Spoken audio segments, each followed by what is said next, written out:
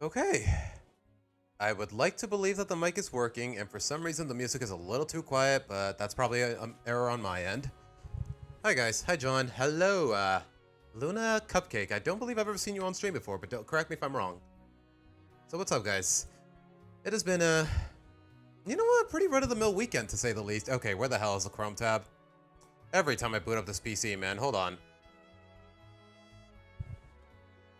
Okay, for some reason OBS is not detecting Chrome, but you know what? Give it a minute, guys. Give me a second. Other than that, though, we should be fine. Let's see. You know what? I'll just set up another window. Let's call it Chromie, just to be able to distinguish it. Okay, what gives, man? Yeah, OBS is not detecting the window whatsoever. What the hell? But alright, guys. Give me a second. There you go. Okay. I guess I just had to click away for a second. I don't know. But alright, guys. As the title implies, I see here's my boba. Honestly, John, there's a really nice boba place like around the corner from me. I might just go gut some after stream. It's a really nice Vietnamese restaurant that also sells boba. Like, I don't know, it's basically all Chinese food. Like, basically yakisoba, fried rice, all that jazz, but it's honestly really good. I haven't had it in a while, and I kind of want to compliment with some boba. I don't know, man.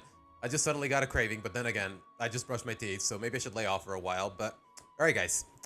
Like the title says, we are doing a tier list for Season 4, and the template, unlike the other 3 seasons, the template was not already available, so I straight up had to make it from scratch. And it doesn't even show... Wait a minute, it should show the full title card. Give me a sec. Landscape images, there you go. Yeah, I straight up had to take a screenshot of every episode in the entire season, set up the tier list for myself.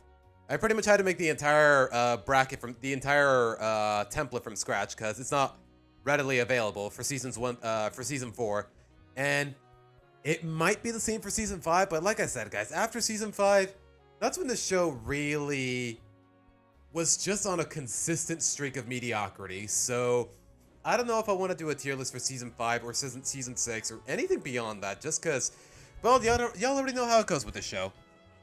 But alright, guys. Do I want to give it a little while longer until people start showing up? Okay, there's already 10 people in chat. Speaking of which, if there's 10 of you in chat, do me a favor, hit that like button. So far, I only see 2 likes. I see only 2 likes even though there's 10 of you in chat. Like, come on, guys. It's not difficult. Just hit the like button and subscribe. Pretty please. Okay, now there's 9 of you. The moment I open my mouth and say how many people there are in chat, it goes from a 10 to a 9. That's nice. I mean, I'm not going to hold it against you guys, but it still hurts a little. It probably looks like it would take an hour. Yeah, it took me like a half, like straight up. I thought it would take a lot less time than this, but... And I straight up had to make an account. I straight up had to get the template. It's single use, so if I close this tab, all of my work goes completely undone.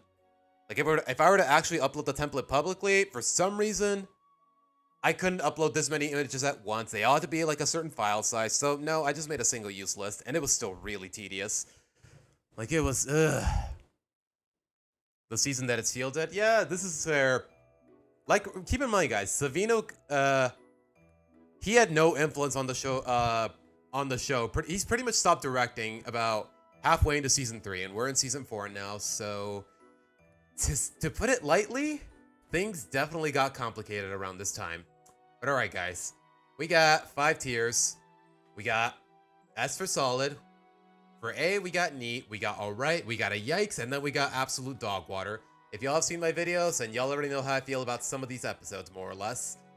Like, I don't know. Some of them are fine, but for the most part, it's relatively forgettable. Like, the golden age of the show, or really the silver age, whatever you want to call it. It's definitely seasons 1 through 3. Some people would say just season 1, but you know what? I get the feeling some people are just being a little too bitter in that regard, but that's just me. And I sincerely wish these ads would get out of my way. Okay, now that the tier list is set up, can I just turn it on? No, you know what? No, I can't refresh the page. I don't want to lose all my progress, because that... Like, I don't know. Like, it would not make for good content for me to just make the tier list from scratch, take all the screenshots, and then upload them. Like, what kind of content would that be? Anyways... But yeah, it took about 40 minutes for me to set this up, to say the least. But alright. Season 4 which for some reason doesn't even start with episodes of The Loud House. So, and for some reason it's out of order. Hold on. Yeah, Friends in Dry Places, that's near the end of the season from what I remember. Whatever. You know what? But alright, we start with more or less the backdoor pilots.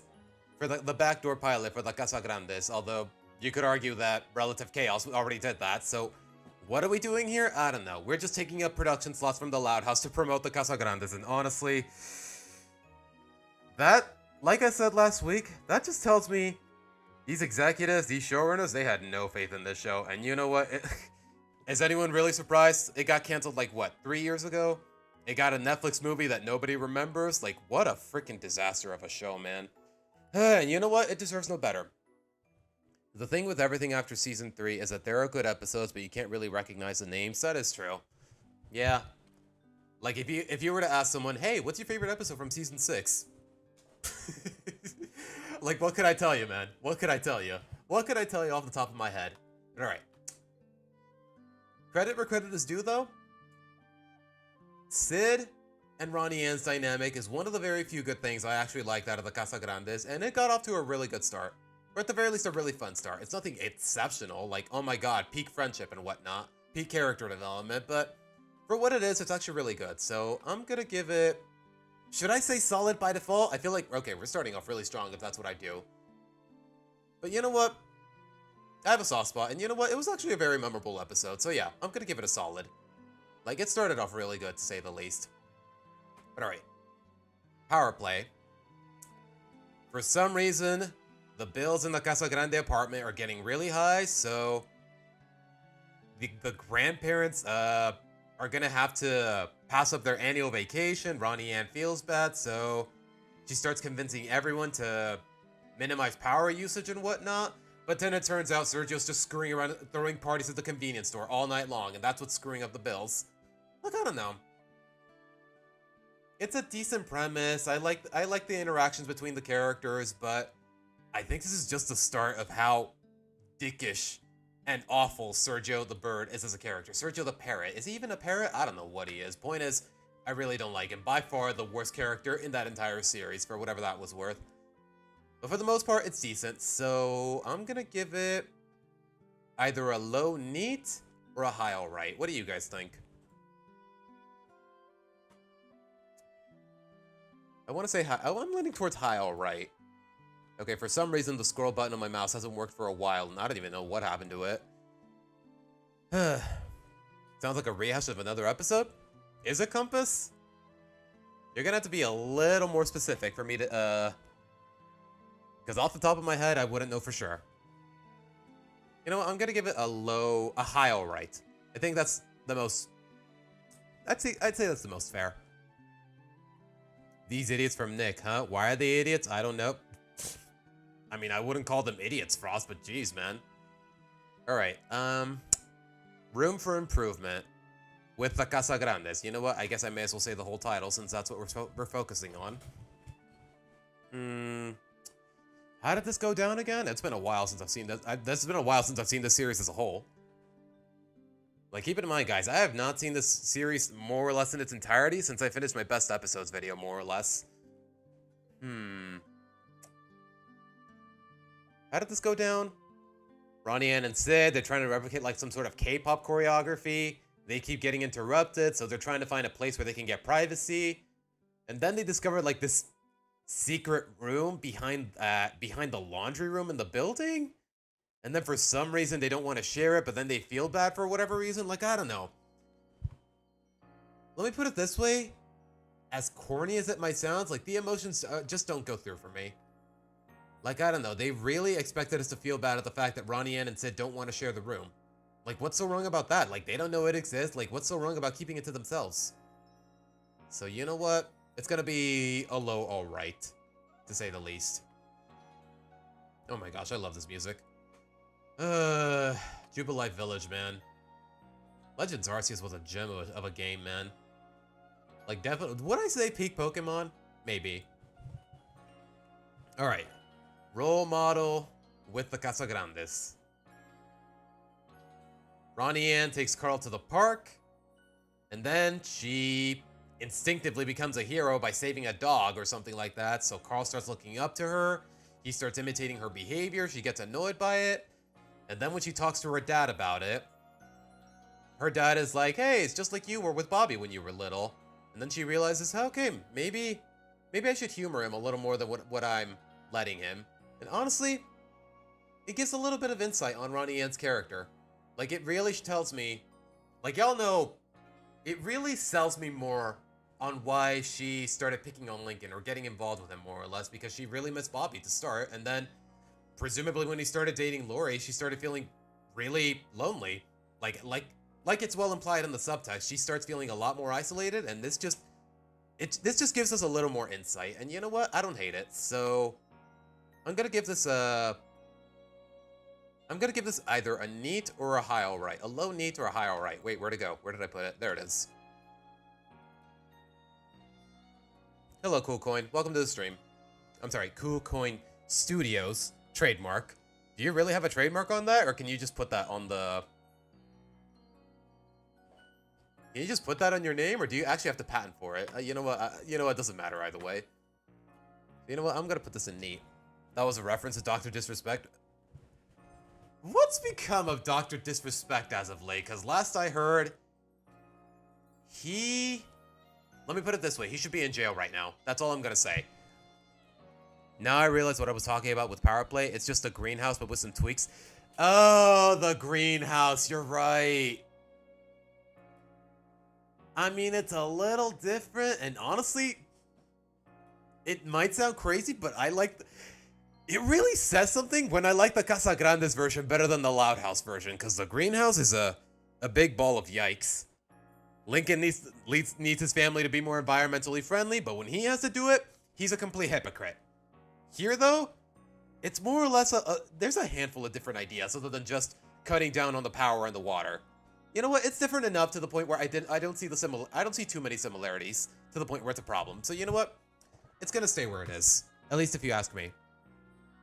I just decided to put that on my name, and also you can just call me KuCoin. Yeah, that was more or less the plan. Yeah, what does it say when I actually like the Casa Grandes retread more so than the Loud Houses? More so than the Loud Houses idea. That doesn't apply to every Casa Grandes episode. I will say that much, because y'all already know how it went with Cursed. It's more emotional, even if the ending is really dumb. What, with this one? Yeah. Like, ultimately, Ronnie Yen she's not doing it for her own sake. She's doing it so that her grandparents can take their annual vacation. But, like I said, the ending, turns out there was no problems with the bills. It was just Sergio being an asshole. And it was just the start of a long streak of stupidity with this stupid bird, man. Greetings, Mudkip. What did I miss? Erica, we just started. Did I say Erica in my Hispanic accent? Erica. We just started like 10 minutes ago. You didn't miss out on much. Also, hello, Oddball. What do you think about Operation Dad? What, the one with... Is that the one where the dad where Ronnie Yen's dad comes to visit and she's trying to get him to stay? You know what? I didn't hate it. Like, at the ending did bother me a little. Like, he keeps flip-flopping between... Oh, you know what? I'll stay with you, Ronnie Yen. And then Ronnie Yen says, oh, no, the people need you in Peru. You gotta go. And then at the end of the episode, he stays. Like, it just tells me these writers did not do what they want. So they just kept... Like, the flip-flopping is really frustrating. But at the same time, it's not a bad episode, for the most part. And again, just like with Role Model, it gives a little insight on Ronnie Yen's character. All the more reason I buy into her sense of isolation and why she ultimately met Lincoln was because her dad quite literally worked in another continent. Her brother was always with his girlfriend. Her mom was always busy at work. Like, yeah. And she had a reputation as a school bully. So yeah, it doesn't surprise me that she didn't have any friends until she met Lincoln. But Operation Dad was fine. But we're more or less not here for that. Alright, no show with the Casa Grandes. Ugh. It's not a bad episode, but at the same time, it plays a little too much into Mexican stereotypes. Like, oh, the melodramatic telenovela. Just the whole idea of getting invested into a cartoonishly melodramatic telenovela. I just hate that prospect. It's such a cliche, at least where I'm from. So, it's not a problematic or a bad episode, but at the same time, it feels woefully uninspired. So I'm gonna give it A low right or a high yikes? I'm not sure. I'm not too sure just yet. Like, I don't know. The idea of a hard ass like Ronnie Yan getting invested into a telenovela just because the rest of the family is into it. Like, I don't know. The family's behavior was a little fun. Like, Ronnie Ann didn't want to admit she actually got into the telenovela, and they pretend to blurt out spoilers on purpose just so that she would fess up. Like, I don't know. The family's behavior, it's fun, but God, like, melodramatic telenovelas is such a cliche in fiction, and I say this as a native Mexican where they're more or less originated. I still hate it, man. I think Whitney Weta and Sammy Crowley were the only writers that kind of had an idea about how to use Ronnie Yan. Really? Did they write most of these? You know what? Let me look into it. What episodes did they write from season 4? Or really the ones involving Ronnie Yan as a whole? Let's see. Rented. I move. Ugh, these even without block on, I'm still getting interrupted every 5 seconds. Okay, that was Carla and Kevin. Rosemary Contreras. She wrote Cursed. So far, she's not. Sammy Crowley. She wrote Room for Improvement. Who wrote Role Model? A writer I've completely never heard about. Based on music. No idea who that is. Probably a Casagrandes writer. Okay, there's Whitney with Pranks for the Memories. I don't know what you're getting at, Zavak. It doesn't seem like Sammy and Whitney. You know what? There might be more episodes outside of the season that I'm probably not aware of. That Sammy and Whitney are definitely responsible for, but I'll look into it later. They write the episode where she left. They wrote Relative Chaos? Okay. You know what? I take it back. Okay, that's fair. Yeah. I think that's one of the best episodes in the whole series. So, you know what? I can't hate on that. Sergio actually has no redeeming qualities. Like, there's no way there's more than like 2 fans for him. Straight up. And yet, from what I've seen, he still gets one too many episodes for his own goods because I guess the executives were like, oh, Funny Bird. Kids like Funny Bird. Let's give Funny Bird more episodes. Like, I feel like that's just, like, I'm no expert on corporate and executive business making, especially in the, or at least in the film industry, more or less. But even then, do I have any reason to doubt that that's the mentality that they were going with? I watched Friended by the end of it the other day, and by the end of it, I genuinely forgot I was watching The Loud House. I can imagine people getting upset at the spin-off hijacking the main show. Yeah. That could have just as easily been the pilot for the Casagrandes.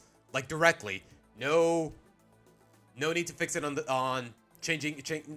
No need to treat it like a Loud House episode. Just treat it like your own thing, and you would have been off to a really good start. Like, Friended was actually a very memorable episode, to say the least. Like, I don't know. If that was the Casagrandes pilot, I would not have any gripes with the pilot. With the actual... I don't even remember what the actual pilot is. What does that tell you? But alright.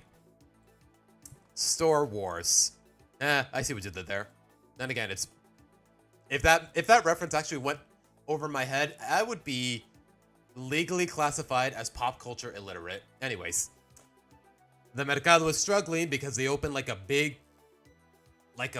corporate chain supermarket chain, like right across the street or something like that. So the family just decided to expand the business more or less, like getting the mom to chop your fruits at no additional cost. Like, Carlota starts babysitting the kids while the parents are shopping. But then they get so overworked that they're all worn out and the store basically falls apart and they upset all the customers. But then they realize that at the end, conveniently at the end, they realized they had nothing to worry about because a lot of people still want to support the Mercado because of the homely vibe, more or less, because people just want to support the local small business, support the family, more or less, rather than just a big corporate chain. And you know what? I kind of dig that idea. Like, I'm always the kind of guy who wants to support a small business when he can. Take it from me. My father, he worked a small garage door business most of his life, and it's probably, you know what? I'm not gonna disclose too much personally because I don't want to dox myself on accident. So, point is, I like the idea. So I'm gonna give it a high neat, to say the least. Is my mouth too close to the mic, guys? Is the mic popping a little too much? let me know, because I've noticed in the VODs that I speak a little too aggressively, to the point where the audio is a little uncomfortable. You know what? Let me just see how it compares to the background music. It should be fine. Yeah, Sid is amazing. Yeah, Sid is a very memorable character. Like, the fact that she had virtually, absolutely, how do I word this? The fact that she had absolutely little to no role in the Casagrandes movie still pisses me off, because she was probably the best character to come out of it, out of that series. Like, bro, this character got done so dirty, even for being like, you're the lead's best friend, and this is how you're gonna treat her? Anyways, Star Wars is fine. Something weird about it is that it actually teaches how businesses work. Yeah, a bit of an odd lesson for a kid's show, but even then, I appreciate it for what it is.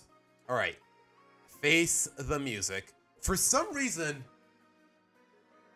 I have not seen this episode air even once on Mexican Nickelodeon. Like, the only reason I even know it existed is because it aired on a completely different channel. Like, for all my Mexican homies out there, if y'all heard of Canal 5, they were airing episodes of The Loud House, and this just happened to be next on the list.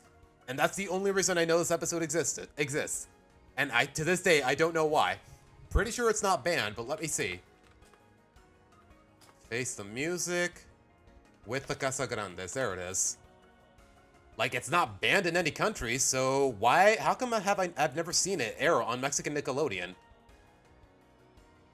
Like, I guess it got banned. I don't know. If it were banned in any way, wouldn't we know about it? Like, what gives? Okay, why can't I scroll? Okay, you know what? Whatever. All I know... Okay, you know what? Let's talk about the episode itself before I get a little too sidetracked. Ronnie Ann? Nervous about performing some sort of song for her grandpa's birthday? I forgot how it went down. Yeah, I've only seen this episode once, like 3 years ago, and I never got the chance to see it again. Sorry to repeat this question, but did you hear about PBS Kids getting their funding cut for fans in 2024? Or at least, I'm sorry, we're in 2025. Yeah, let me put, it's gonna be a bit of a hot take, but nowadays, it feels like the kids are not missing out on much. Like in the 1990s or the early 2000s, like, yeah, PBS, they had a pretty big, they had a good thing going. Mr. Rogers' Neighborhood, Sesame Street, Arthur, plenty of other shows, but nowadays, like, can y'all think of any recent PBS Kids show that is genuinely gonna be missed, more or less? To this day, I did not even know it was government funded. All I know is that, I don't know, I'm a little conflicted. On one hand, yeah, it's bad that they're missing their funding, but at the same time, is there any show nowadays in this network that people are genuinely gonna miss? If not for their own sakes, for the sake of their children? I don't know. That's how you know you search lots of Loud House when the episode is first when searching Face the Music and not something like ELO album. Yeah. Google algorithms, I guess. Unpopular opinion, Brawl in the Family would make sense if it had been a Casagrandes episode, because Ronnie Ann would have a reason for not knowing about the rule, and it could be a fine episode. I guess. But who would be the relatives in question fighting? Like, yeah, back in the day, you had Arthur, you had Word Girl, you had Sesame Street, you had Mr. Rogers. But nowadays, what do you got? What do you got that people are actually going to miss for its educational value, to say the least? And even then, all those shows, I'm assuming they're still going to be available on streaming platforms and whatnot, so why not just invest in that? I don't know. I don't know exactly what's going on with it. Like, even when I was young, I was never too exposed to PBS Kids, more or less. But alright, Face the Music. From what I remember, Ronnie Ann was nervous about performing, and then I don't know how it went down, to be honest. Like, it's been a long time since I last saw it. Let me try to skim through the summary. Woken up by the sound of a guitar. Oh my gosh, bro. Woken up by the sound of a guitar. Grandpa's birthday, and as tradition, everyone performs for him. Then she gets nervous. Telling Sid about what she can do, she reveals she has intense stage fright after falling over during a first grade play. Okay. Blah, blah, blah, blah, blah, blah.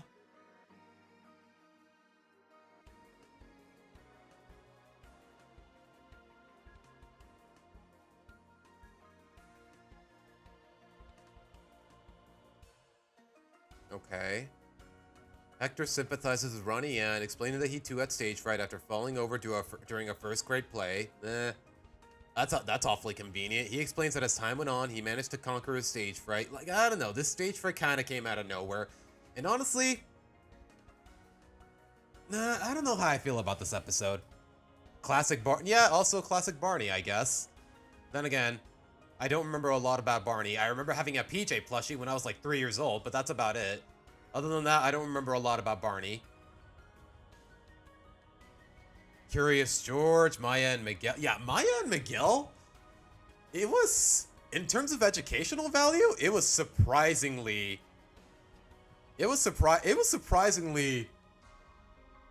Like a lot of what it teaches, I think a lot of adults would also appreciate as well, to say the least. I'm just gonna leave it at that with Maya and Miguel. Like, it genuinely surprised me from what I've seen. But yeah, really convenient coincidence. Like, I don't know. I'm not really too sold on the idea of Ronnie Yan lacking confidence in almost any capacity, except in the cases where we've already explored that idea, like her romantic involvement with Lincoln, more or less, and whatnot. But even then, that's more or less driven by mostly subtext. This one is just too upfront. Like, I don't know. Like, if all these years later, I still can't remember the episode, even after just one watch, then what does that say about the episode? So, it's either a low alright or a high yikes. I don't know. Alright. Pranks for the memories. Ronnie Ann tries to bond with Carlota. Turns out they're both really good pranksters. And honestly, I forgot how the rest of the episode went. It feels really forgettable off the top of my head. So, once again, I'm just going to place it in alright. And leave it at that. There's not much to think about. Not gonna lie, my parents just made me watch SpongeBob and Teen Titans back then. And then completely skipped making me watch PBS. Zavik, what age are we talking about exactly? You're gonna have to be specific, because otherwise, if it's like 5 years old, then yeah, your parents a little negligent, but not in the worst of ways. But yeah, SpongeBob and Teen Titans, you can't hate on that. You can't hate on it. But all right, all right. One more Kasukara on this episode: Lucha Fever. Ronnie Ann wants to watch a wrestling match with Sid on like pay-per-view or whatever. But then it turns out Carlos has like a big award ceremony that he has to, and he wants the whole family to be there to support him. But then Ronnie Ann pretends to be sick to have an excuse to ditch it. But then Grandma stays behind to look after Ronnie Ann, and even though Carlos is really disheartened that her, for once, his mom is not going to be supporting him at the ceremony, Ronnie Ann feels bad. She fesses up to not being sick. And then they make it to the ceremony. Turns out Carlos really likes the wrestler in question too. I don't know. Nothing too crazy, so once again, just gonna give it an alright. Nothing too egregious, at least from what I can remember. Like, I don't know, if there's something I'm missing, like if there's a big problem with this episode that you guys want to point out, I'm more than willing to hear it. You were like 4 when you started watching SpongeBob? Okay. Yeah. Yeah, at that age, it's definitely a little questionable, but nah. Even at the age of 4, it's not like SpongeBob is known for its innuendos or anything, or for having excessive innuendos or anything problematic by any means, at least in the early seasons. So, yeah, I don't see the issue. I never even watched PBS Kids until I was in middle school out of boredom. That's how I found out I'm quite fond of Arthur. To be honest, yeah, PBS Kids, it was at its prime at the right age for me, but at the same time, I still couldn't watch any of it because, let's be real, guys, keep in mind, I'm Mexican, born and raised. Even though I attended school in the United States most of my life, PBS was at its peak at a time where I did not fully speak English, or at the very least, I was not fluent with it. And since I couldn't understand it, I changed the channel, and well, here we are now. So, personally, I have little to no personal attachment to PBS Kids, personally. The first episode of The Really Loud House is just a Lucha Fever ripoff. Was it? Straight up, I almost don't even remember the first episode of The Really Loud House. Like, it... Bro, I think my biggest problem with the live-action Loud House, it's really the fact that it treats itself like a cartoon, when the whole basis of the show, the whole premise of it, is the fact that it's literally not a cartoon anymore. Like, I think that's the biggest issue with the Really Loud House. But overall, yikes, the Really Loud House is so bad. There's a couple side plots, like 2 or 3 side plots that I genuinely can appreciate. But other than that, ugh, yikes. I would not lose any sleep if I never missed out. Like, I kind of feel bad. Because it's just looking at some of the behind the scenes footage, it seems like the cast really got along well. And they more or less bonded with each other to the point where they treat each other like friends. But, God, the show in question is just a giant yikes, man. I was mostly a Nickelodeon, Disney, and Cartoon Network. Yeah, most of us were, Tails. Most of us were, more or less. But alright. Lincoln tries to stay home to see a show and then changes opinions after seeing his dad sad. Yeah, simple enough. Yeah, it was his dad. It was like his dad's half birthday or whatever. Okay, that is ridiculously contrived the more I remember about it. He disguises the robot as him, but then it's dumb, man. It's just dumb, and not in a fun, Loud House, good dumb kind of way. It's just dumb. You know what? I think I know exactly what to quote here for context.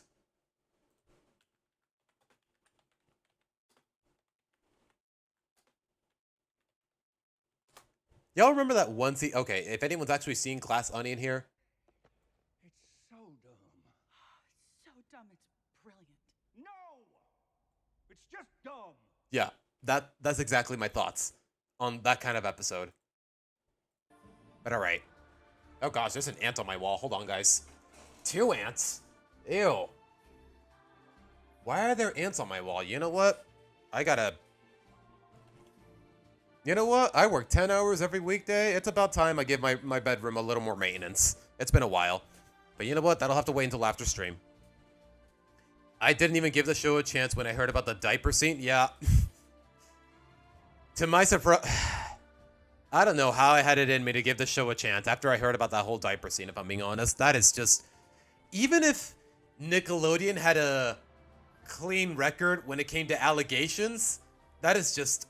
There is just so much wrong with that scene. Even if there wasn't any implications behind the scenes, making an actual 12-year-old wear a diaper and humiliating him on international television, that is just so wrong in so many ways. Even if I could trust that Nickelodeon's intentions in the writing were innocent, which they're probably not. But anyways. I guess when you compare it to season 6, Oscar. Like, I don't know. Pick your poison, I guess. Who's my favorite super? I don't know. I don't know. I'm gonna have to get back to you on that, Frost Shooter, because I honestly don't know.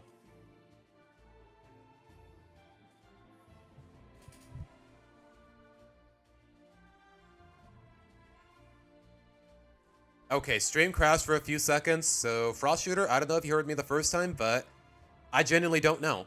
I'm gonna have to get back to you on that, because off the top of my head, I could just give you the generic answer and say Batman, but that's really just because it's the one superhero I'm most familiar with in terms of storylines and content, but that's too generic of an answer, at least for me, so I'm gonna have to get back to you on that. Like in season 6, I generally put like 18 episodes in dog water. Damn. Okay, Frost Shooter, you did hear me? Okay, good. So I repeated myself for nothing. I would say far away from Nickelodeon. Yeah. Nickelodeon, what are we doing, man? Like, if you are under the age of 18, or even if you're trying to get involved in the animation industry, Nickelodeon is probably the last place where you want to start. Like, all the reason I'm very grateful for the job opportunities I've had, or really my job as the current job I hold right now. Because as much as it would have been my dream to be involved in animation, particularly as a writer, maybe it's for the best that that dream never came to fruition, because the animation industry nowadays is unbearably corrupt. Like, it feels so corny to say the word corrupt in this kind of context, but it makes sense. But alright. Now we get to the actual Loud House episodes. Alright, Washed Up. The family goes on a boating trip around Lake Michigan or something like that, and then The boat crashes because Flip was the one who funded it, and we know how much of a cheapskate he is, and they get stranded on a deserted island for like a day or two? Something like that. Check where the ants are coming from. They might be breaking into your house some way or another. If you're using Terabait and sealing off any cracks where they come from can solve this.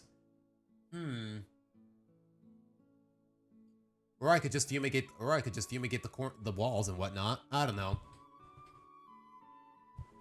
Okay, they're coming from the corner of the room. I see a couple more.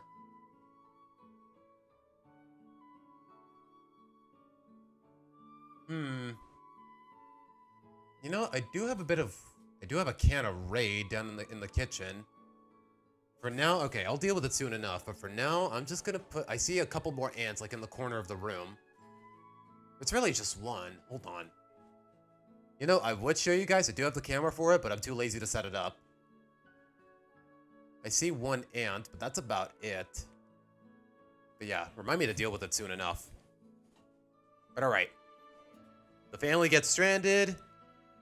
They manage to actually improvise a good shelter and good food. They more or less harvested a bunch of fruit. But at the same time, I don't know. Doesn't really build character or keep you entertained, more or less. Like, I don't know. A lot of it just feels a little too silly.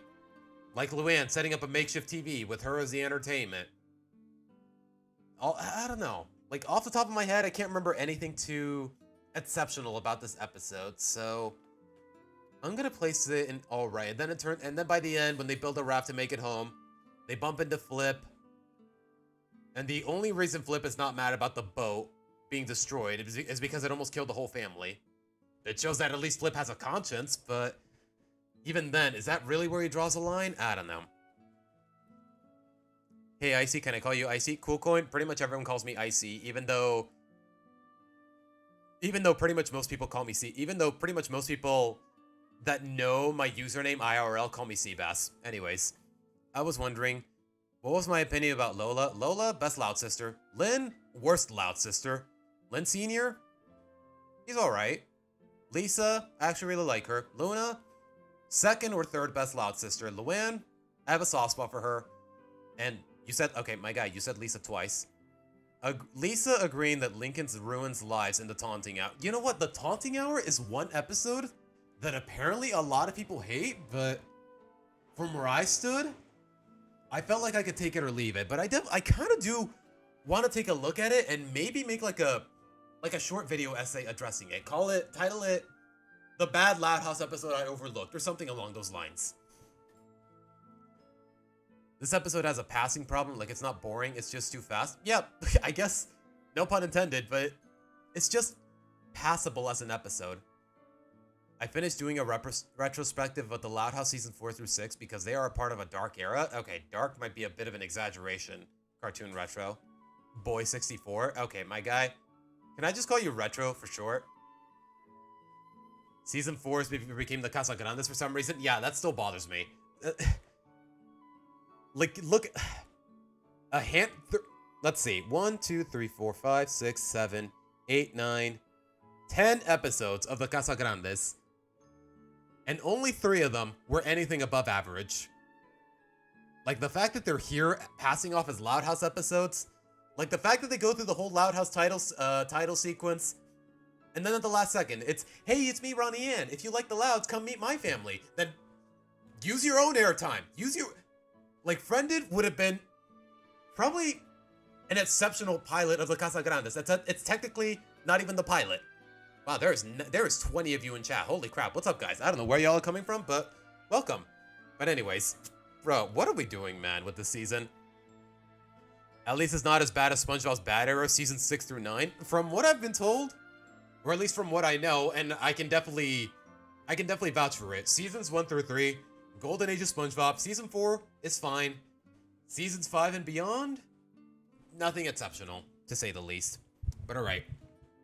Where were we? We finished talking about Washed Up. Alright, Recipe for Disaster. Like I've said time and again, this writer, Kevin Sullivan, perfectly capable of writing decent episodes, but when he misses, he really misses. But alright, recipe for disaster. Clyde goes to Lincoln because apparently some of the frozen dinner he had tastes a lot like Lynn Sr.'s cooking. And then it turns out, yeah, the company is straight up more or less plagiarizing Lynn Sr.'s recipes. So Lincoln and Clyde, they cosplay as Ace Savvy, they look into it as detectives. Then it turns out the CEO of the company is Lynn Sr.'s home economics teacher from when he was a kid. And honestly, that's a really cute twist. And there's really no problems with the episode. I'm glad it didn't end in a really bitter like it was a very heartfelt ending. And then it turns out the reason Lynn Sr.'s recipes were missing in the first place was because Lenny was being a dumbass and mistook his recipe book for a library book that she needed to return. Like, honestly, it's not bad. Dana Terrace's new show is out. Yeah, Nick, to be honest, just from the fact that it's just the words Dana and Terrace in the same sentence already detract me from the show. I'm sorry, does that make me too cynical? Like, y'all already know how I feel about the Owl House for the most part. At least from what we went through last week. Like, I'll give it a try, but at the same time, can I support that kind of show in good conscience? Maybe. Maybe. But alright, Recipe for Disaster. Not a bad episode, so I'm gonna give it a neat. Wait, where did I leave it? There it is. Alright, hold on, guys. Yeah, you know what? Would I place it above the Casagrandes episode? Yeah, probably. Yeah. First high neat of the stream. To be fair, the Casagrandes spinoff was ordered by Nickelodeon in the 2024 leaks. Wait, what 2024 leaks? It was discovered that it had been planned since seasons 2. They had planned 10 episodes for a pilot. Really? So, Relative Chaos was, in fact, was meant to be a full-blown backdoor pilot. And it wasn't meant to be... I guess it was just because Nickelodeon was holding them back, more or less. But even then, considering how everything played out, I am arguing with the results. I'm not arguing with the results because, let's be real, guys, La Casa Grandes is more or less a failure for Nickelodeon. Their first season, barely on average, reached over 1 million views. And seasons 2 and 3, they were not even close. And a lot of the plot lines were just, oh, generic traditional Mexican stereotype or whatever. At least in my opinion. And I say this as a native Mexican myself. Like, I gotta keep reminding, since I don't show my face on stream, guys. But even then, I could pass off as a white guy. I am Mexican. Yo soy mexicano. But alright. Present tense. Lynn Sr.'s birthday. The kids have a scrapbook ready as a present. But then they start seeing what other kids are getting for their parents for their birthdays. And they start feeling that it's not good enough. So they go all the way around town, spending all their money, in the hopes of finding a better present for Lynn Sr. But then, once they get home after failing, turns out their dad found the scrapbook on accident, he realized it was a present, and he loves it. Like, honestly, it's just a very feel-good episode, to say the least. Like, I don't know. I don't hate it, and it hits you, ugh. Why am I stuttering so much? As far as the emotional moments are concerned, yeah, I'm sold. So, I'm gonna give this, I wouldn't say high neat or a low solid. You know what? About time we got a solid Loud House episode in this season because I don't think we're gonna get many. We're not gonna get many, to say the least. You know what? Maybe solid is a little too... The more I think about it, maybe solid is a little too generous. I'm gonna give it I'm just gonna give it a neat. Like, I don't know. If I'm gonna play something in S tier, it definitely has to earn it. Like, it's gotta be like maybe the best episode of the season, or maybe the best episode of the spinoff. I don't know. Like, the more I think about it, Friended is probably the best Casagrandes episode, and it's technically not even a Casagrandes episode. Wow. What does that tell you? I don't know. What a whiplash, man. Okay, yeah, I agree with chat. Any given Sunday, it's definitely peak. Like, I don't know. I've said time and again that I love pretty much all of the Lily episodes. Well, most of them. Most of them. There's a couple I don't like, But this is definitely, would I say it's the best Lily episode? Like, I don't know. It's really adorable. Like, the parents, if the kids can behave for a couple more days, the parents are taking the kids out for ice cream as a reward. It's going to be Lily's first time to try ice cream, so Lily wants to make sure that all of the kids all of her siblings stay in good behavior until then. But then, once they get to the parlor, a bird knocks over Lily's sundae, and you just really feel for Lily. You really made me feel for a freaking 1-year-old who's still in diapers. And you know what? It takes a lot of good writing to pull that off. So you know what? Yeah, easy solid. Easy solid. I don't think most people will disagree. I think it would be fun if you did an Owl House video. I like the show, but I'm interested in hearing all of my contrasting thoughts. Like, overall, I think the Owl House is overrated. But maybe, I don't know. I would really have to, okay, for one, I have to watch the show in its entirety, which, for the most part, I have, but there's definitely a couple episodes I've missed, just because I've never had the time for them. And also, I'm already spoiled on the finale and whatnot, so can I be invested in anything that I haven't seen without the finale ruining the value of it? I don't know. Any Given Sunday is 100 out of 100 for me? Wow, really? People really like it that much? I mean, I really do like it myself. I'm definitely going to place it in S tier. But really? People really like it that much? People really... Do you guys really genuinely believe it's the best Lily episode? Because I would agree. I just didn't think people would actually like it as much as I do. If not more. Any Given Sunday gets a 9 out of 10 and number 6 on my season 4 ranking? Really? Like, I don't know. Like I've said time and again, Lily Loud, and I don't mean to exaggerate when I say this, Lily Loud is one of the most adorable babies I've ever seen in fiction. But alright. Moving on.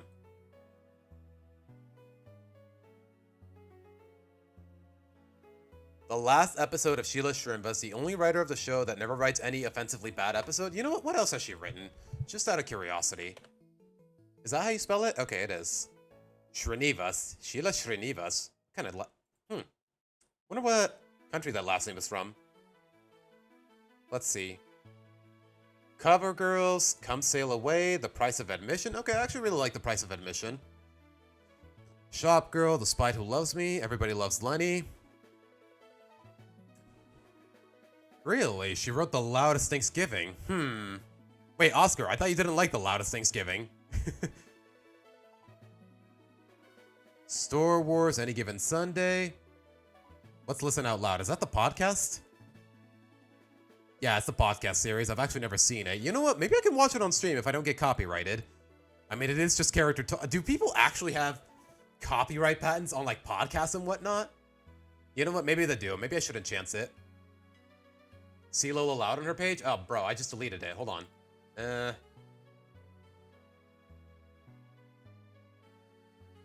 Wait, hold on. That was a misclick. Yes, I'm using an ad blocker. Deal with it. Damn.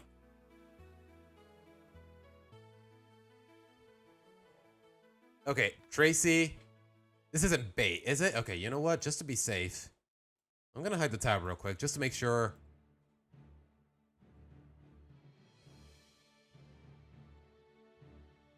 Wait, what am I looking at?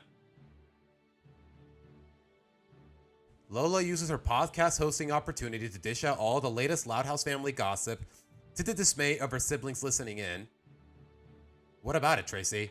Okay, I thought you were gonna look. I thought there was some sort of bait, but never mind. Yeah, John. I was just clicking my history. Nothing crazy. Casa Grande's movie just proves that the show writers are aiming for the Mexican stereotype with the Aztec gods and not doing something. Yeah, they were just milking the Mexican out of the characters rather than focusing on the characters themselves. Like, it's ridiculous. Yes, Sega has copyright strike Sonic podcast before. Okay, it is possible, so it's a good thing okay, forget I said anything. Shop Girl is a 10 out of 10 and number 5 in my season 3 ranking. Which one is that one again? Is that the one where Lenny learns to not get pushed around so often? I want to say it's that one. I don't know. If it's what I think it is, then yeah, I wasn't too crazy about this episode. Like, I appreciate the idea.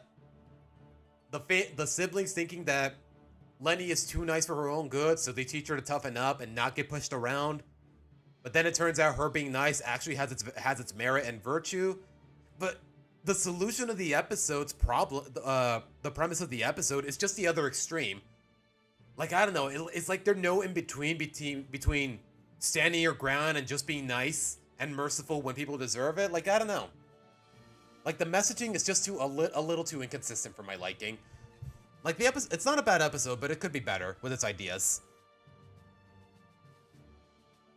But I like the movie. What, the Casa Grandes movie? I'm gonna be honest.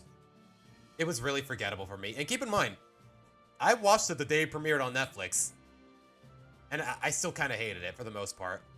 Like, the premise, the usage of the characters, just... Honestly, the dynamic between Ronnie Ann and her mom is really redundant when you take Relative Chaos into account. Like, in Relative Chaos, her mom is straight up like, okay, oh, sweetie, I'm sorry, I didn't realize you were so miserable. Okay, if you don't want to move, then we're not gonna move, okay? As long as you're happy. And then, 3 seasons later, oh, Ronnie Ann, it's your birthday. I'm sure you already have plans? Okay, screw it. We're going to Mexico, whether you like it or not. And then she acts surprised that Ronnie Ann doesn't like it. Like, it feels like a giant step backwards for their dynamic, let alone both of their character developments. But alright. Sheila Shrinvis left the Loud House with a bang? Did she? What was the last episode she wrote? Hold on. Y'all are really gassing her up by the looks of it.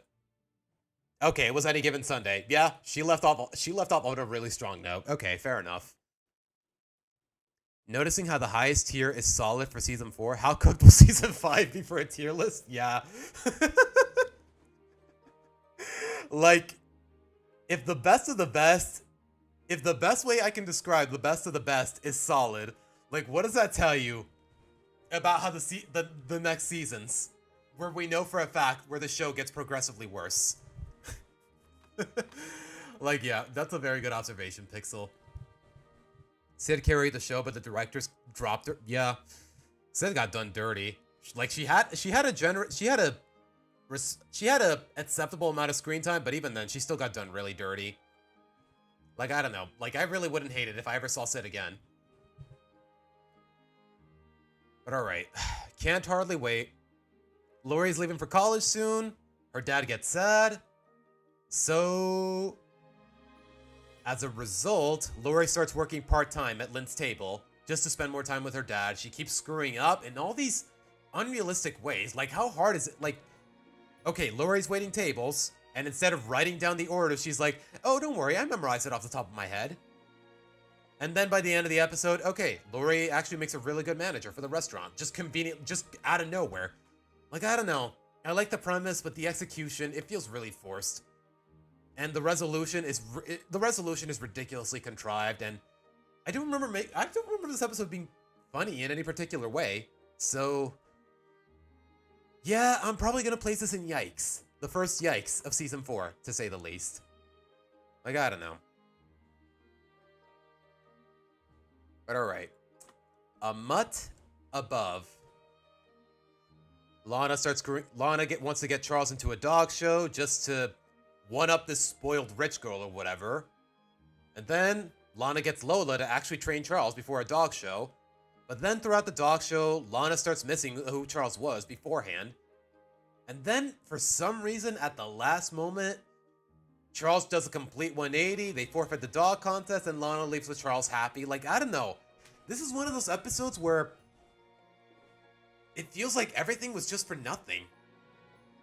Like, Charles and Lana couldn't just hold out for a couple more minutes, at least after the dog show was over? Like, I don't know. Yeah, rare. That is true. That is a rare. It's really rare. Considering the fact that the family has 4 pets, and also whatever animal that Lana decides to take in, this is a rare commodity.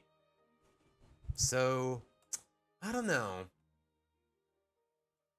Like, even if I didn't have problems with the episode, it's nothing too memorable, so it's either a low alright or just a yikes, in my opinion.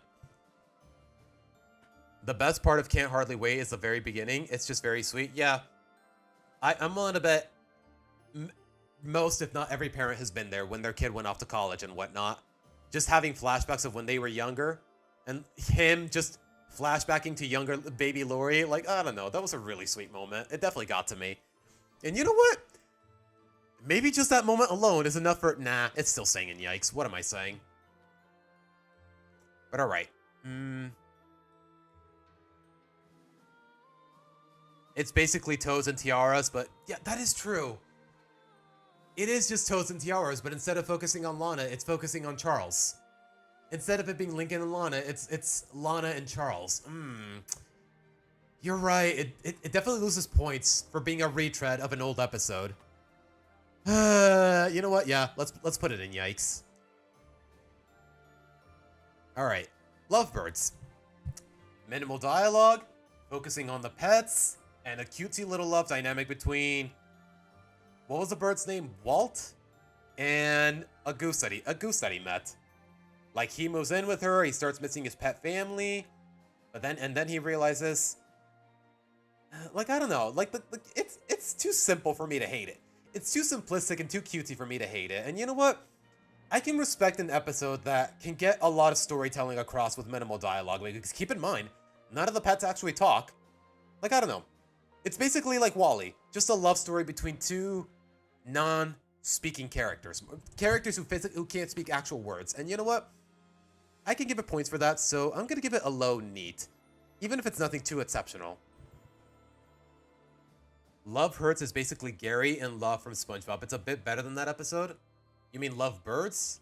I'm guessing that was a typo or just autocorrect on your end, Retro.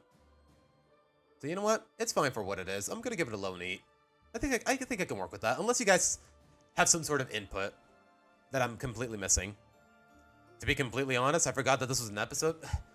I think that goes for a lot of the episodes about the family pets, because there's so few of them, and there's so many episodes of the series as a whole where the pets are completely absent, to the point where I straight up forget that they all exist.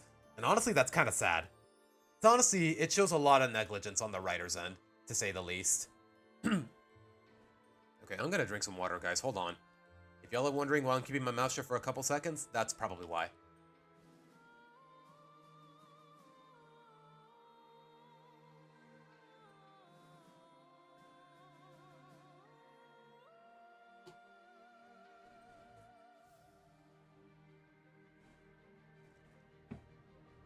Okay. Rocket Men. Lincoln and Clyde want to go to a space camp. They have to really push their parents for them to be able to pay for it.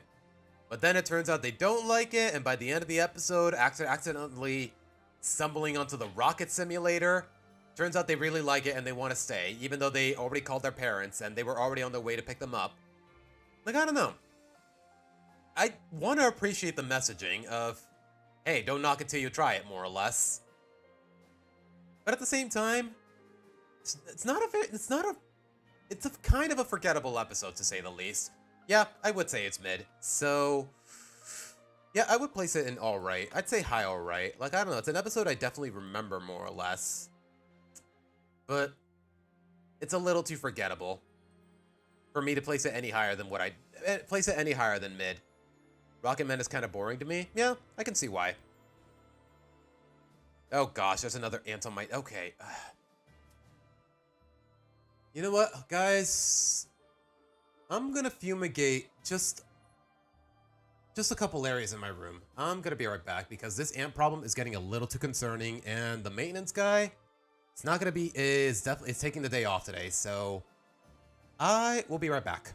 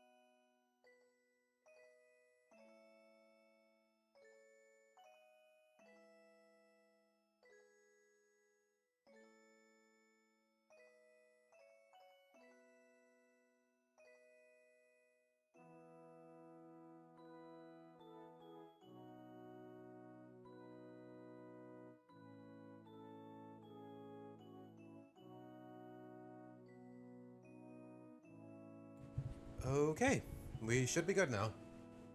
Yeah, like I said, guys, maintenance is absent for today, but he did leave me a small tank of like bug spray, more or less. Doused a little bit throughout the walls, and hopefully that'll do the trick, because I didn't see that many ants. So this should that should definitely do it, but we'll see. All right. But yeah, somebody in chat said replace Clyde with Stella in Rocketman, and you got a good episode. Or really? Yeah, I'm totally down for that idea, but maybe I don't know, just anything to actually build on the dynamic between Lincoln and Stella, because I don't know, after the, dare I say it, masterpiece that was White Hair, like what, like it just, the bond between Lincoln and Stella, even to this day, it feels disgustingly neglected. Like, I don't know, like, and having her tag along for the space camp, her being just as eager to go as them and whatnot, like, I don't know. Or maybe, like I said, or like you suggested, switching Clyde with Stella, it definitely would have sold me on their, definitely would have built on their chemistry more or less, even more. Like, surprisingly, even with how minimal their interactions are, for whatever reason, like Lincoln and Stella, I'd say they still have decent chemistry. Like, just from their, I would even say just from their the episode where they met, but that's a story for another time. Anyways, a grave oh gosh, this episode, very fitting title. This episode was indeed a mistake. A big mistake, from what I remember. So, one, y'all already know I don't like the idea of a bunch of kids having a mortician's club of all things. Like, it could have been a goth club or a poetry club, but no. A club about hosting funerals and handling dead bodies. Yeah, that's what this kid show definitely needs. What are these writers doing, man? Like, yeah, Lincoln nowadays, like, he's had episodes where he hung out with Rusty alone, Clyde alone, I guess to some extent Liam, but never really one with Stella. And, well, y'all already know how I feel about that. Anyways, Red Mistake is so overhated, like it's bad. But after watching the episode of the Casa Grandes where Sergio kills a chicken, okay, so the only reason it's not as bad as you're making it out to be, Oscar, is because they managed to make one worse. I don't know, man. But yeah, okay, so Lucy wants to be president of this stupid morticians club. It looks like the odds are not in her favor, so she gets Lincoln to pretend to be a goth so she gains an extra vote. And then when she becomes president, she screws up the first funeral. And then she and her competition, who is also, from what I can tell, her best friend, they both become presidents of the Morticians Club, which is way too convenient. Like, also, her screwing up the funeral, it feels way too out of character, because we've seen Lucy host funerals before. Like, for that one fish and Tripped. That's really the only example I can think of off the top of my head. It just feels out of character for Lucy to screw up this easily. Even with Lincoln's influence. Like, I don't know. None of this episode clicks right with me. Except for maybe Luna performing that song at the funeral. That's really the only good thing I can think of about this episode. But alright. What I say, you know what? People are saying dog water in chat, but do I think it's that bad? I can't, but to be honest, I can't think of anything worse in this season. So yeah, I'm probably gonna place it in dog water. Not because I hate it too much, but apparently people really don't like it, and so far, I haven't seen a reason to disagree. Dog water, all caps. Goddamn, Cocoin, you really don't like it. All right. Leader of the Rack. Lenny and her co-workers working at the boutique. The manager is too demanding. She goes on a brief vacation. Lenny subs in as the manager. Turns out she's really cool. She tells her two co-workers to take a long lunch. But then it turns out it's that time of the day or the month or the year or whatever where all the seniors storm the store and overwhelm all the workers. And Lenny's handling it all alone. And then Lenny has to give in and tell them, forget your lunch. You have to come in. She feels bad about it. Like, I don't know. The idea, it doesn't feel compelling enough in some capacity. Like Lenny having to tell her co-workers, okay, lunch is over. I need you guys here. It's a senior shopaganza. And her feeling guilty about it, even with how nice she is, it feels a little too forced for her to feel guilty about it. Know what I mean? But at the same time, it's not a bad episode by any means. So, It's either alright or a low neat. I don't know, what do you guys think? Number 3 on your season 4 ranking? You think so? Okay, Retro, I'm starting to notice a little bit of a bias towards Lenny. If Grave Mistake has one hater, Cool Coin is that one hater. I mean, it wouldn't be just him, Mockery. I mean, I'm not a hater, I just really dislike it. Like I said, guys, just because I genuinely dislike a character or an episode, it's classifying me or anyone as a hater, at least in a non-joking context, it's a hell of an exaggeration. Like when people say, oh, you're such a hater, like, bro, like, get over yourself. Just because I heavily criticize something, it doesn't mean I hate it. Doesn't mean I want it purged from existence or whatever. Like, dude, like, just, I hate to be so picky about semantics, but guys, some of you need to get over yourselves. It's a boring, yeah, all of the Morticians Club episodes are really boring, and the premise alone already makes me uncomfortable. Kids hosting a club about handling dead bodies, like, anyways, Tales of Woe. First time after Be Stella My Heart that we see Stella and actually get some character development out of her. It only took, you know what? As much as a lot of the ideas in Be Stella My Heart bother me, she does show a lot of character in that episode. It shows that she's not impulsive, it shows that she's good at improvising. Like, she sees 5 guys being nervous talking to her, so she starts hanging out with them one-on-one to calm their nerves. Like, I don't know, the conclusion and the resolution, the premise, a lot of it feels really forced, the messaging makes no sense. But at the same time, it showed a lot of character in Stella, to say the least, for whatever it's worth. So, but anyways, I'm getting a little sidetracked. Tales of Woe fleshes her out even more. Her music box goes missing. She wants to go find it. Nobody wants to help him until Lincoln rallies everyone into helping her. Like, she shows a lot of initiative. Turns out she's very resourceful, just like Lincoln. It's almost as if they have a lot in common, but they just... Okay, you know what? I'll leave it at this. Stelican is based, and this just contributes to it. So, I want to give this like a... If I'm being biased, I'll give it an S. I'll give it a solid. But if I'm trying to be impartial, it's a high neat. Like, I don't know. I like the idea of the rumor of a mutated rat going around the elementary school. There's a lot of character development for Stella. We see the dynamic between her and Lincoln, more or less. Because keep in mind, guys, nobody would have tried to hunt down the rat beast if Lincoln hadn't encouraged everyone into helping Stella. Just saying. Like, I don't know. There's a lot of fun interactions. Like, I don't know. It just works off of the interactions between characters, and I can't hate it. And then it turns out the janitor was covering for the rat beast the whole time.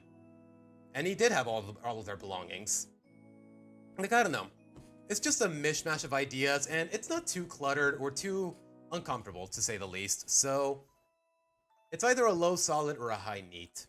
You know what? I'll give it a high neat. Not just out of hopefully with not too much personal bias. But I don't know. What do you guys think? Okay, what was with that list there? What do you guys think? Alright. Tales of Woe is the only great Lincoln Gang episode? You think so? I mean, to be fair, it's season 4. This was before we got... Yes, YouTube, I'm still listening. To be fair, this was season 4. This was before we got one too many Lincoln Gang episodes, to say the least. I wouldn't mind Stella having more episodes to himself. That's what I'm saying. Just... like, when the setup... Like if Lincoln meeting Stella is, in at least in my opinion, the best episode in the whole series, I feel like they deserve a lot more screen time together. That's all I'm saying. But no, whatever. Lincoln has to keep up the momentum with this girl having her own spin-off that was created for completely shallow reasons, and even though Ronnie and you know what, I'm not gonna get into this again. I don't want to get into this again. Just go watch my videos for my... If you want to understand my frustrations with how they treat Stella and they treat Ronnie Ann, just go watch my videos, please. Especially my latest one. Alright. Last Loud on Earth. How did this go down again? Lincoln and Clyde having a sleepover at the Loud House. They're watching a bunch of zombie apocalypse movies, but then it's their bedtime, but they want to keep watching them. So they take the TV to Lisa's bunker overnight without telling their parents. And by the time they wake up in the morning, everyone's gone. And they're under the impression that an actual zombie apocalypse happened. But then it turns out they were just being evacuated from a storm in the mall. And then, you know what? It's not a bad episode from what I remember. Like, I don't know, Lincoln and Clyde, like, everything is so dark. It's so early in the morning that everything is dark, and Lincoln and Clyde mistakes the shadows of their dads as zombies, and then they start improvising. Like, there's just a bunch of fun cartoon shenanigans, for lack of a better term. Like, I don't know, this is a very memorable episode, so, you know what? It's either a high knee, maybe a solid, which is really saying something for a Kevin Sullivan episode. Believe me. So, alright. I think that's a good enough place. That's good enough. I don't know. What do you guys think? I really like the last loud on Earth. The last loud on Heart. Man, either autocorrect is popping off, or Oscar, you gotta work on your typing, my boy. The premise is so insane, and the episode has this fantastic vibe and setting. How did they make the episode without real zombies more? That is true. This is straight. When it comes to an episode with a zombie apocalypse episode, this did it so much better than Great Lakes Freakout, because Great Lakes Freakout is probably my least favorite Halloween special out of all of them. Then again, most of them are not that good, but this is my least. Half of them are really not that good. Like Ghosted sucks. Great Lakes Freakout sucks. Like, a lot of them I'm not too crazy about, but those two are definitely really bad. Sorry, I don't speak English. Oh, sorry, Oscar. Okay, it's all good, man. If English is your second language, I'm not going to hold it against you, because English is also my second language. But at the very least, I understood what you meant, Oscar, so don't feel too bad about it. Decent to me, too. It has a great premise, alright jokes, and a good conclusion. Yeah, I really liked a lot of the ideas presented, more or less. Like, this is one of those episodes where the big misunderstanding at the end, it actually gets a good laugh out of me. Like, there is no zombie apocalypse. They were just being evacuated from a storm, and since they were hiding in a bunker that whole time, they had no means of knowing for sure. Alright, good sports. Lynn, baseball season, Lynn is hogging the TV. Then it turns out Mr. Grouse is watching the same game as well. Lynn starts bonding with him. They start being at odds because they support opposing teams on other sports. Like, I don't know.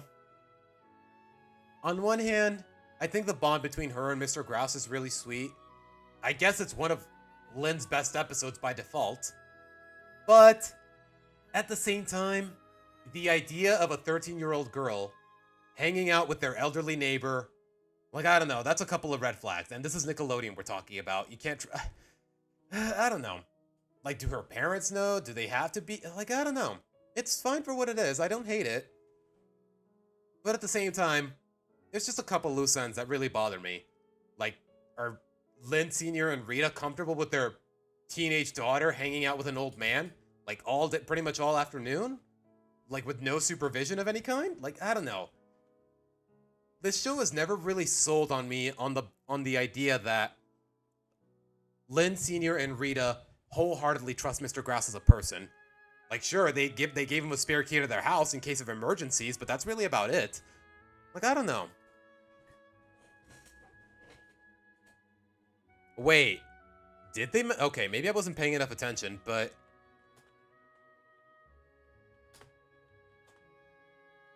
did Mr. Grouse mention he had a late wife in that episode? Hold on, there's no way. Like, we know he has we know he has like a long distance family or whatever, which I'm assuming are his kids and their families, but hold on. There's no mention of a wife. You know what? Let me just skim through this real quick. Uh-huh. Uh-huh.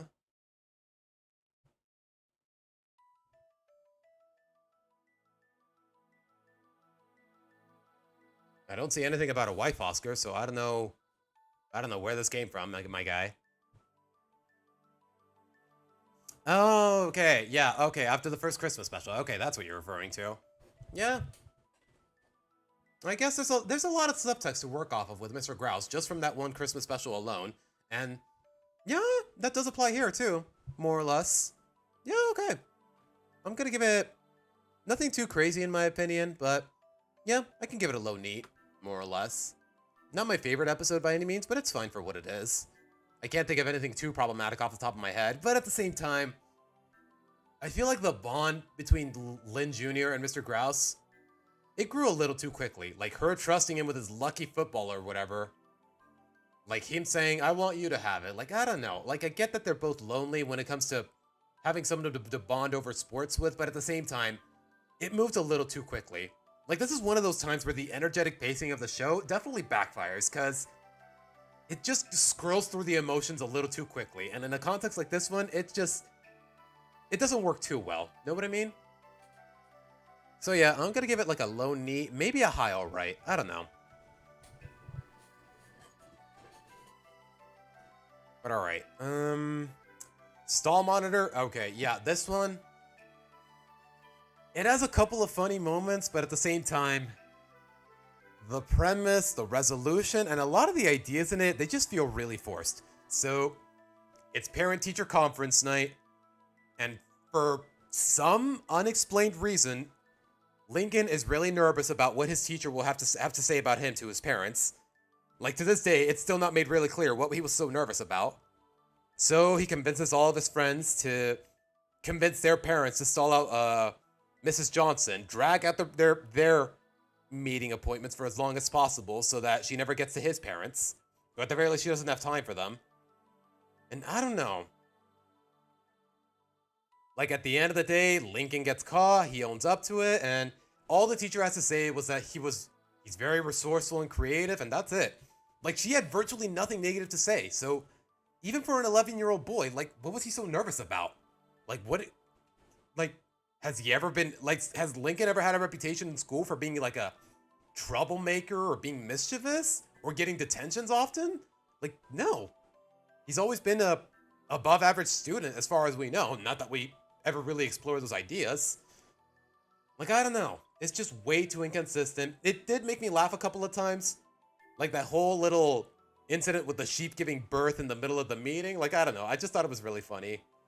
Like, as Liam is walking out of the room with the newborn sheep, one of them actually high-five, and he's high-fiving all of his friends. The sheeps actually high-five Lincoln as well. I thought that was a really cute moment, but you know what? That only lasts like 2 seconds. I don't think it's enough for us to salvage this episode, so I'm gonna give it a yikes. I'm gonna give it a yikes. But alright. In contrast, I actually really like the Pimple plan.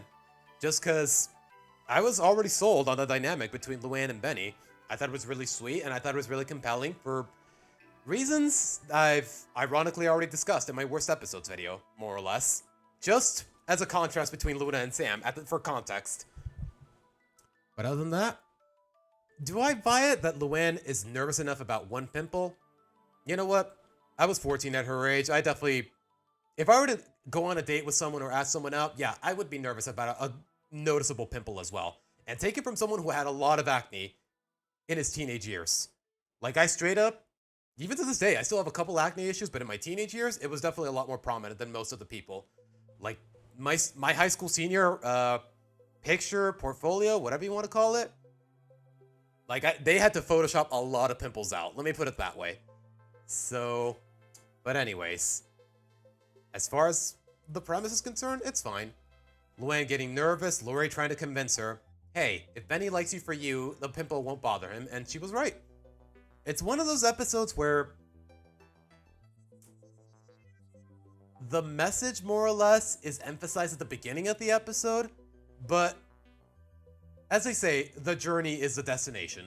Like, Luann needed to understand that firsthand by going through all these shenanigans with Benny and trying to cover the pimple. Like dressing up as a clown, applying makeup, and then her getting so sweaty that the makeup slips off, and you can see the pimple again. Like, I don't know.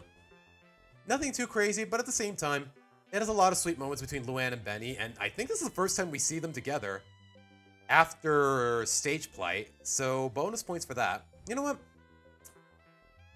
I don't know. Nothing too problematic as far as I can tell, unless I'm missing something. And by all means, chat, if y'all got thoughts on this episode, then by all means, feel free to weigh me in. There might be something I'm missing, but I don't know. I'd give it a... You know what? Let's give it a low neat. Just because I feel like we're a little too cluttered in the alright category. But alright. Kings of the Con. Instant dog water. Go watch my worst episodes video. Go to the timestamp. You'll know what I mean. Whew. It is just... I like, say, the first 3 or 4 minutes, more or less. Like, okay, Lincoln and Clyde going to an A-Savvy convention.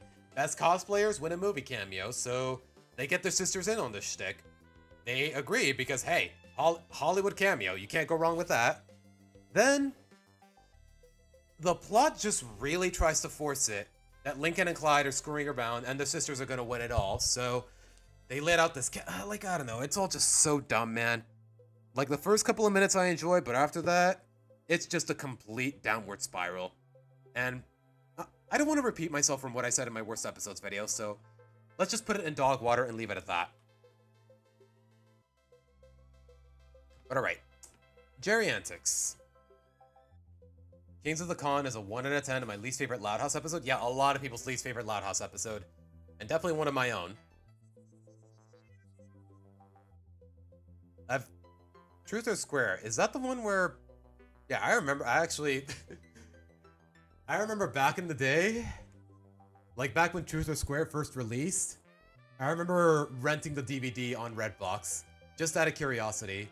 And I don't remember it being too particularly bad, but yeah, I was definitely around that time where I started to realize, yeah, SpongeBob is not the same it was before. Like, that's what it took for me. The sisters should have messed up, not Lincoln and Clyde. Yeah, I guess an inverse would be definitely more believable, but you know what? What can I say about this episode that I already hasn't? Like, the conflict is forced, the resolution is forced, everything about it just feels... Lincoln and Clyde's bad reputation throughout the con feels forced. Like, the messaging is redundant, everything about it is just... Almost everything about it is just... Yikes, man. Anyways, Jerry Antics. Lisa starts hanging out with their grandpa, on their mother's side, Pop Pop, voiced by the late Fred Willard, may he rest in peace. And then Lisa realizes that by the time she hypothetically wins a Nobel Prize, Pop Pop will be long gone, died of old age, so she tries to take all these measures so that he lives longer. And then by the end of the episode, her grandpa tells her that, hey, look, I get that you're gonna miss me. I get that you really want me to live long enough to see your dreams come true, but at the same time, what's the point of living life if you're not going to actually enjoy it?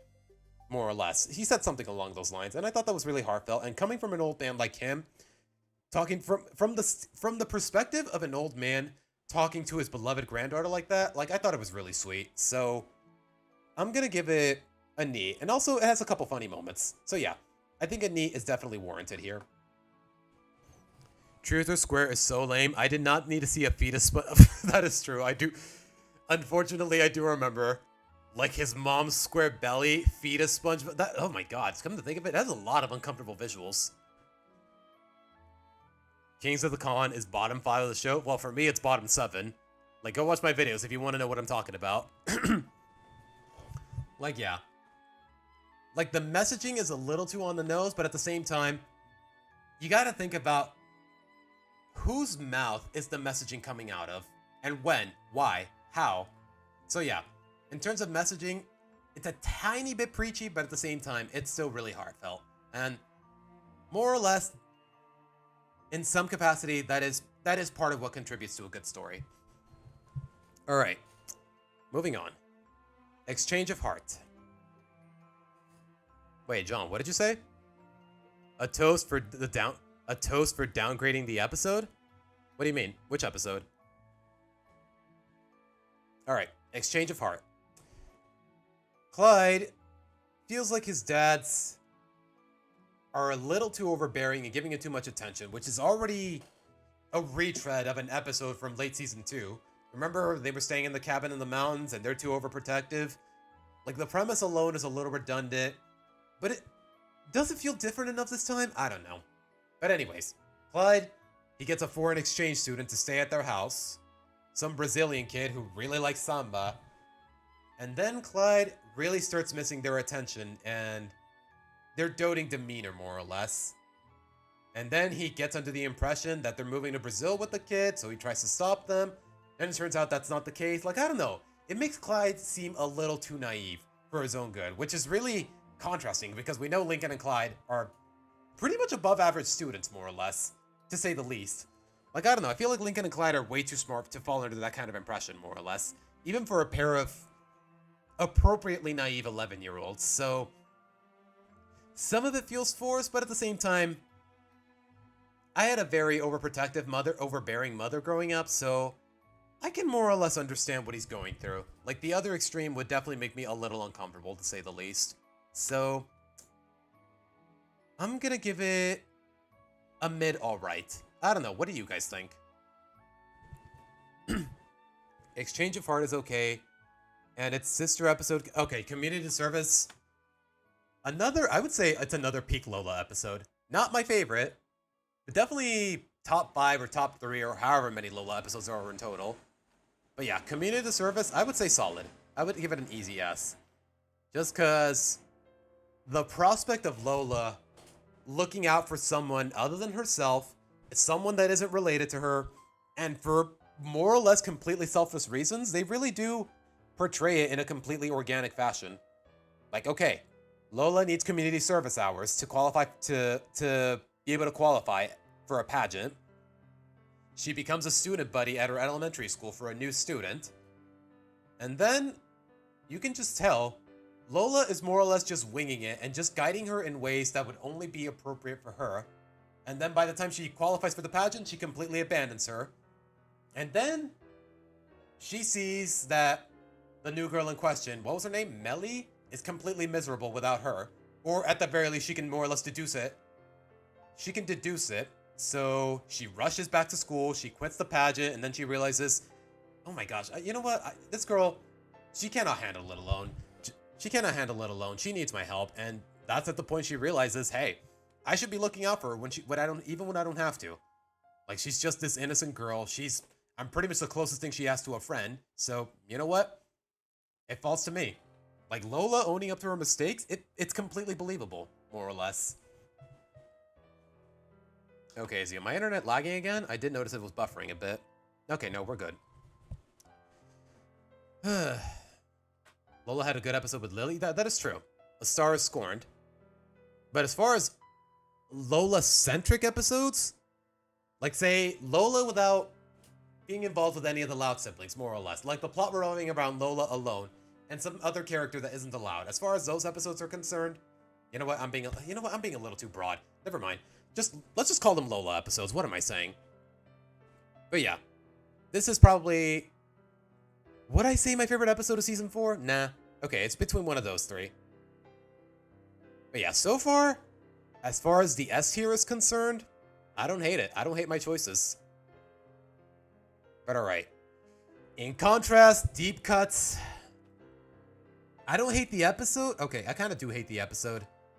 It's just really boring, man. It's just really boring. It's really corny. Like, the plot feels really forced. Like, it's sappy, but in all the wrong ways. So, okay. Luna's Music Club. It's getting canceled because the school can't fund it anymore. So they protest. The principal decides to cut the funding for Lori Sports Club again. Lori Sports Club, as a result. So Lori and her, all the sporting teams protest. So instead, they cut the funding for the drama club. Like, I don't know. Like, where is this episode going? I don't know. What it results in is a fundraiser. So now all the clubs are saved and everybody goes off hunky-dory. Like, what's the lesson here? There's no lesson. There's no genuine interactions between the, like, I don't know. Like I said, it's just a really boring and forgettable episode, and there's no comedy, there's no heartfelt interactions to really make it stand out in any way. And also, it's just, I feel like the sisters are really too mean to each other throughout most of the episode. So, yeah, easy dog water, to say the least. Horrible, horrible, horrible. Yeah, I agree, Coin. I agree. Like, I don't know. Like, is there anything remotely positive I can think of? No, honestly. Like, honestly, it straight up within, like, the first 10 seconds, it already lost me. Because at the start of the episode, Luna and her bandmates are like, woo, y'all ready to go to the music club? And then Sam says, I'm ready to get my jam on. Like, that's when you can tell this episode was written like by a 50-something year. Okay, who wrote this episode? I don't mean to be too degrading, but who wrote this episode? Like, just that line alone, it made me click away. Like, it's... And not just not from the... Not... It's not owed to the fact that it was said by Sam. If any character said that, like, I cringed so hard, I straight up click away from the episode. But straight up, who wrote this episode? Katie Matilla. Oh my gosh. Move. Where is the... How old is this? How old is this writer? Just out of curiosity. She's 48. Okay. Okay, I wasn't too off. But yeah, when you hear that kind of line, you can just tell that it was written by someone near the age of 50. I don't mean to be too degrading. Okay, that is just too... I feel like I'm being too disrespectful, but hopefully you guys know what I mean. Good gosh, man. That is... Ugh. That line alone, straight up... Like, straight up, if it weren't for that line, I would just put this episode in yikes. But no. That's an easy dog water just from that line alone. Ready to get my jam on? Like, who talks like this? Like, do you know any 15-year-old who would talk like that? Anyways. Game off. Lincoln is playing a platformer. He has to pause it before he goes to bed because apparently he can't form a save file or whatever, and Lana gets tempted just by the game's visual. She screws up the game. So as a result, she gets all of the sisters to keep Lincoln distracted until she can make up for what he lost. But then she fails, Lincoln gets mad, Lana tries to make up for it, and then through everything Lana learned while trying to make up his save file, she gives Lincoln a lot of good advice. Like, I don't know, I thought the ending was really sweet and compelling, to say the least. Like, not a bad episode by any means, at the very least, off the top of my head. Like, the dynamic between Lincoln and Lana, especially at the end. Like, really? The bar of character interactions, especially in the Loud House family, like something as simple as a genuine hug is enough to give any episode a couple points. Like, I don't know, the hug between Lincoln and Lana in the end, the interactions, like, I remember it had a couple of, like, I don't know, I don't remember being anything too bad about this episode, and it was more or less really heartfelt, so yeah, I'm gonna place this in high need, to say the least. Really? You guys think S tier? Wow, okay. Someone probably knows something I'm missing because... you know what? Let me read the comments. Game Off is probably one of the last Loud House episodes that feels classic. Really? Game Off is a 9 out of 10 and a number 8 in my Season 4 ranking. Solid S tier. Wow, okay. A lot of people say S tier, and you know what? Maybe I don't disagree. Like, I don't know. It definitely does give that classic Loud House episode vibe the more I think about it. Like I said, it has a lot of heartfelt moments. Like, moments where this definitely feels like a brother and sister. Know what I mean? Like a boy interacting with his little sister in a way a boy and his little sister will interact. Know what I mean? And honestly, I don't get that a lot. Nowadays, I don't get that vibe from Lincoln and his younger sisters, more or less. Like, just think about it. Like, Season 8, Season 9, and I guess whatever's dropped out of Season 10. Like, how many episodes are just focused on the family as a whole, rather than the dynamic between Lincoln and a sister, or a sister and a sister, or just... I don't know, man. Like, a lot... Like, over time...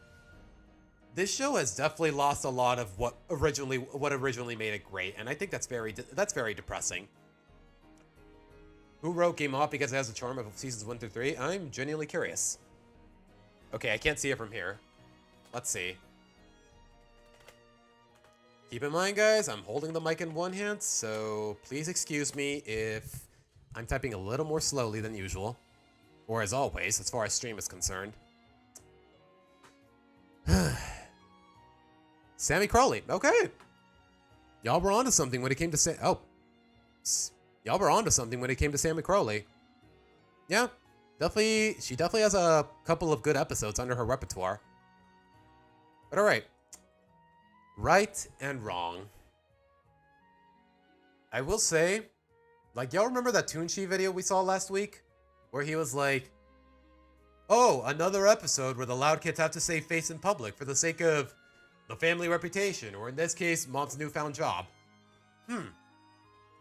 Like, the more I think about it, he was kind of onto something. Like, the premise is a little redundant. Like, I don't know, the idea of mom having to save face all the time, or at the very least make her kid look presentable, just to win a job, it feels a little shallow, but at the same time, I understand where she's coming from. I mean, I can't think of a lot of families with a lot of kids off the top of my head, but at the same time, I can see how it would be a lot to manage. Like, they're kids at the end of the day. They're gonna be impulsive. Some of them are gonna be impulsive. Some of them are gonna be reckless. It's gonna catch on to the other kids. Like, I don't know. The idea feels a little harsh, but at the same time, it's a little realistic. But to be fair, their mom's boss is kind of a hard ass. Oh, we're looking for the perfect parent to write our parenting column. And then as soon as she sees, their kids kind of screw up too much, you're fired. Like, I don't know. The boss is kind of an asshole, to say the least.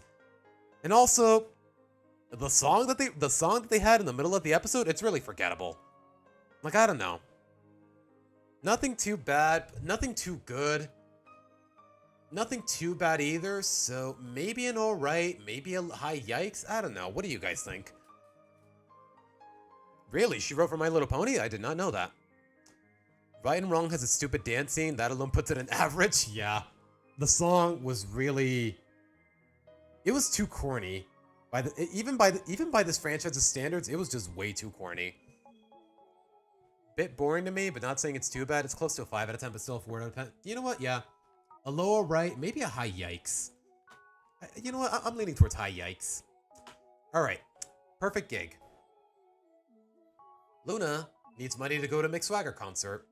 Out of the blue, the McBrides show up because their cat sitter quit at the last second, so Luna is up to the task. She can't keep the cats in check.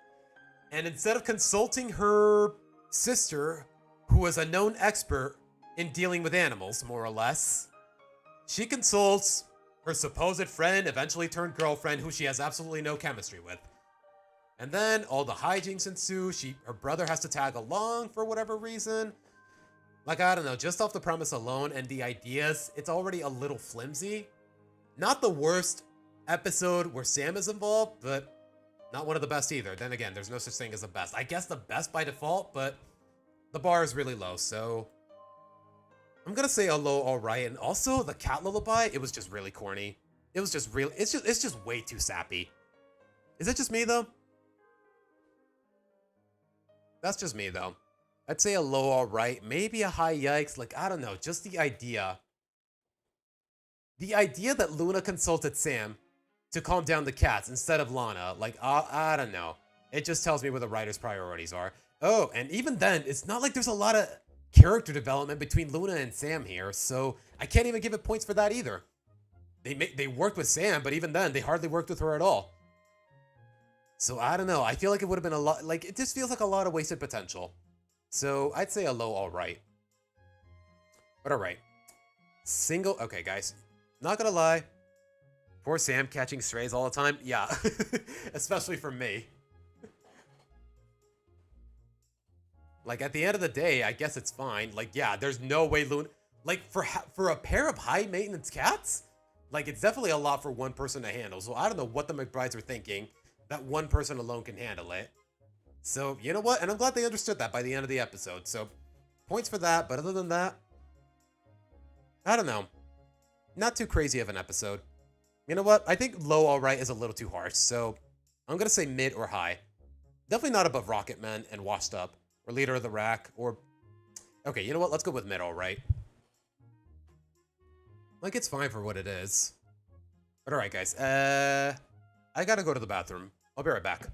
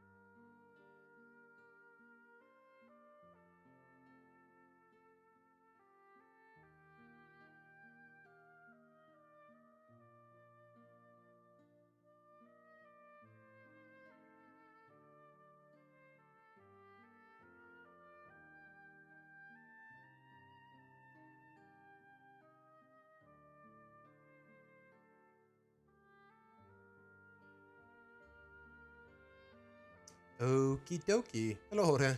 Good to see you again. All right. Let's see. Where did I leave off? Poor Sam catching strays all the time. Wait, I read that before I left, but come to think of it, Perfect Gig loses even more points because... Wait, where'd the music go? Yes, I'm still watching. Perfect Gig loses even more points because this is the second chance they've had to bother giving Sam any real character development. And ironically, they gave most, if not all of it, to her little brother. He's a gaming dork, he's easily distracted, he's a bit pouty. Meanwhile, Sam, still just generic Mary Sue who can solve everyone's problems. Even though Lana could have done the same job, but better. Okay, you know what? I take it back. I take it back. Perfect Gig, where are you? You go in a, you go, okay, not a mid alright, go a low alright. Borderline yikes. Anyways. Singled out. Again, possibly, I'm not entirely sure yet, it would be a decent Lynn episode if it weren't for a couple problems with it. Like, the premise is, Lynn and a roller derby team, they all have dates except for her, and she's feeling left out because they're taking up a whole, like, she's just with her whole team at the Bourbon Burger, but all of their dates are taking up the whole table, she has to sit alone, she feels isolated, and honestly, Lynn's friends come off as jerks. Like, she's the captain. She's the one who had to make the call if the dates were allowed to tag along. She said yes, and this is how they treat her. So, Lynn, as a result, Mudkip is basically Sam's Undertale, never letting Sam run or catch a break. I mean, Erica, don't blame me. Blame the writers. That's all I can tell you. Blame the writers. Blame their agenda. I'm just calling it out. Singled out is when the romance in Loud House started getting weird. Yeah, that is true. But credit where credit is due. The idea of Lynn getting too distracted by her usual competitive nature to the point where she takes her boyfriend for granted, it's rude, but it's in character for her. And I'm glad that the episode actually makes her realize that, hey, I'm too caught up in all this stuff. Hey, maybe I'm not ready to have a boyfriend. And then she breaks up with Dexter on good terms, assuming they were technically even together, more or less. And then it turns out Dexter had the same problem. He only got with Lynn just to spare himself the embarrassment, more or less, of being single. It's not too bad, but like I said, Lynn's friends, including her best friend Margot, they're just jerks. And it feels so out of character for Margot ever since Hero Today, Gone Tomorrow. Like, what was the resolution there? Hey, if one of us gets the spotlight, we'll still have each other's backs. And what happens here? Margot's in the spotlight of being on a date while Lynn is left behind. And she doesn't give a shit. Like, I'm sorry, it feels like a step backwards for their dynamic and their development, so I appreciate the messaging and the fact that Lynn is in character, but other than that, the episode, it definitely falters here and there, so I'm gonna give it either a high yikes or a low alright. I'm not entirely sure just yet. Like in Ellis for Love, already give every Loud sister a boyfriend, so the plot kind of has no sense. Yeah. Like, it's definitely, this show is definitely, in certain circumstances, it's definitely oversaturated when it comes to romantic couples, like here and in Ellis for Love. But honestly, that's probably the least of my concerns with Ellis for Love, but yeah. Sometimes it just, I don't know how to word this in a way that doesn't come off as sappy or corny, but this show just, it just takes love for granted. It takes romance for granted. And yeah, romance is definitely a cliche in animation, and it can be really uncomfortable when it's done wrong, and this show definitely does it wrong sometimes. But at the same time, I mean, what more can I say? But alright. Moving on. Brave the Last Dance. Ironically, an episode that did the romance surprisingly well. Clyde starts getting close with a friend, who is part of the dance committee, just like him. The organizational, the planners for the Valentine's dance, something like that. He starts getting close with her. He wants to ask her to the dance in question. but then he's not sure, so all of his friends, they all have their own methods for boosting Clyde's confidence and making sure that she will say yes. Like, Rusty gives him a cologne to wear, Stella reads his tea leaves as some sort of fortune. Like, I don't know. And then after that, he asks her out, and then she says no, which, okay. Yeah, it's a little harsh, but at the same time, it's a good lesson. Yeah, just because the odds seem stacked in your favor, it doesn't mean she's going to say yes.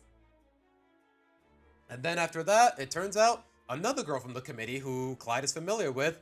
Turns out they have a lot in common. Like, it's crazy how in 30 seconds, Clyde has more chemistry with Chloe than Luna and Sam have in the span of like 7 seasons. Like, it's crazy, man. And even then, for some reason, we never see Clyde and Chloe together again, but Luna and Sam stay together at all costs.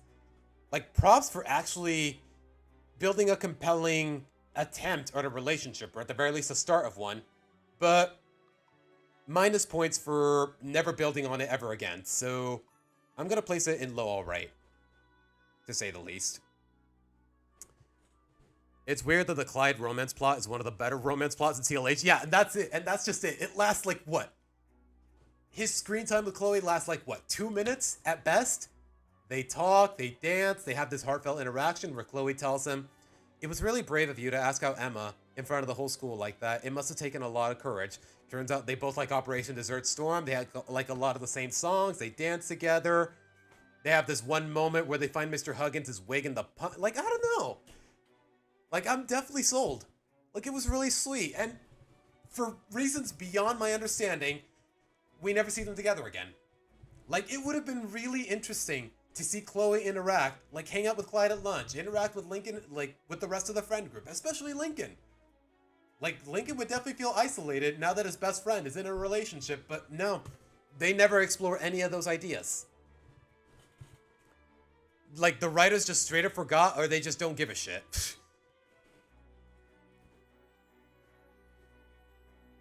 If Change of Heart wasn't going to finish the Clyde x Lori jokes, this is, yeah. Honestly, it doesn't bother me as much that they just straight up never explain how or why Clyde got over his crush on Lori. And with an episode like this, I'd say it's a good enough conclusion anyways. Like, it's perfectly realistic for Clyde to think, okay, as much as I like Lori, she is way too old for me. She has a boyfriend that I don't stand a chance against. Like, all of this happening off screen doesn't bother me because the subtext, the implications in the subtext are thorough enough. Know what I mean? All right, you know what? Let me drink a little more water because my throat is getting a little too dry from all this talking.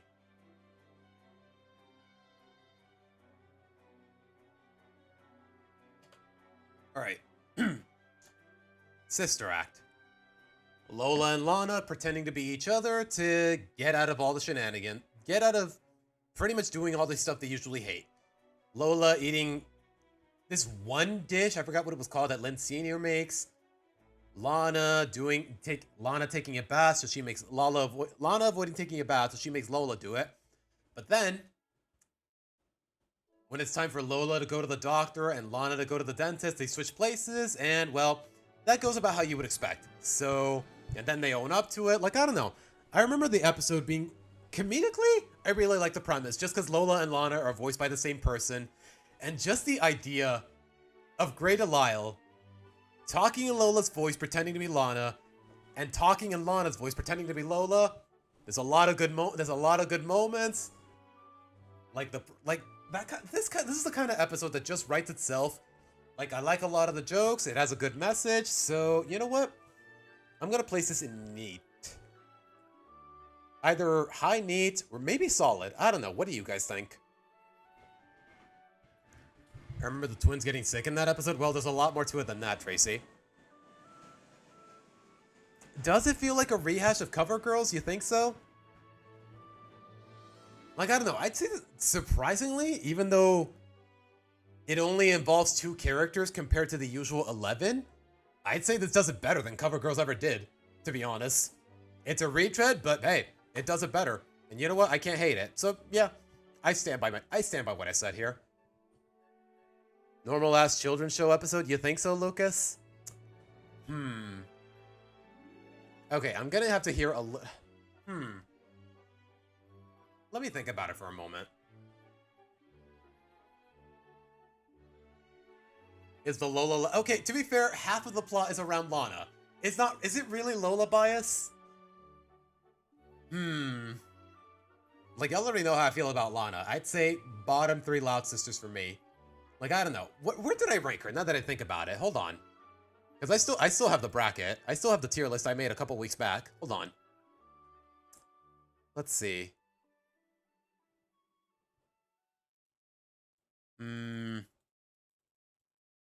Where is that image?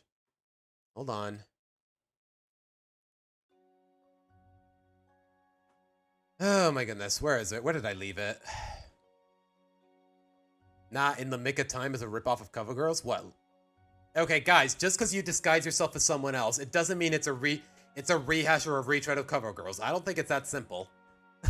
Guys. Wait, I just realized, can you guys even see the...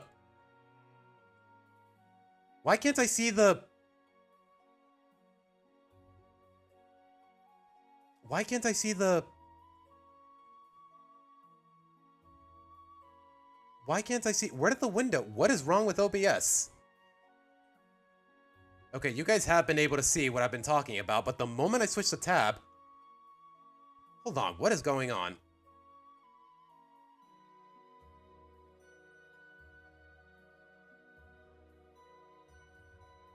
Where did the window go? Hello?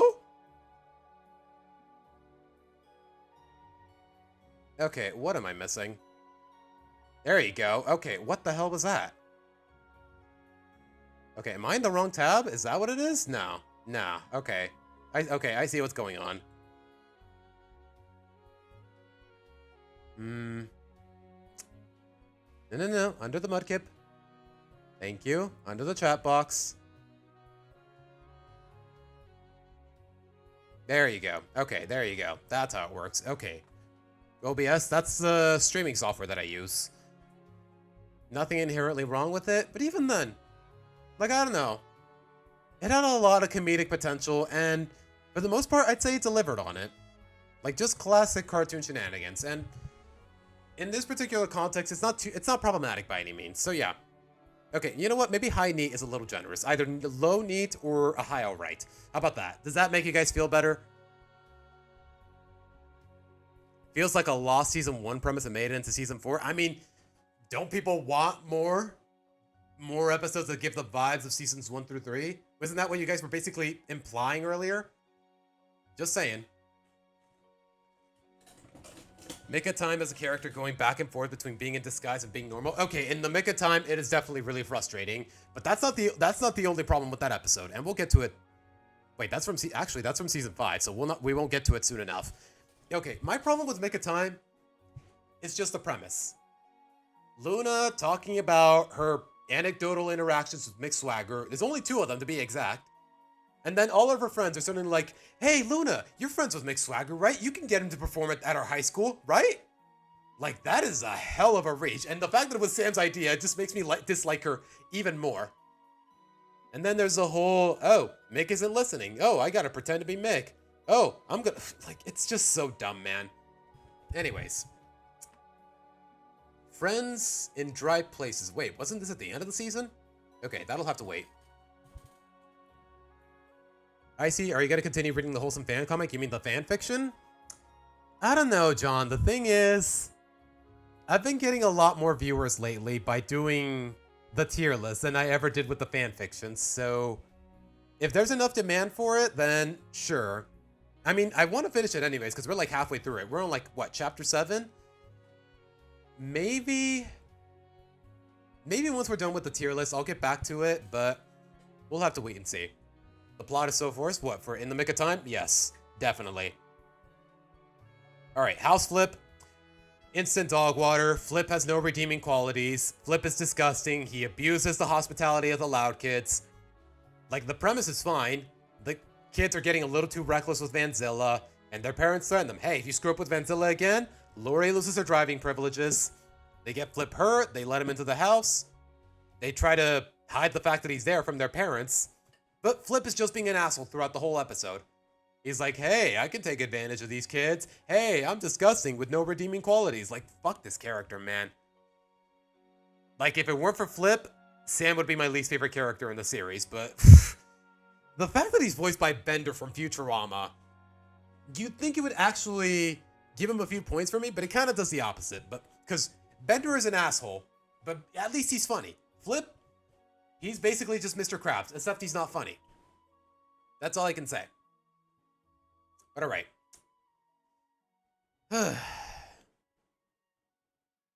When Sam is involved in most problems, you know that the episode is going to flop. More or less. Can't think of a time where she hasn't, to be honest. You should at least read one chapter to stream. That's the thing, though. The chapters are really long, so... You know what? Yeah, I'll get at least one chapter in. It used to be 2 chapters per stream, but the chapters are really long, and like I said, viewer demand, like the viewership, has definitely gotten higher as I've made these tier lists. Like, I want to say at least twice as big. It used to be an average of, like, what? 9 to 10, like 8 to 9 viewers, and now we're at, like, what? A consistent 17 and 18? Like, thank you guys so much for the growing support. That's all I can say. If you guys are willing to bear with it, and if there's a lot of people asking for it, then I'll definitely keep reading Companionship, because I definitely do want to finish it, because I read it 2 years ago.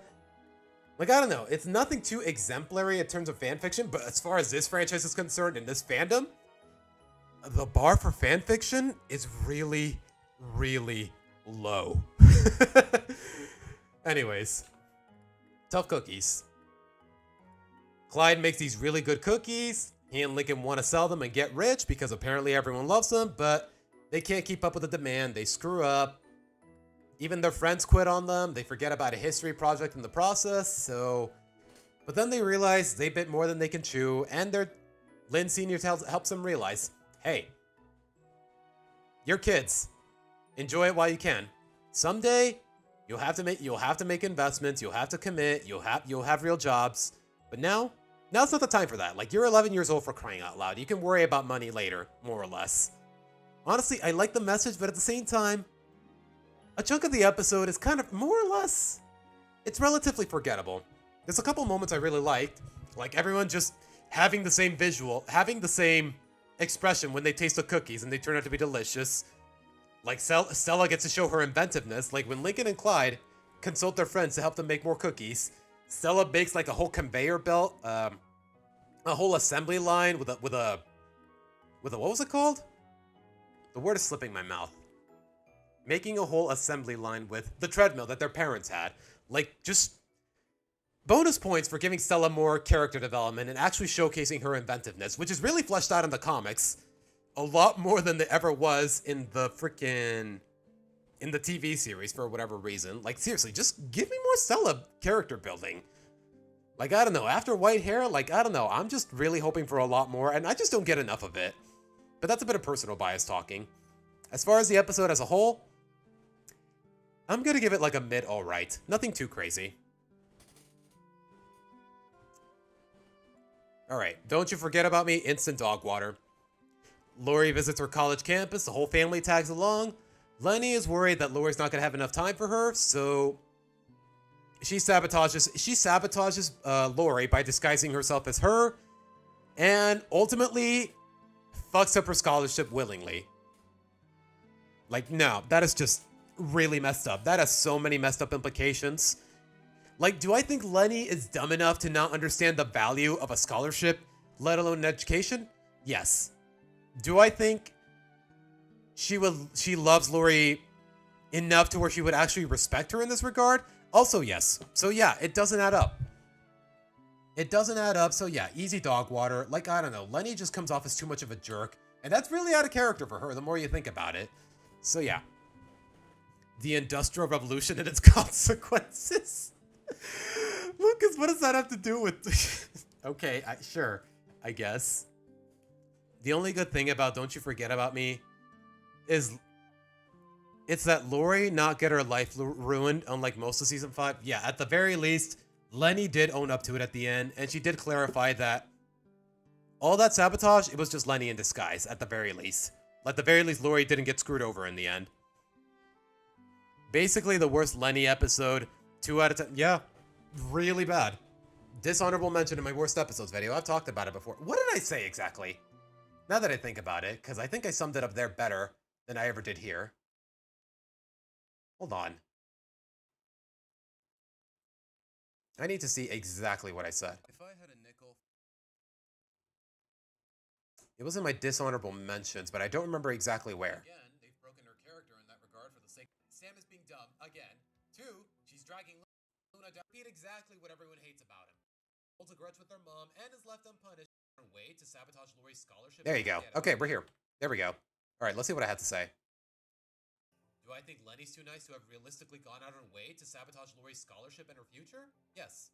Do I think she's also dumb enough to not understand the value of an education, coupled with her selfish priorities?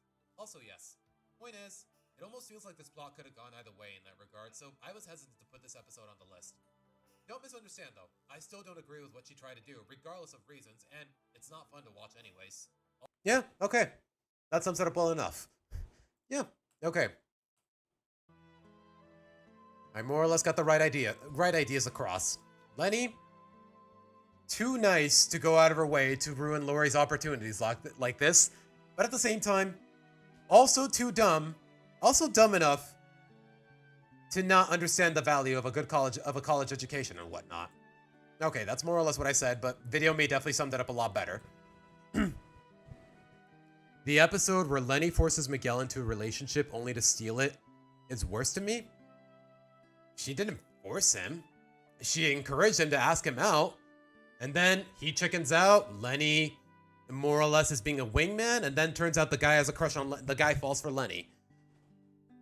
Like, I don't know. I don't think that's really the biggest issue with that episode. It has a lot of issues. Don't get me wrong. But that's the least of it.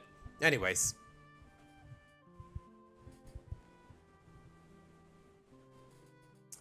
On Thin Ice. Again, one of those episodes where they just chicken out of the message by the end. Basically, Lynn got tickets to a hockey game, and Lincoln, Luann, and her dad have to tag along. She gets kicked out because she's too overbearing with her superstitious tendencies, like with just the whole audience. And then one of the pro players she's a big fan of, he tells her, hey, you don't gotta be superstitious to support us, and whatnot. And for some reason, by the end of the episode, Lynn just completely glosses over that. Oh, I'm still gonna be superstitious. Oh, I'm still gonna do this. I'm still gonna do that. So, yeah, either a low yikes or a high dog water. Just because, again, a serious lack of character progression on a character that is already so severely lacking in it. Like, everybody, like, y'all already know how much I hate No Such Luck. Y'all already know how much, pretty much everybody hates No Such Luck. So, are we really still gonna keep this chick? Are we really still gonna push this? Are we really still gonna drag this on? Like, goodbye. Like, nah. Alright. Room and Horde. How did this play out again? I think it was something along the lines of the parents and the family are clearing out the attic. They see a bunch of nostalgic belongings of the kids. And the kids don't want to donate them or let them go. So they pretend to still actually have fun with them so that their parents won't try to convince them to force them to donate it. Like, I don't remember exactly. You know what? The fact that I don't remember exactly how this episode played out, it just tells me it's very forgettable. And it kind of is. I think how it went down is the parents were like, okay, you can keep your belongings, but if you get something new, you got to discard something old. Sound fair? Then the kids still get something. The kids still disobey the rule. Like, I don't know. It was kind of dumb. It felt kind of pointless, more or less. It's just one of those episodes where the only way I can describe it is just pointless until the end. Like, at the very least, at the end, they donate all their stuff to a bunch of kids who would actually use them. Like, the ending was kind of sweet, but that's really all I can say about it. And also, that one joke where Lana is like, no, don't make me get rid of this old burrito. I already named him. His name is Bert. Like, I don't know, Bert the burrito? I don't know what it is about that, but I just thought it was really funny. But still, though, low yikes. I'd say low or high yikes. I don't know. I'm gonna place it in mid. Honestly, I less hard with the scene with Lynn and Lincoln. Which one, Oscar? Room and Horde, 3 out of 10, not too bad. Yeah, predictable, forgettable. Like, I thought the ending was nice, but that's really all I can say about it. But alright. A Star is Scorned. Lola has a couple of commercial gigs. Lily accidentally stumbles into one of them, and then one of the directors is like, wait, stop. Lily has potential. And then Lily starts getting all these gigs. She's being favored more over Lola. Lola gets jealous. Lola tries to sabotage her opportunities, but then she realizes the only reason Lily's having so much fun with all these doing all these commercials and whatnot is just because Lily's just really happy spending time with her. And honestly, yeah, even when I put all my Lola bias aside, that is just really sweet. So then Lola sabotages her own opportunity, like to be like Reininger's cover child or something like that. And honestly, it's just and then Lola, then, I don't know, the ending, the resolution, the dynamic between Lola and Lily, it's something that's really never been done before. And so far, I thought it was all really believable. So yeah, I'd give it, if I put my Lola bias aside, even when I put it aside, I'd say that's like a medium neat or a low solid. I'd say medium neat. I'd say medium neat. How about you guys? I don't know. Would I place it after or before Jerry Antics? I'd say before Jerry Antics.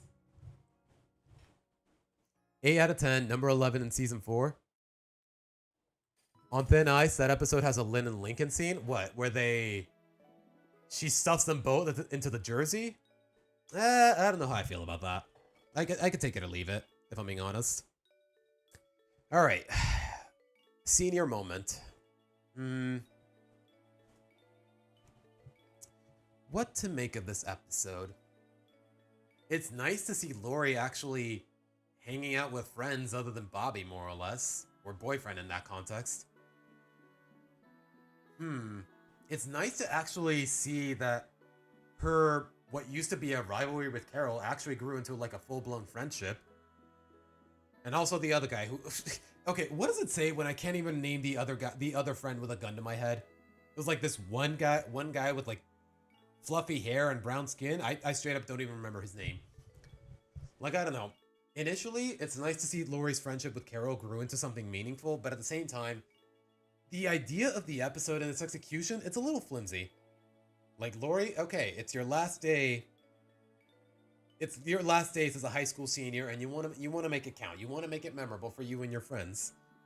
And then you see this high school movie, like this one movie is the driving inspiration. Like, Lori gets a little too problematic to the point where her friends are like, nah, we're out. And Lori's like, okay, fine. Like, I don't know how I feel about this. Like, for the most part, it's really mid, but at the same time, I kind of appreciate the ending for what it is. Like, Lori wants to go diving into the cold lake. Her friends are like, we're out. We're going to go to the golf course. If you want to join us, then be our guest. You're on your own. And then Lori gets sad. Her mom tells her, hey, doesn't matter what you do with your friends.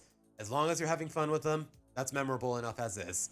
Lori realizes that. She goes golfing with her friends as she usually does. And like, I don't know. The ending was really sweet, but a lot of what led up to it, it's just a little too forced, too flimsy. Like the whole prank with Liam and whatnot. Like, I don't know. It just felt a little too silly and not in the right ways. So, I'm gonna give this Lola Loud immediate S tier. Okay, come on, Erica. I'm being fair here. Not every Lola episode has made it to S tier. Probably because, to be fair, there's not a lot of them, but only one has made it to S tier in this season. Like, come on, throw me a bone. I'm being as impartial as I possibly can. So, as far as this one is concerned, though, I'm gonna place it in low. Alright. Okay, you know what? Brave the Last Dance, it definitely deserves a high alright. Mid through, but still cool. Yeah, okay. That's a good way of putting it, John. Alright. Wheel and Deal. How did this play out again? Lana enters like some sort of go-karting race. Turns out she built one herself, but then Lincoln sees that everyone else just bought one from like a store, from like some sort of catalog. She worries that Lana is going to lose by a long shot, get humiliated, because the winner of the race gets to meet her idol. So he takes all these measures to make sure Lana actually manages well enough in the race, because Lana is very insistent on winning with the cart that she built herself, because she's relatively principled in that regard. She catches on to all the cheating. She gets mad at Lincoln. And then it turns out her idol, the idol in question, I think her name is like Bobby Fletcher or something like that. Turns out she really admires the fact that Lana built a cart herself while everyone else just bought one from a catalog or whatever. Then Lana gains favor with her. She still gets to meet her. So I don't know. It's predictable, but no, you know what? Not too predictable. Because the idea of Lana catching on to all the cheating, they could have easily portrayed that in a different manner. Like the cheating going wrong, or no, like straight up, like the cheating just backfiring. That never happened. Lana just straight up notices that Lincoln is cheating.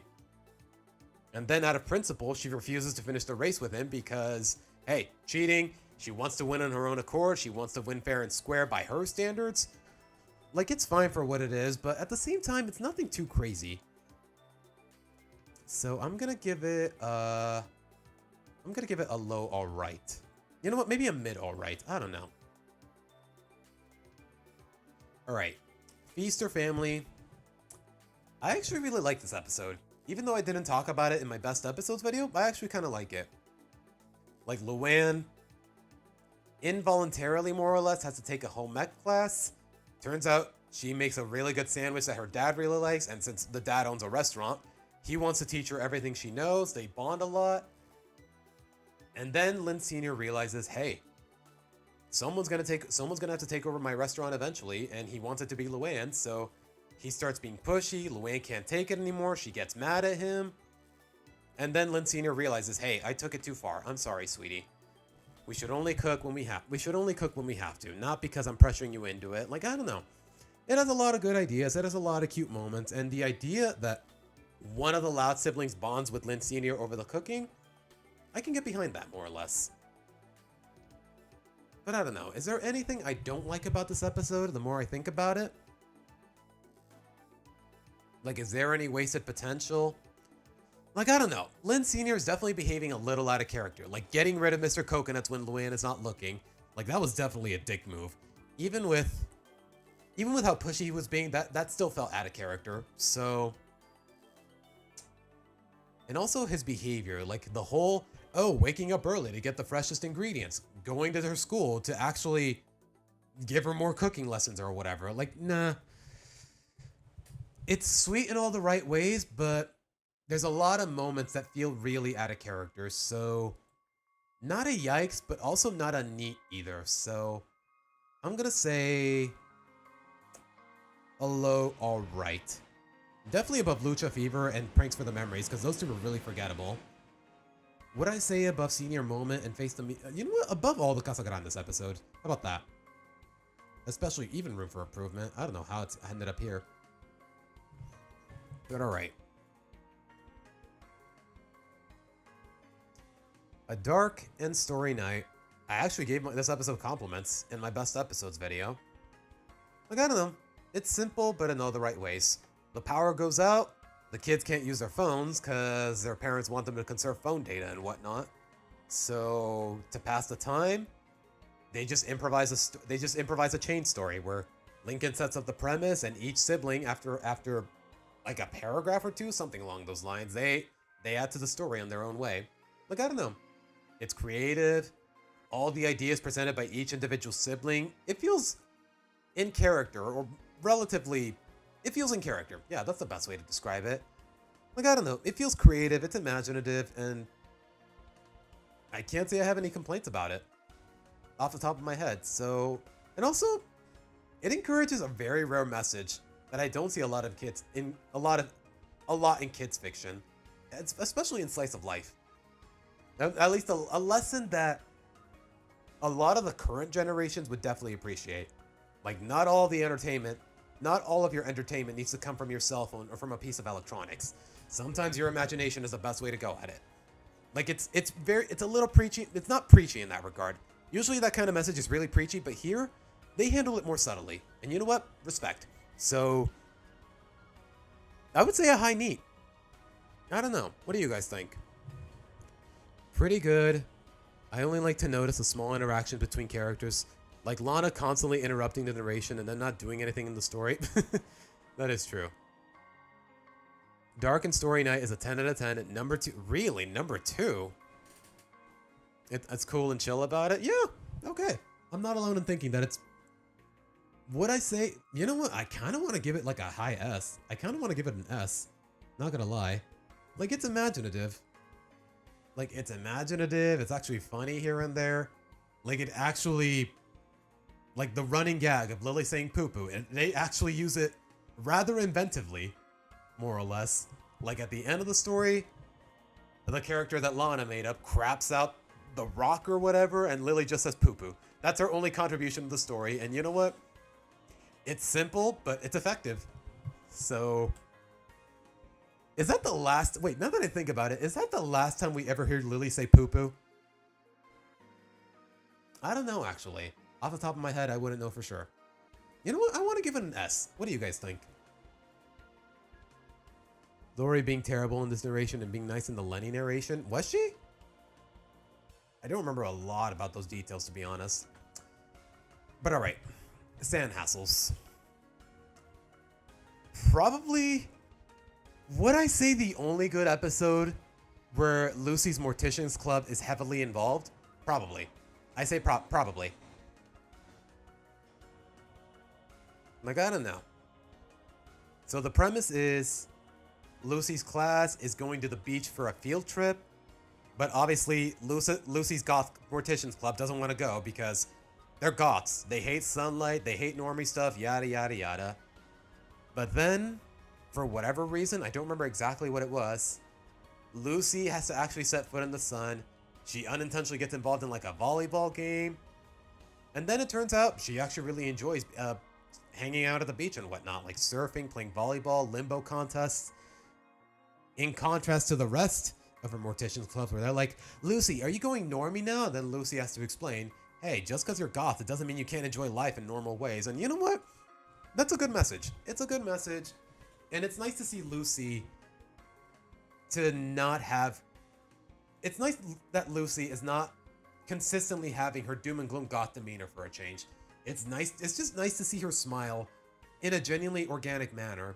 And to my surprise, it's done very frequently in this episode, but it still makes sense. So, you know what? I'm gonna give this a neat. Would I say a high neat or a low neat? Probably a low neat. At the same time, Lucy's Morticians Club is still really annoying. Like the whole, oh my gosh, normies, we hate sunlight, we don't touch grass, we are people of the night. Like, I don't know. The idea of goth characters is just... It's a tired cliche in the animation industry, to say the least. At least in this episode. And with Lucy as a whole, more or less. Like, at least outside of her the Morticians Club episode. Like, Lucy definitely feels subversive in that regard.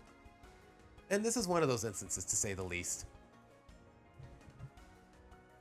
Okay, Retro, I'm not gonna lie. When you say the Nosferatu kid, I have no idea who the fuck you're talking about, because they're all the Nosferatu kid. What, you mean... I don't even remember his name. Was it Horace? I don't remember. Was it the tall kid with, like, the bald head and whatnot? Like, yeah, I don't know. That character creeps me out, and not in a fun way. So, I don't know. Frost, to be honest, my guy, Did you even announce you were leaving, my guy? You didn't have to tell me you were back, my guy, but what's up? Welcome back. Alright. How double dare you? Can I rank this impartially without my nostalgia getting in the way? Because like I said, with this episode and with Legends from the last season, it's nostalgia done right. Like the idea of Allouds competing in a classic Nickelodeon game show. The idea of Nickelodeon characters having an episode where they compete in a classic Nickelodeon game show, like, I'm sorry, that is nostalgia done right. And honestly, it's done well enough here. I definitely like Legends a little more, because the premise feels a little more organic. But at the same time, it's not a bad episode. Like, this is nostalgia pandering done right, so I'm gonna give it... if I'm being impartial enough, I'm gonna give it a low neat. How Double Dare You is the last good Lisa episode until Incognito. Yeah, the fact that they went. Can I think of any good Lisa episode from seasons 5 through 7? Not really, the more I think about it. There's the one with Flip, that one sucked. There's the one where Todd becomes evil and Lincoln adopts the whole secret agent stick. That one sucked too. Yeah, you're right. Up until Incognito, there's no more good Lisa episodes. Wow. What does that say about the show's decline in quality? Wow. I mean, to be fair, though, you had the... Would I say Incognito's a good episode? Yeah, definitely. What am I saying? Incognito's definitely a good episode. Like, I don't know. Lisa's whole dynamic with Darcy has always been really sweet, and this episode really... Incognito builds on that in really good ways.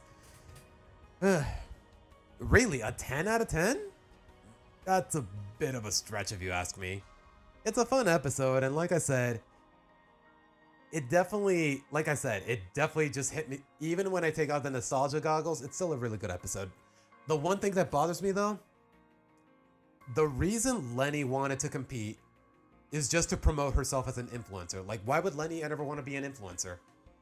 Why? Since when has Lenny ever had the... Like, every time they try to pass off Lenny as this sort of wannabe influencer, like, no, I'm not too crazy about that idea. They did it a bit in season 9, they did it a bit here. Like, nah, that's just a really forced and contrived premise. Like, you can just tell they're pandering to modern demographics, and not in a fun way. So... yeah, I'd say a mid-neat, or maybe a high-neat. I don't know. What else do you guys think? Would Time Trap be good? Because I think, you know what? I know a lot of people don't like Time Trap, but this is one of those episodes I actually enjoy, and I guess it technically is a Lisa-centric episode, the more I think about it.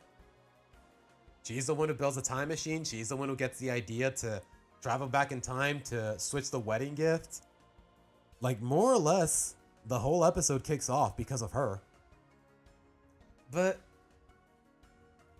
is it... would I consider it a Lisa episode? Like, I don't know. The criteria is a little flimsy, so I don't know. But alright.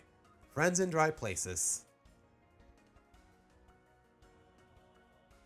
Like, yeah, it has a supernatural gimmick, but this is one of the few times where I would say Time Trap is one of the few times where a supernatural gimmick being the driving force of the plot is actually rather fitting. That's just me, though.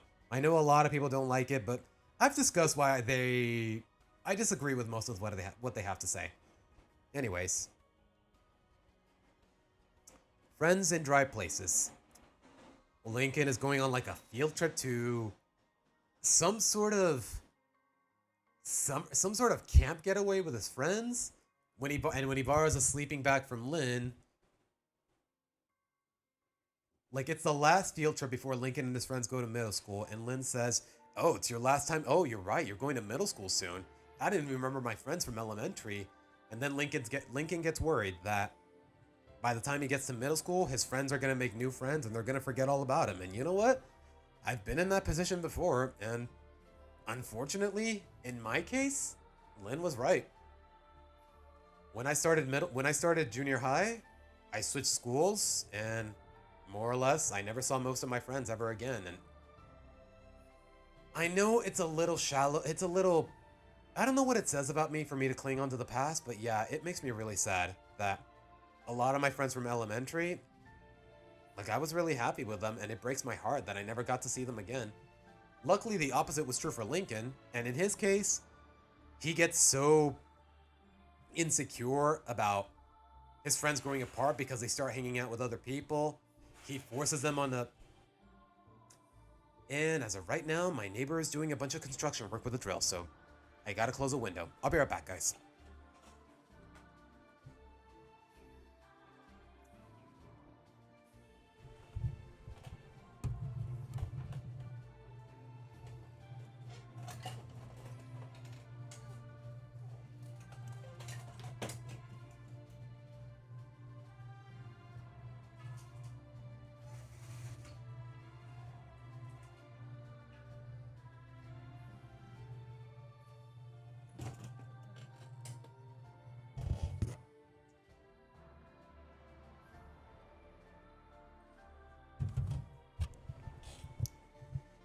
It's a really hot day, but let's see. It's a really hot day, and I hate the fact that I have to close the window, but at least I have a fan. So, it could be worse. Friends in dry places is just middlemen again? How? Oscar, they have nothing in... What? Middlemen is about middle school orientation and Lynn's advice backfiring. Here, though, it's Lynn's advice, but she's only present in, like, the first minute of the episode. Like, I don't know. Lincoln's behavior here is relatively understandable, but a lot of it definitely feels out of character.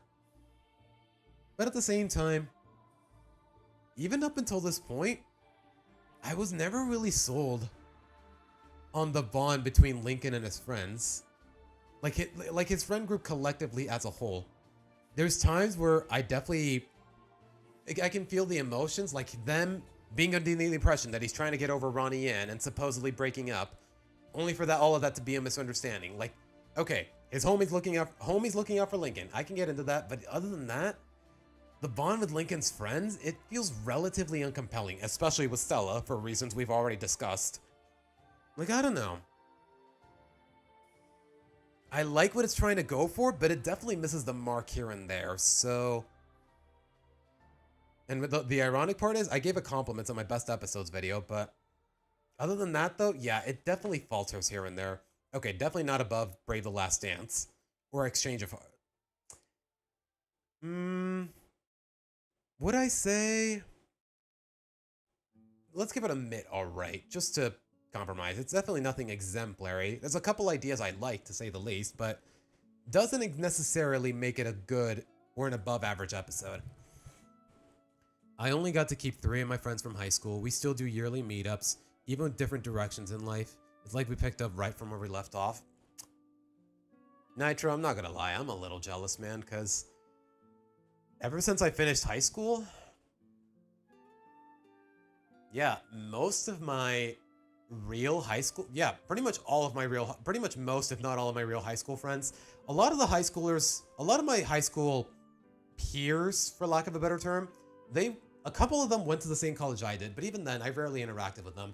As far as friends are concerned, yeah, after high school, I never saw any of them again. Same goes for junior high, and especially the same for elementary, because I would say if there's anyone I was really close with, it was my elementary friends. Like one of my elementary friends, we went to the same junior high, we went to the same high school, and we were friends that whole time, but it definitely felt like we grew apart, and well, I hung out with him once during my sophomore year of college while I was on break, but that was about it. To this day, he hasn't really contacted me. I've tried contacting him, but he hasn't reached out back. Like, I don't know. It's a big blessing to be able to keep your friends for most of your same friends for most of your lifetime. That is a huge blessing, man. That's all I can really say. Anyways, Good Dreams. Lori wants to afford a car. She basically becomes an Uber driver and starts taking up one too many rides for her own good. And then at the end of the day, she ends up buying Mr. Grouse's used car with an overhaul. Like, I don't know. The resolution is believable, and I'm not too, but at the same time, she definitely got a little too reckless to the point where it feels out of character. Nothing crazy, so I'm gonna give it a low alright. Like, I don't know. Her behavior is just uncanny, to say the least. Coop Dreams is peak. It's like Fridge Too Far. It's simply chaos. Just because... I feel like just because it's messy, it doesn't mean it keeps the spirit of the show. At least it doesn't. Like, I don't know. Let me try to get my thought. I feel like I was being a little too cursory with what I just said. Lori wants to buy an expensive car. She becomes an Uber driver to be able to afford it. She takes up more jobs than she can handle. Like, I don't know. And also, there's a couple fart jokes, which definitely makes it lose points from what I remember. Like, I don't know. For a season 4 finale, it's definitely very then again, a lot of the season finales are very anticlimactic. Like, I don't know. They don't even try to be anything grand or spectacular, to say the least. So, I don't know. Yeah, you know what? I stand by what I said. It's a low, maybe a mid, all right. Nothing too crazy for me. 4 out of 10 finale, mediocre, close to yeah, nothing too crazy. I have the feeling. What feeling, Jorge? What do you mean? I'll take messy over boring. I guess. Yeah, sure. It's not boring, but it is messy. And also, like I said, fart jokes. Even with how messy it is, like, I don't know. It definitely loses points just from that alone. All right, Snoop's on. How did it start again? I think it was Lincoln accidentally stumbles upon Luna's diary. He weighs Lenny and Luann in on it. And then they're under the impression that Luna's gonna do all these horrible things. Then it turns out Luna just set them up. And it turns out, and honestly, it's a really nice reflection of Luna's character. Or at the very least, it showcases Luna's character in a way we hadn't seen before. And in a way that's genuinely believable. Like, yeah, just because Luna's the punk rock trope of the Loud family, just because she's rowdy and ambitious, it doesn't mean she's a mindless troublemaker, to say the least. And you know what? I believe it. The only thing I don't believe is that she consulted Sam/Roxy to help her with this ruse, because first, like, you know what? I covered this well enough in my worst episodes video. Like, it's overall a decent episode, but, and I know y'all are getting a little tired of hearing this from me, but Sam kind of ruins it. Hear me out. Just listen to what I have to say here. Listen to what I have to say here, and hopefully it makes sense.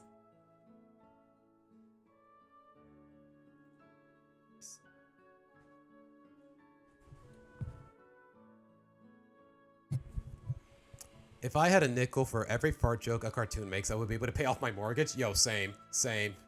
I would be able to. I wouldn't be paying rent. I would be investing in a mortgage. I would be investing in a whole house, where I would just be making the payment up front. Just a rehash of Luna without any of the depth. But just listen, guys. Just listen. Hold on. I'm not gonna pretend that every character tendencies are too. Let's see. Where is it? There you go. While Sam showed essentially. I don't know. She basically her sibling. Just listen.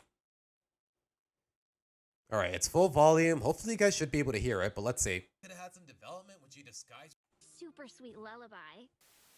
Maybe she finally could have had some development when she disguised herself as a bad influence friend to help Luna get back at her siblings for reading her diary. But she really didn't contribute to the idea in any meaningful way. Was the disguise or any of the vandalism written in the diary Sam's idea? I don't know. She basically just goes, "Oh, it was me, by the way." And that's her only line and her only actual appearance in the whole episode. Yeah, the writing in the diary was all a ruse, so nothing she did as Roxy ever really happened. Yeah.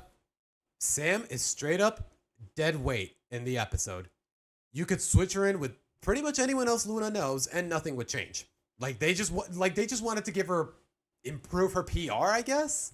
Unsurprisingly, Luna's character shines through, showing that while she's rowdy and ambitious, she's not a heartless troublemaker as some would expect, while Sam showed essentially nothing. Once again, easy chance to give Sam some genuine and believable character development, and they don't take it. That's my problem. That's my only problem with this episode. Again, the character that's been hardly more than a baseless... Tracy, that's from Kung Fu Panda. Come on, man. Are you that... Like, come on. How do you not know the first Kung Fu Panda, Tracy? Like, come on. This plot device, after 2 seasons at this point, is still just a baseless plot device. This disguise really could have easily been... And listen, it's not just that. It's not just the fact that it's Sam. Listen. One of Luna's other bandmates, or even one of her sisters, and nothing would change. Actually, now that I think about it, if it was Lori of all people, it might have enhanced the episode instead. Who better to help Luna teach her siblings about respecting her privacy and space than the sibling who's arguably had the least amount of it? Heck, there's a whole episode that more or less emphasizes that. And that's built upon even further later. Screw that though, the girlfriends need the PR, am I right? And that's my problem. Switch her in for Lori. Lori explains, "Hey, you guys butt into my business very often. I thought I would help Luna get back at you for a change." Like something along those lines. Like that would have been so good. But nah. We got a gay agenda to fulfill, so whatever, I guess. But alright, yeah. That's really my only problem with Snoop's on. If you had just switched Sam for Lori there, I'd probably place it in solid. That's all I can really say. Like, I don't know. This character is just dead weight. Like, she contributes nothing to Luna's character, or she just makes things worse. Like, if it weren't for her presence, this episode would be an easy S.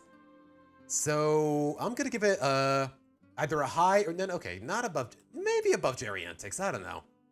A high neat at best. She feels like a self-insert, yeah. Literally her only line in the episode is like, sorry guys, I had to help her out. Like, she may as well have just said, oh, it was me, by the way. Doesn't matter who it was me. Fun fact, in the Mika time, Stab stopped having interactions with Luna as a girlfriend. They just give up, basically. Apparently, they do have a moment in season 9, but even then, it's nothing special. It's just them ice skating together, for whatever that's worth. It's really, if the past is any indication, it's not going to be worth anything. It's like I said in my current state of the, like I said in my current state video, like, just because they're blushing and they're smiling together, it doesn't mean you got a compelling romance. Like, what are you doing, man? But alright, guys. That was the last episode of Season 4, so this is the tier list. Friended, Any Given Sunday, Community to Service, Game Off, and A Darkened Story Night. Only 5, we got like 40-something different storylines, and only 5 of them are above average. Okay, that's not entirely fair. I actually like a lot of these, but you know what? I'm not gonna lie, guys. I'm kind of tempted to put Tales of Woe in S. Am I alone in that? One of the last good Luna episodes. Oscar, I feel like we're gonna say that a lot. I feel like we've been saying that a lot these past couple of seasons, because after season 5, yeah, good luck finding any decent episodes. Good luck. Good luck with that. But alright. Okay, like I said, guys, I'm really tempted to put Tales of Woe in S tier. Even if I didn't have my Stella bias, I kind of want to put it in S tier for actually bothering giving her decent character development, which is apparently a lot to ask for when it comes to love interests. The season of all time. Nitro, I don't know about that one, Chief. Okay, I just realized. I am just realizing that the browser tab is a little... Where is it? There you go. Okay. But alright, guys. Remind me to... Wait, where do I download this? Okay, right, because I had to make the bracket from scratch. I had to make the setup from scratch. There you go. Alright, guys. That is... Wait, where's the preview? Okay, there it is. I was about to say. Yeah. So far, I don't see any reason to disagree, more or less. Most of it is alright. I don't know, it feels like Break the Last Dance. Maybe it's because the bar is so low for one-off romances in this show, but it feels like Break the Last Dance did it better than most of the other ones. So I kind of want to put it in neat instead of alright. Like, I don't know. That's just me, though. Let's see. Rocketman, Washed Up, Exchange of Heart. Other than that, though, I don't know. 50 segments of the Loud House Season 4, similar to SpongeBob. Also, really, 50 in total? Huh. Okay, so I was right when I said 40-something, because I know every season back then had about, what, 26 different episodes in total? I just love the horror concept of Tales of Woe. Yep, they don't really fixate on the horror too much. And you know what? Maybe that's for the best. You know what? Yeah, I kind of want to paste it in S. Just because Stella bias. I don't know. That's just me, though. Which one, Erica? It's not a Lola episode, so it stays in neat? Okay, come on. Just because Lola's my favorite Loud sister doesn't mean all of her episodes are going to stay in S. Hell, we got a couple of them. Wait. Yeah, we got a couple Lola episodes that aren't in S. We got one in neat. We got one in... Wait, is it just those two? Could have sworn there was a third Lola episode somewhere around here. You know what? I think I'm satisfied. Let me just take one more look at it, and then I'll see.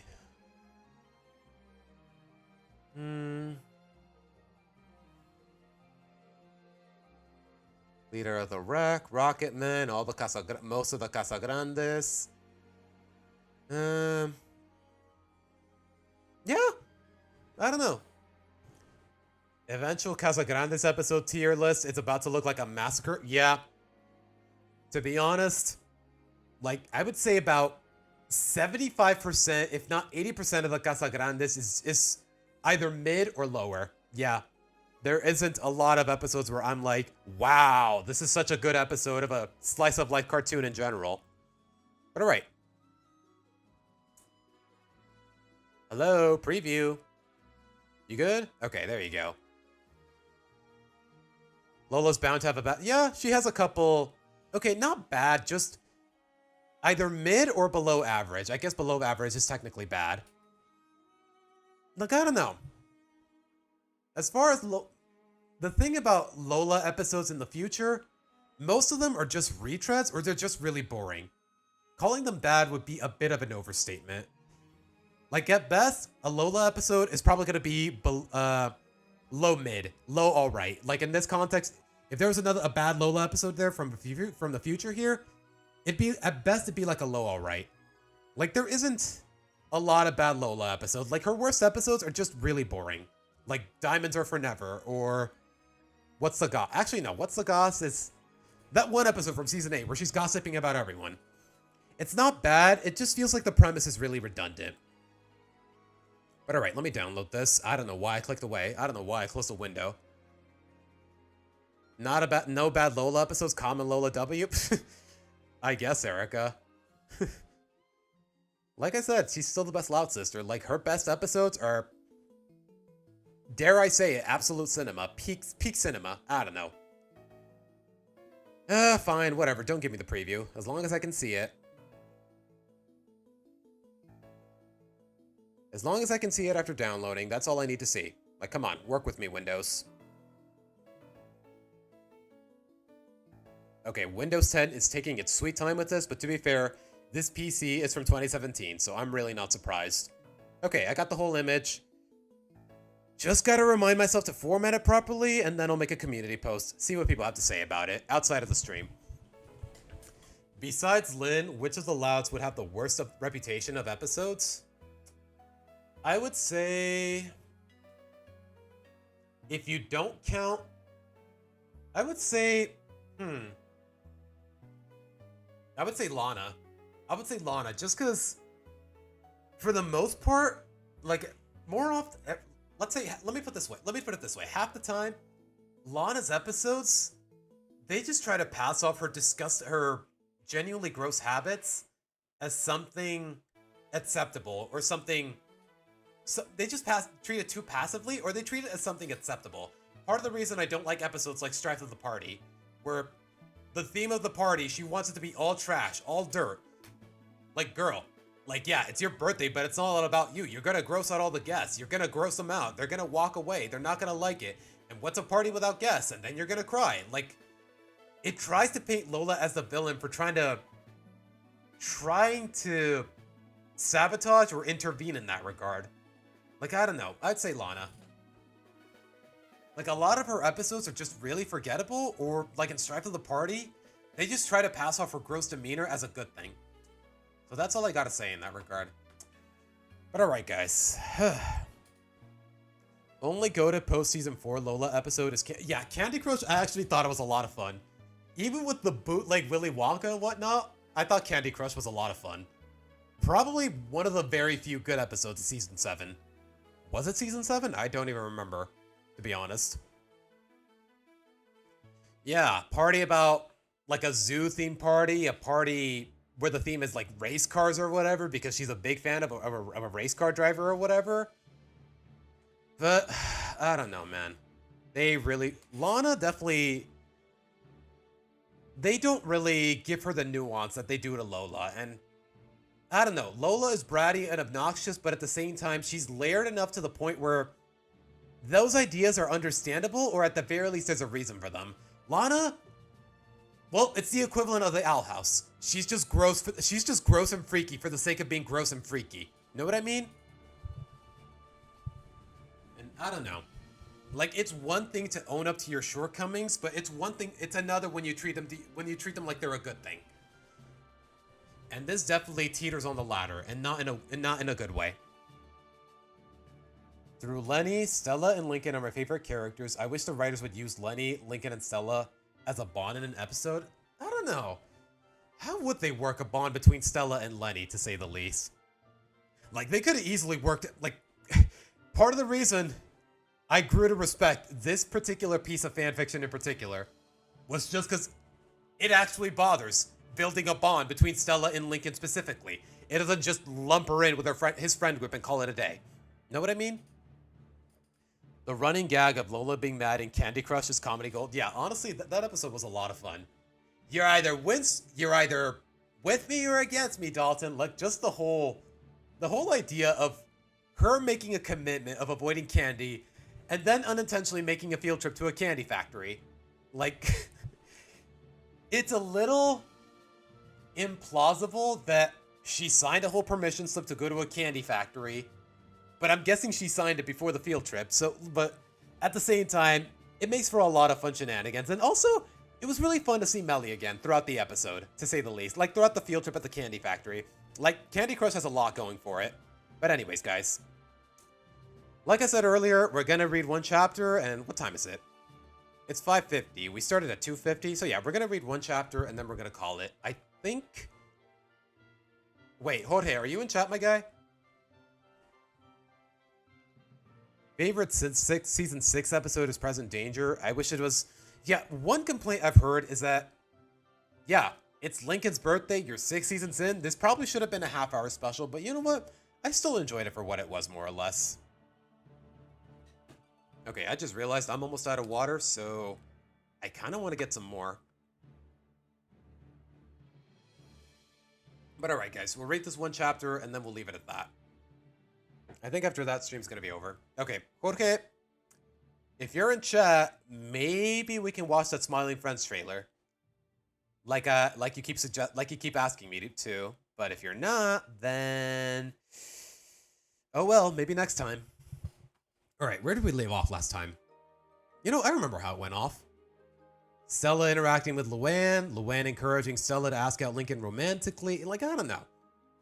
Like, I haven't read this in like 2 weeks, guys, and if I'm not caught up, then chat definitely isn't. So it's a little awkward to continue off of chapter 7, but at the same time, I do want to finish this, to say the least.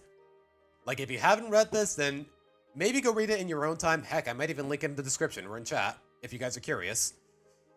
But for now, even though chat is going to be a little out of the loop, I do want to continue where I left off, more or less. Is it just me?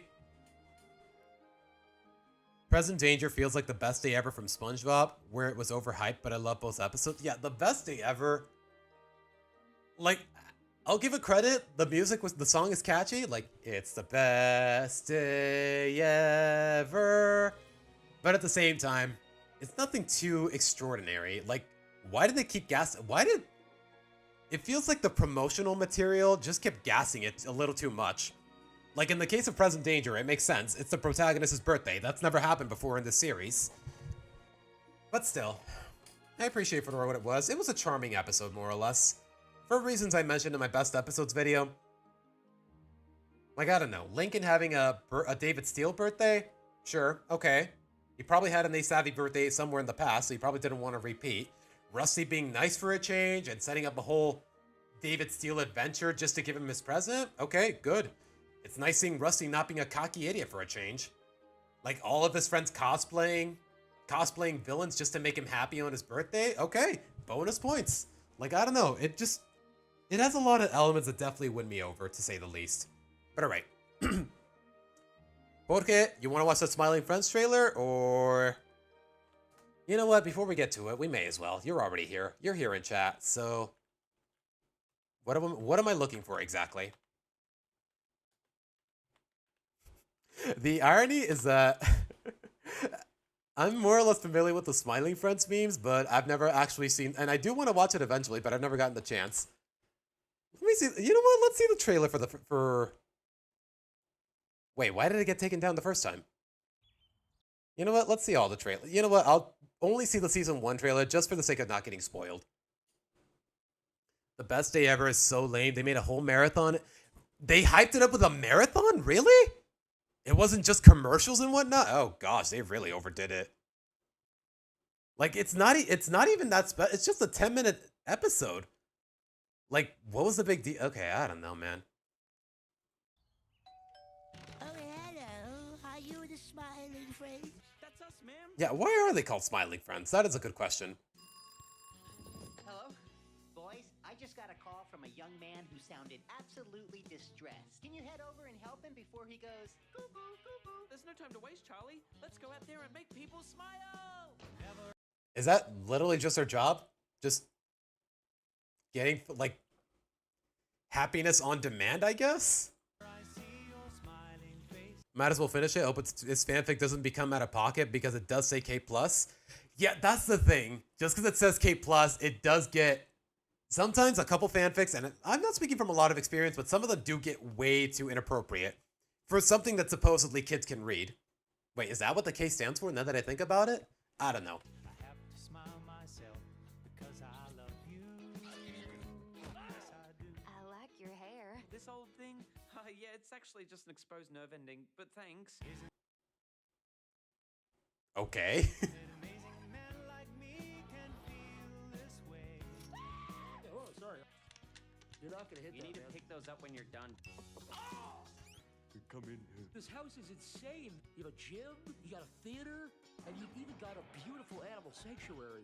I think that's just a TV. Oh, don't cry, Mr. Ketchup. We'll solve this mystery soon. Thank you, Pim.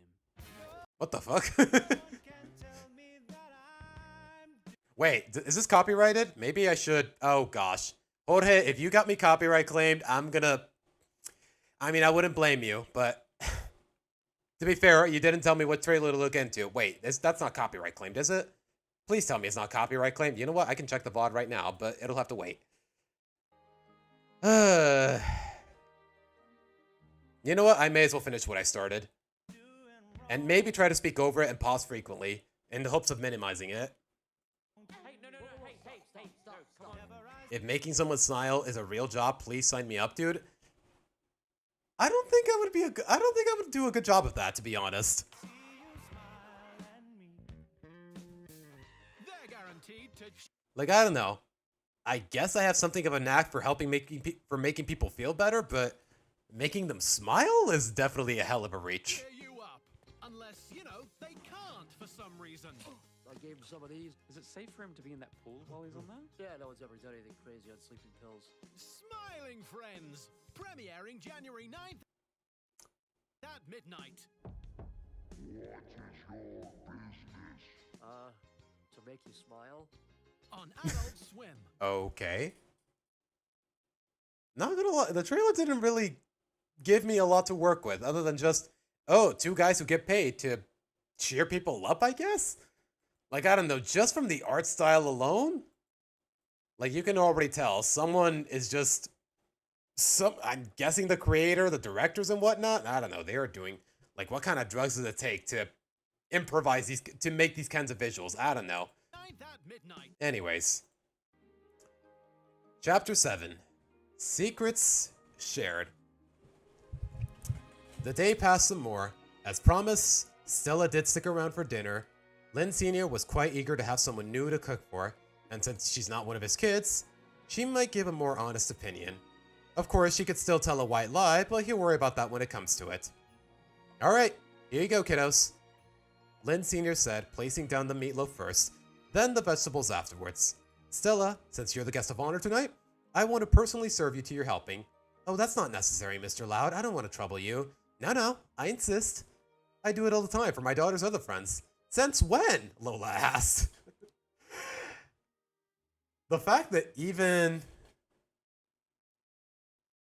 Lynn Sr.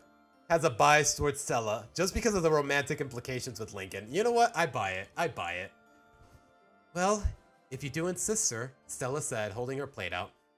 You'll love this. It's restaurant quality. All right, everyone else dig in. Try not to take too much. No promises, Pops, Lynn said, going for her own helping. Seriously, don't hog all the food, Lynn, Lincoln sternly said. Hey, I want some, Lana said. Yeah, I want my stomach to meet this dinner too, Luann said, chuckling afterwards as she went for her share. Come on, girls, behave in front of our guest. It's okay, Mr. Loud. I like it better when people are themselves, Stella insisted. Aww. Wow, you're a very well-mannered girl. Your parents did a great job raising you. Okay, Rita, that is a hell of a leap. I feel like that line could definitely be worded a little better. Aw, thanks, Mrs. Loud. I guess maybe it takes one good parent to know one, Stella said. I mean, raising 11 kids? That takes a lot of skill. Although, to be fair, though, they really do not they really do...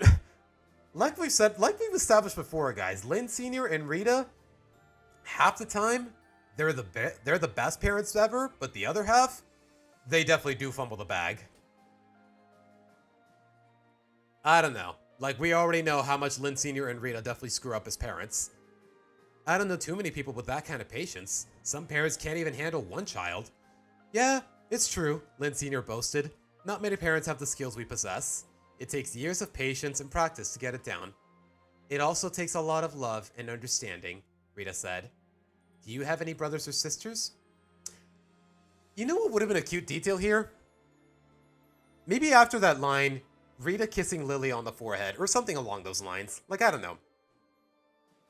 Do you have any brothers or sisters? No, I'm an only child, Stella said. I kind of envy Lincoln for having so many sisters. Want Lola? Lana joked. Wow, great choice, Lana, Lola said sarcastically. After all, if Stella had to pick one of us to be your sister, I'd obviously be the best choice. Not like you have anything to offer. Hey, I could totally make a great sister to Stella, Lana shouted. Girls, no fighting at the dinner table, Rita scolded. I couldn't take any of Lincoln's sisters away. It would break his heart, Stella said. Well, yeah, Lincoln... Okay, I was about to use my Lynn voice, but then I realized Lola's the one who said it. Well, yeah, Lincoln would be devastated if I weren't around, Lola said. Nothing personal, Stella, but I can't leave my favorite brother without his best sister. That's fine. If Lincoln were my brother, I wouldn't want to give him up either, Stella said. Aww. Good thing he's not your brother, eh, Stella? Lynn said, shifting her eyebrows up and down. Lynn...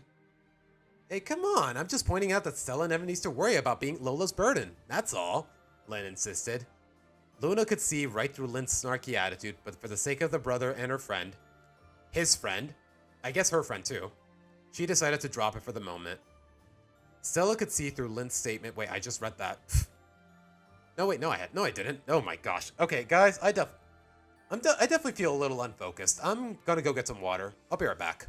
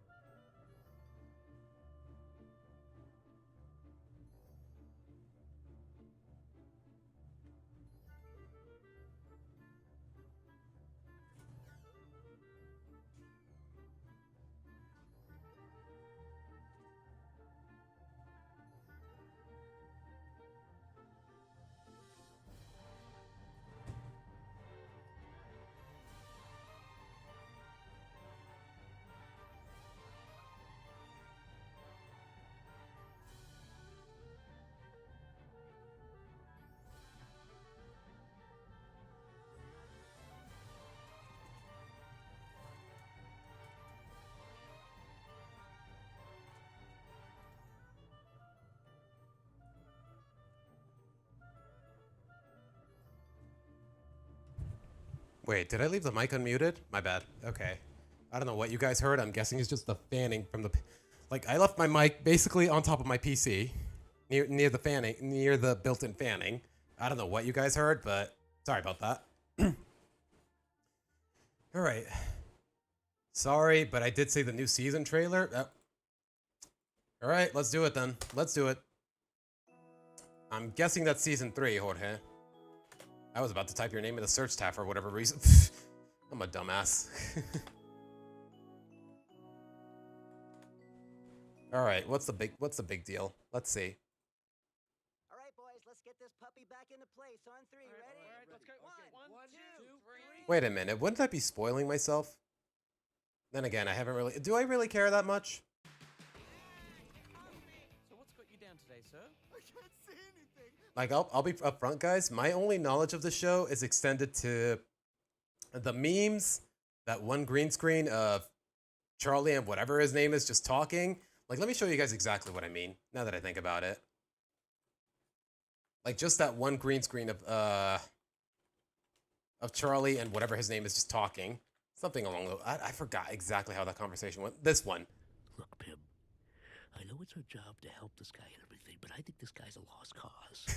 He's obviously made up his mind. Why don't we just cut our losses and get out of here?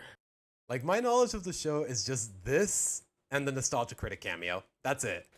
Like, I'm a big fan of Nostalgia Critic, so I definitely was really happy for him when he got that cameo. But other than that, I know little to nothing about the show. Have you tried just moving your hands away from your eyes? I can see. I don't know what that is. Oh, so that's where that green screen comes from.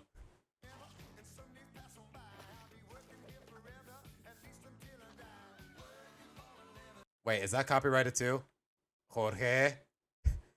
You said the new season trailer, but that might also be copyrighted. Oh gosh, I am dreading it. Hold on. For all I know, YouTube system already detected it. Oh boy. You know what? Let me check. Let me double check. Just out of paranoia, let me check. So far, nothing yet. No restrictions, but for all I know, that's going to change later. Jorge, if you're gonna recommend something, I suggest please don't give me something that could get copyright claimed. That's all I can tell you, man. If it isn't, if you can tell me for sure that it isn't, then I'll be more than happy to finish watching it. Would I rather have a GR35 Nissan or a Toyota Supra? I'm gonna be real with you, John. I have no idea what either of those cars look like. Let's see.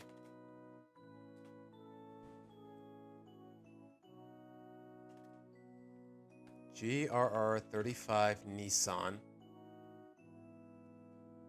Assuming you spelled that correctly.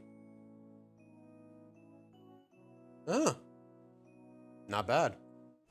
Let's see, what's the alternative? Toyota Supra. Okay, somehow Google knew exactly what I was thinking, and that's very concerning. Like, I don't know, I'm not too crazy about sports cars of any kind, John, but I guess if I had to choose, I'd go with the Nissan. Like, I don't know, it looks a lot less flashy, to say the least. That's all I can really say, though. GTT. Is that what I just saw? Jorge is setting the stream for failure? Bro, it's like, Jorge, are you trying to sabotage me, my boy? Nah, you wouldn't do that, but even then, like, come on, man. The art style is too goofy for me, even though I know it's the point of the show. Yeah. Like, whoever illustrated the show, you can tell they were on some kind of drug, for all I know. But anyways, that's enough about Smiley Friends for now. Where did I leave off? Let's see. I think this is where we left off. Stella could see through Lynn's statement, but she wasn't going to bring it up. But she had a feeling that this wouldn't be the last snide comment she would hear from her. So, Stella, what do you think? Lynn Sr. asked. Be totally honest. I can take any criticism. No, you can't. There's nothing to criticize. This tastes really great, Mr. Loud, Stella said. You truly are a great cook, sir. Really? Wow. Thanks. That means a lot, Stella. Lynn Sr. said. Okay, we know how sensitive he is. He probably would tear up a little. If this is what your kids eat every day, then I really envy this family, Stella said. Good thing you have your own restaurant. Now everyone can try your food. That's always been the main goal, Len Sr. said. I love cooking so much I wanted to make a career out of it. Plus, it set a good example for the kiddos, that you can make any dream a reality. I do admire that all of your kids have something they're so good at. Music, sports, comedy, pageants. Like, honestly, portraying Stella as this outside observer of the Loud family, especially considering her introduction as a new girl and whatnot. Like, honestly, I really like this. I really like this. Just presenting her as a girl that Lincoln befriended out of infatuation, more or less, and her growing to one of his closest friends, this outside observer who builds bonds with most of the family. Basically, and I know this is going to sound crazy, they should have done with her what they did with Lincoln's girlfriend in the Really Loud House, with Zia, the second girl. The one that didn't break up with him for really stupid reasons. They should have done with her what they did with Zia in the Really Loud House. And it would have been so much more compelling than she ever was. Not that Zia was really compelling in the first place, but still. I've seen streams of people listening to full albums. They just pause frequently and talk about the songs. I think just doing something similar like that could be fine. Well, I hope so, Erica. Seeing that Sigurd picture reminds me of the menace that legendary... Yeah, legendary Sigurd straight up made me almost quit Heroes. Like, at the time, I built a Gangrel with, like, close counter and whatnot. He could not one-shot legendary Sigurd for the life of him. Holy Knight Aura went off. Everyone got the extra movement. All of my backline got sniped. Like, I fucking hate it. There was no means to pierce his damage reduction or KO him. Legendary Sigurd was a pain in the ass, bro. Oh my gosh, don't remind me. Like, I respect the character more or less. And speaking of love at first sight, there's him and Deirdre, just like there's Lincoln and Stella. Yo, somebody should make fan art of that. Lincoln and Stella cosplaying as Sigurd and Deirdre. That would be really cute. Somebody get in on that, please. Anyways. Back to it. Where did I leave off? They're so skilled at music, sports, comedy, pageants. Did they get any of that from you, sir? Well, Luna did acquire my musical taste, Len Senior said, as well as a fine taste for British culture. Got that right, Gov. Aww, Luna said, putting on her own accent. That's really cute. And Luann may have heard a few of my witty puns as a child. Of course, she's far surpassed me in that aspect, Len Senior said. You'll always be my punspiration, Dad. Okay, that one didn't even make much sense, but you know what? I'll let him have it. Chuckling a bit, as did Stella. Lincoln here, my little man with the plan, learned a thing or two from his old man on how to get things done, Len Senior said. Me and Dad always think outside the box, Lincoln said. And while I've never really been one for playing sports, watching them a lot helped influence Junior to take up every sport she could. Now that's really ambitious. I always go hard and I never give up on anything. Anything at all, Lynn Jr. said, turning to Stella. Stella had a feeling those words had extra meaning, though she smiled it off a bit forcefully. That's cute, but you don't do every sport, right? Only Lori plays golf, doesn't she? Yeah, but that's not really an intense sport. Too much waiting. It too is a sport. Just because I don't constantly risk breaking my bones doesn't make it any less of a sport, Lori said. Not saying it isn't a sport, it's just, well, easy to pick up. But it drags on for so long, Lynn said. Excuse me? You know what drags on? Your baseball games, Lori said. Every game's the same thing. Swing, hit, run. It's repetitive. Wait, is this stream buffering? No, okay. Linspiration would have been better. That's the thing. Luann was the one making the pun, so. Oh wait, no, he's called Lynn Senior. Duh. What am I saying? Aw, that would have been better. Okay, yeah. Hey, you know what?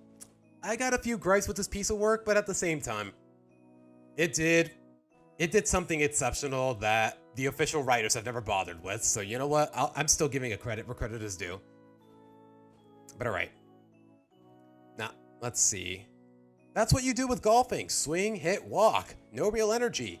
Baseball has the added drama of making the bases. Girls, it's getting a bit tense here, Lynn Sr. nervously said. Fine, I'll admit there's drama. Like you getting so superstitious out there that you do those stupid dances, Lori said. Hey, do not disrespect the baseball gods, Lynn warned. Baseball gods? Stella said in confusion. Lynn really believes in good luck, so she does what she can to appease these baseball gods of hers. Hey, It works. Except that one time, Lynn said. Still trying to figure out what the bad luck was. Oh boy. Too bad I don't remember too much from that day. Bad luck? Stella asked. She did remember hearing Lynn mention that Lincoln pretended to be bad luck once. Something told her that this was something she needed to be wary of. Lynn, it's possible that the other team was just better that day. Maybe it has nothing to do with luck, just skill. If it was, then I'd always win. The only way I would lose is if I were unlucky, Lynn said. Or if anyone I brought was also unlucky. Stella glanced briefly towards Lincoln, putting the pieces together even more. That seems a bit silly, Lynn. No one is bad luck after all. If you truly believe in luck, maybe the other team just had the good luck. I mean, it can't be anything you or anyone else did. Not your parents, any of your sisters, or your little brother. Okay, props to Stella for catching on. I believe it. Lincoln could suddenly feel some tension. The way Stella talked as if she knew something. How she would know was anyone's guess. He never told her about the incident. He never liked telling people because of how insane it sounded. Yeah, you never should have told the audience, man. Still the worst episode in this whole franchise, at least in my opinion. Or at least, really the general consensus. Plus, he partially blames himself for that, so he'd rather not dig up old mistakes. Well, I know now it's not Lincoln, Lynn said, getting a gasp from her family. Lynn Sr. needed to derail this before his daughter admitted anything embarrassing or regretful, or in the situation, both. Stella, why would you think it was Lincoln? Stella asked. Why not any of your sisters? I don't think any of them are unlucky. We're not, Lana said, hoping to derail this as well. Lynn was just being a sore loser that day, so she blamed Lincoln for her problems. Like we always do. She's not wrong. Okay, Lana's cooking. Okay. Hey, that's not true, Lola shouted, getting a groan of annoyance from many of the siblings. Now there was going to be two problems. If anything, I blame you more for my troubles than I do Lincoln. At least he owns up to it, unlike you. I'm sure Lana's taken responsibility, Lincoln said. I mean, if she breaks something, she's good at fixing it. Thanks, bro, Lana said. At least someone appreciates what I do. Like you've ever shown appreciation to me for all those tea parties, Lola shouted. You know I hate tea parties. What kind of dumb rule is it to extend your pinky when you're drinking out of a cup?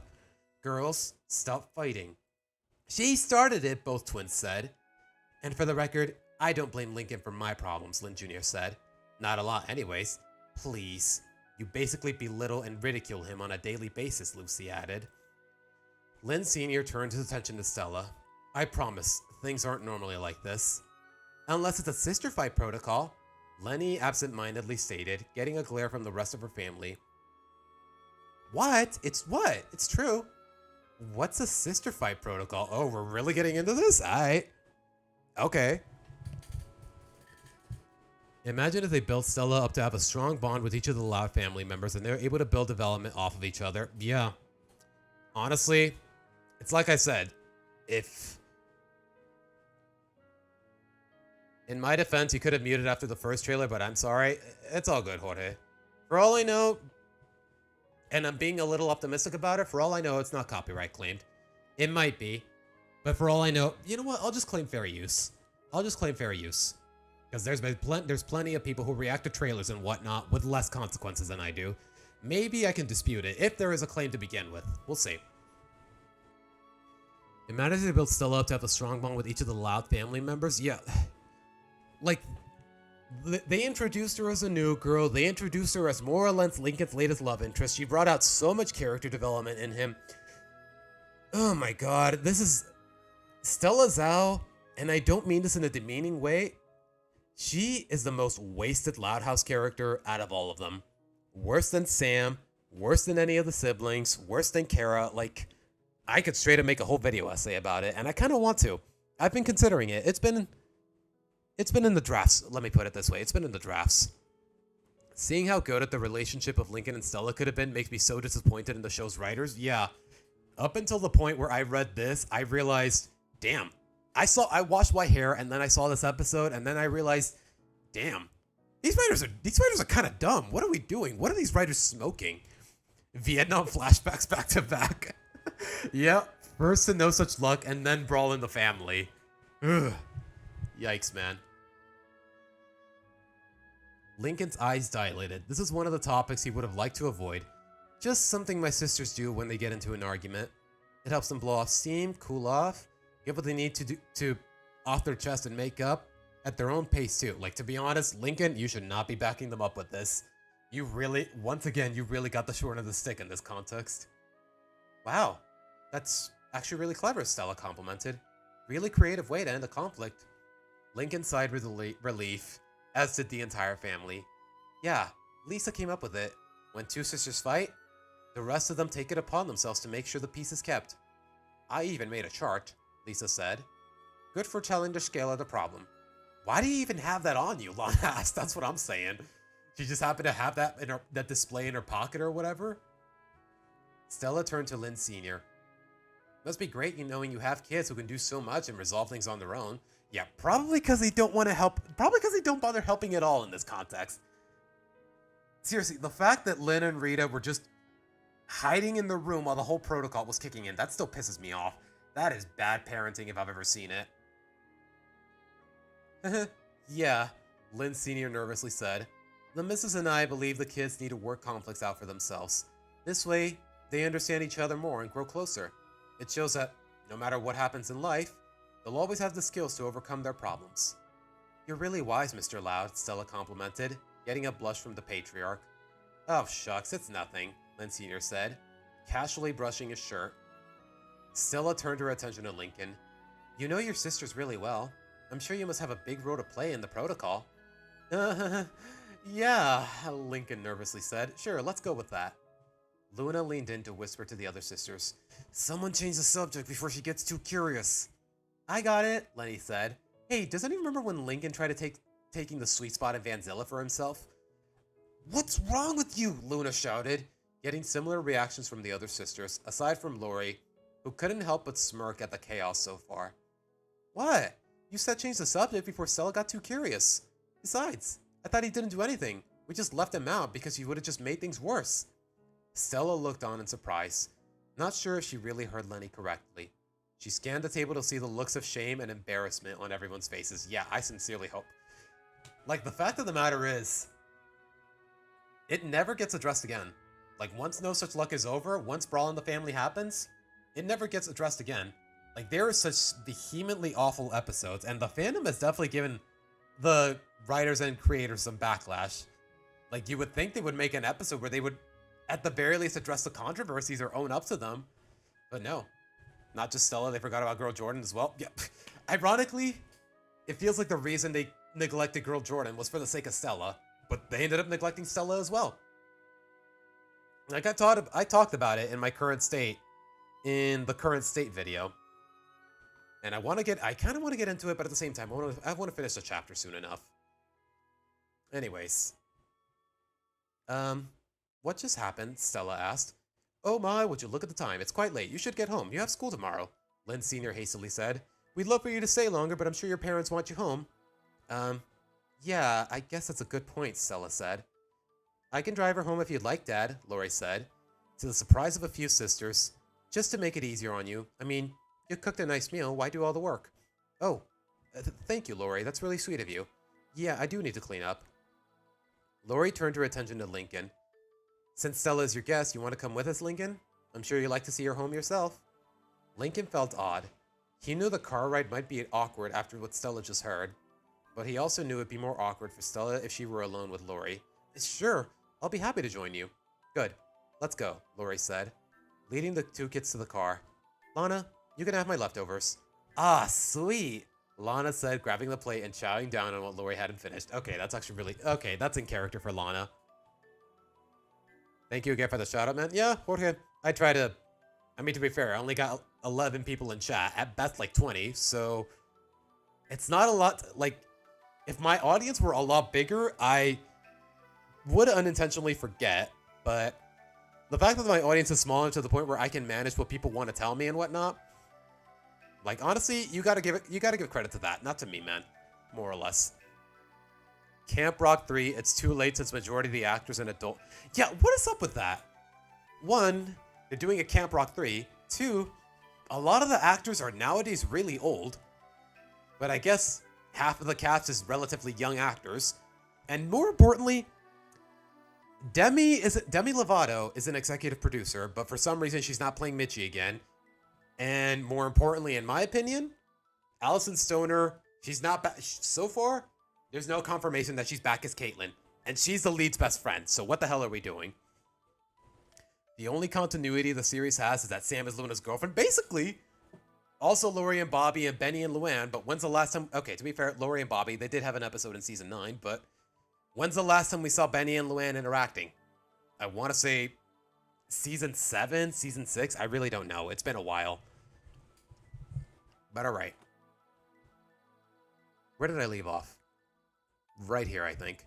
Once they had left, some tension had died down, but Rita certainly wasn't happy with what had transpired. We're gonna need a nice talk soon, ladies.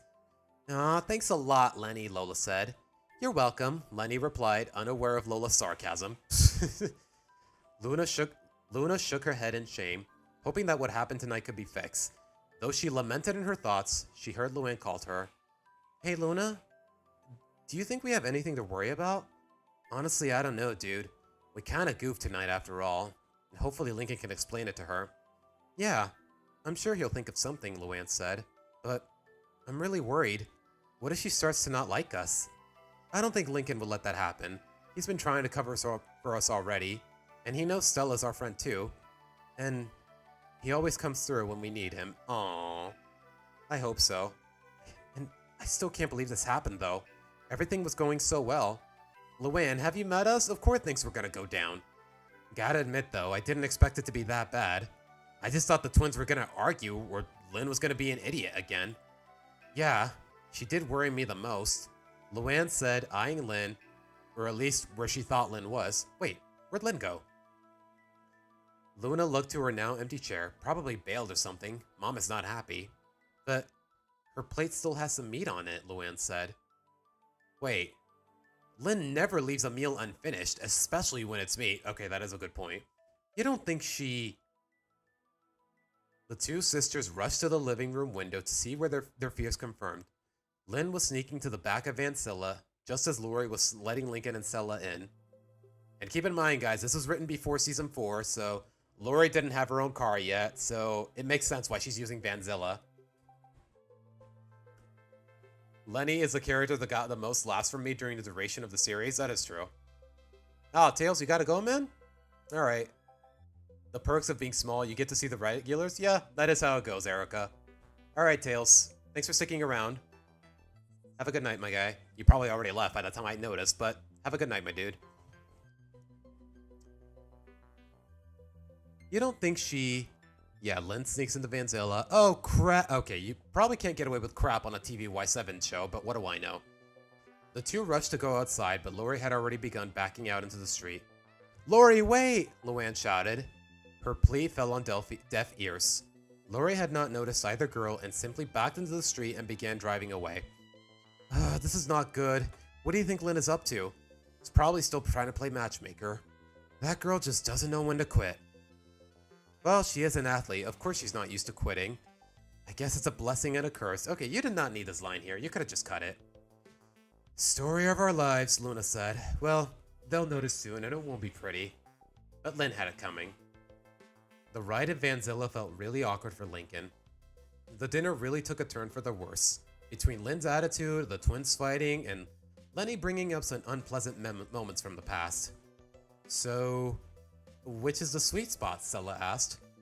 Right behind our seat, Lincoln explained. It's the perfect seat. You're not stuck in the back where fights happen, not in the front where my parents can keep too close of an eye on us, or listen to their weird choice of music, and it's not soggy, it's not sticky, or springy. Huh, interesting. You know what? It's really nice that Stella was asking about the sweet spot. It shows that she's not being too judgmental about it, and she's also just legitimately curious. You know what? That's in character for her. I dig it.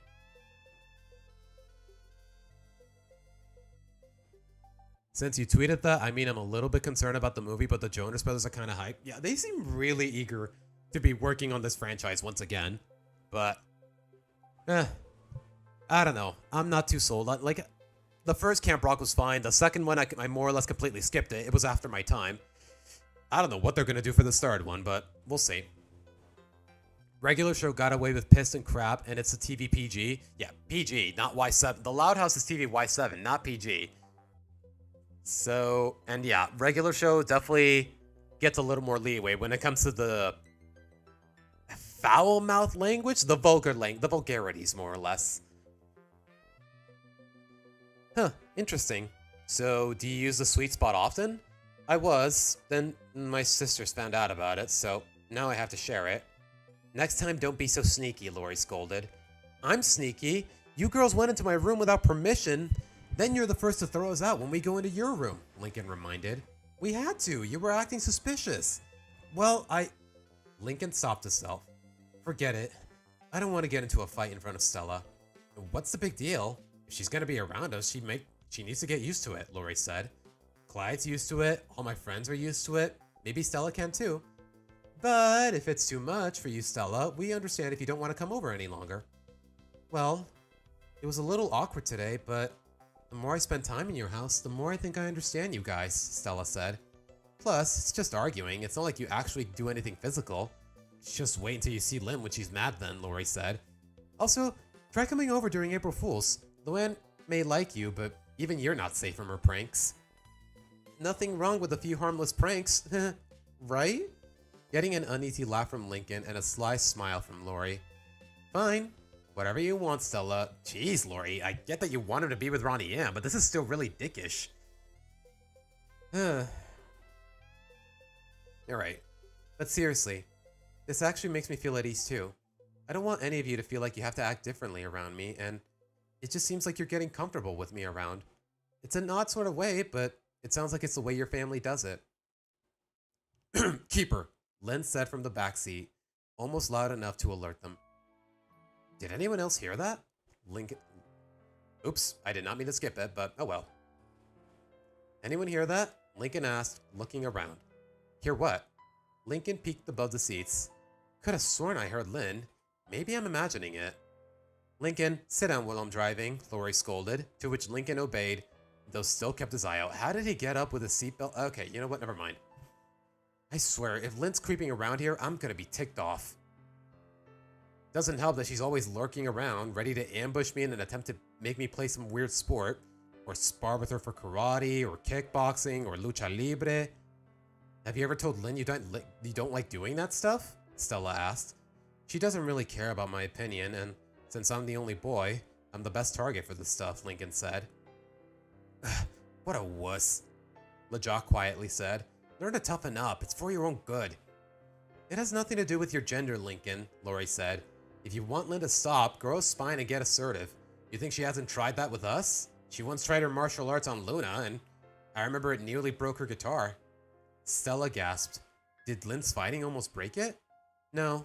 Luna knocked her on her butt and nearly whacked her over the head with her guitar, Lori said.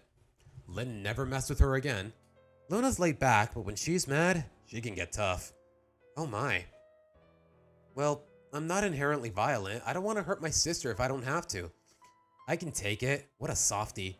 You don't need to be violent. Just be assertive. Stand your ground, Stella said. You said it yourself. You believe Lynn loves you a lot. Maybe she'll be more understanding than you think. Ew. Don't say mushy stuff about me, stinkin', Lynn muttered. I'll think about it. Lori looked out the window. Which house is yours, Stella? The one on the left. Come to think of it, have we ever canonically seen Stella's house? 6 seasons later? I don't think we ever have. Wow, that's really disappointing, but hey, it's a minor nitpick at the end of the day. I suppose if nosebleeds are good enough for Pokemon and Naruto, both anime aimed at kids, it's good enough for the Loud House? Yeah, I guess that's why they did part of the reason they established Clyde's crush on Lori. Oh yeah, Pokemon also had the one episode in Japanese where people pointing guns at Ash. Yeah, that got censored here in North America. Outside of Japan, that got censored more or less. Like, what is it nowadays? They were just pointing fingers like they did with Yu-Gi-Oh! It's so stupid, man. Alright, Jorge, thank you for sticking around. We're just about done here anyways. Yeah, we're about halfway through the chapter. We're close to being done here. Assuming I don't get too distracted, but thank you for sticking around, man. The one on the left. Thanks, Lori. Uh-huh. Stella looked a little disappointed, wondering if it's something that she's doing that's causing Lori's demeanor towards her. Well, I'll see you soon. Want me to walk you to your door? Lincoln asked. Aww. I think I'll be okay, Stella said. I don't want to keep you or your sister waiting. You might as well. I'm already out. Besides, I get the feeling my brother has more he wants to tell you. You can see it in his eyes, Lori said. Lincoln nodded. Yeah, something like that. Well, okay. Before Lincoln stepped out of the car, he heard his sister call his attention. Lincoln, if I were you, I'd be totally honest with her. Be honest about everything. Who knows? Maybe she'll be more understanding. Lincoln somewhat understood what Lori was saying, though this did confuse him. Why is Lori encouraging this when she treats Stella like such a burden? Okay. Lincoln stepped out of the car to walk Stella, just as Lori turned back to her phone. Or maybe she'll find us so terrible to be around she don't want to hang out with you anymore, but I'm sure we'll be fine regardless. Lynn had overheard Lori's little monologue, getting very irritated. You're such a jerk, Lori. I'm not letting you mess this up. She quietly exited Vanzilla as Lori texted some extra details to Carlota. As Lincoln walked Stella to the porch, the girl could see he wanted to say something, but he was too hesitant to speak. Lincoln, you know how you have something you want to tell me. I'll try to understand. I know. You're great like that. I don't want to overwhelm you, because my family has tons of weirdness that would normally drive people away. My sisters barely even tell their best friends. The only non-family members that know about half of this stuff are just Clyde and Bobby. And even some things they never really get a full story on. It's that bad, huh? Stella asked. Well, I care about you as a friend. I don't know. The line, I'm already pretty invested in our friendship, it feels a little corny. Like, I think a better way to word it is to say, I really care about you as my friend. And the friendships in your sisters, like Luna and Luann. Plus, I've kind of been your unofficial therapist, so I think whatever you have to tell me, I can take it. Plus, maybe you and your sisters can feel less awkward whenever something like this gets brought up again. Are you sure that's a good idea? Like I said, some of this stuff is bad, Lincoln said. Well, I would like to know. I mean, it's up to you. I won't make you tell me anything, but I feel like it can help you get a lot off your chest if you do. But it's your call. Just tell me when and I'll listen. Who knows? Maybe after that I can try to help your other sisters. Maybe I can help Lucy out. To think that she feels uncomfortable reading Princess Pony in front of her sisters, it just seems really harsh. Lucy will get better with age, Lincoln said. As for my other sisters, well, I guess Luann could use a listening ear. Maybe Luna too. It'll be my pleasure. Okay, maybe we can meet at the park tomorrow, Lincoln asked. I have a lot to get off my chest. I just hope you'll still be able to face my sisters after all it's said and done. Well, sure. See you tomorrow, Lincoln said. Lincoln waved bye as he went back to Vanzilla, Stella letting out a huge sigh after her friend had left. Deep down, she wasn't sure what she was getting herself into, but she really wanted to help him. Lincoln's a nice boy, but she can easily tell he's very troubled and stressed out. Plus, she's just really curious about the dynamic he has with his sisters. Can Lincoln really have such a complicated life? Oh, it's beyond complicated, Lynn said, appearing next to Stella and startling her. Oh, sorry, did I startle you? Man, you look so freaked out though. Kinda funny though, I wonder if that's why Lucy likes to do it. Lynn? Stella said. Speaking of secrets, Lucy likes Princess Pony? Lynn said, not hearing Stella. So what? She lied and made Lincoln take the blame? Not cool, bro. Lynn, I mean, I get it's embarrassing, but it's taking away Lincoln's credibility. I mean, our sisters barely think he's manly enough as is, making him think he reads Princess Pony, Lynn said. Continuing to unknowingly ignore Stella. I would never do that to Lincoln, which is why I'm his favorite. Lynn!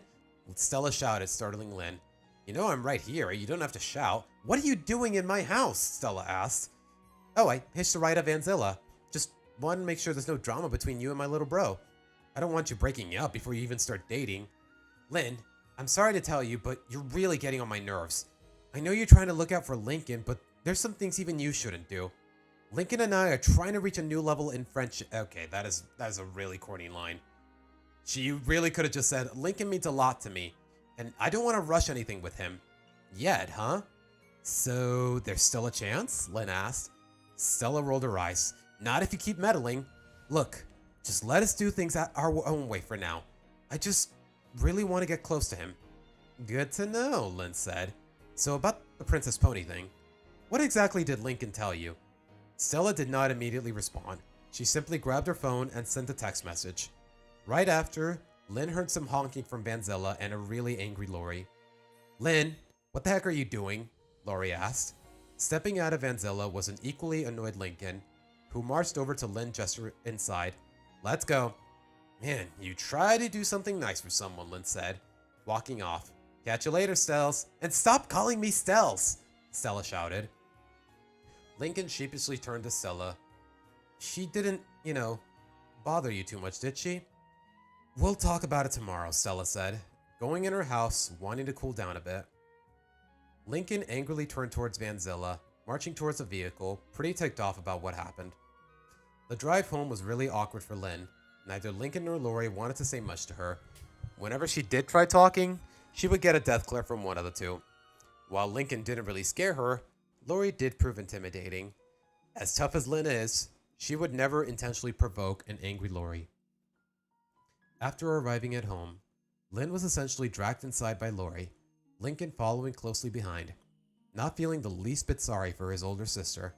Once inside, Lori had immediately told her mother about the stunt Lynn had pulled. Well then, LJ, since you like taking surprise rides in Vanzilla, tomorrow you'll spend the day after school cleaning it. Inside and out, Rita said. Now to your room, young lady. All right, Mom. Rita turned her attention back to her only son. I'm sorry about tonight, dear. I hope Stella wasn't too uncomfortable. She's fine. She didn't mind too much, but I'm hoping this won't happen again. I like her being here, and I don't want to scare her off, Lincoln said. Biblically accurate, Lynn. Why is that so accurate? Average Lynn sabotaging moment, biblically. Guys, bro, but damn. And I thought, I know Lynn's not a popular character, but damn.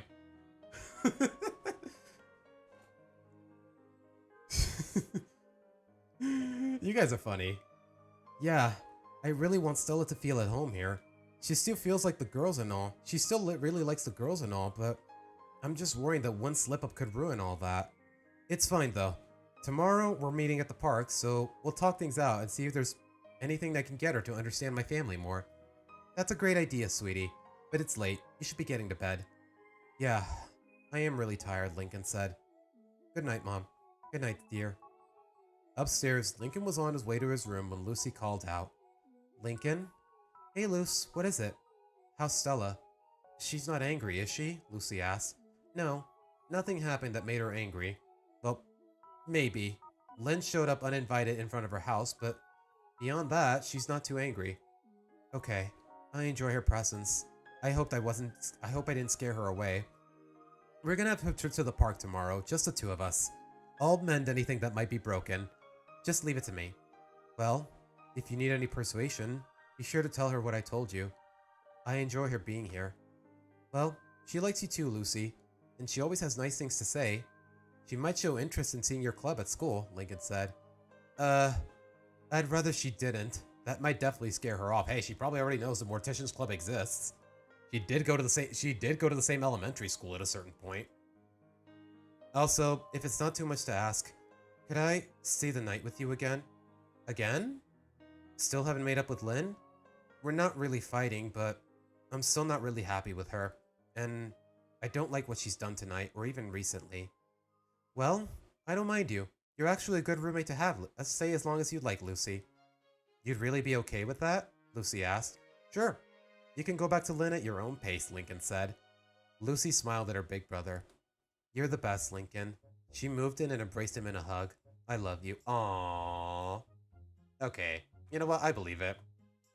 It's a little hard to believe that Lucy's a decent roommate, considering that she sleeps in a coffin and she has a pet bat, but I'm guessing that stayed in her room while she's here. Lincoln looked a bit shocked to hear that. Knowing that Lucy loves him isn't a surprise. All the siblings loved each other dearly, but they usually don't admit that. Most of them, at least. Mainly due to not wanting to sound mushy. Lucy even less, since she doesn't like showing displays of affection. So a hug followed by her admitting her love, seemed a bit shocking to take in, given how rare it was. Yeah, especially in the later seasons. And that was a complaint that I had in my latest Loud House video. Like, how often does this family hug each other or say I love you, or so much as any semblance of legitimate affection other than just the usual sibling shenanigans?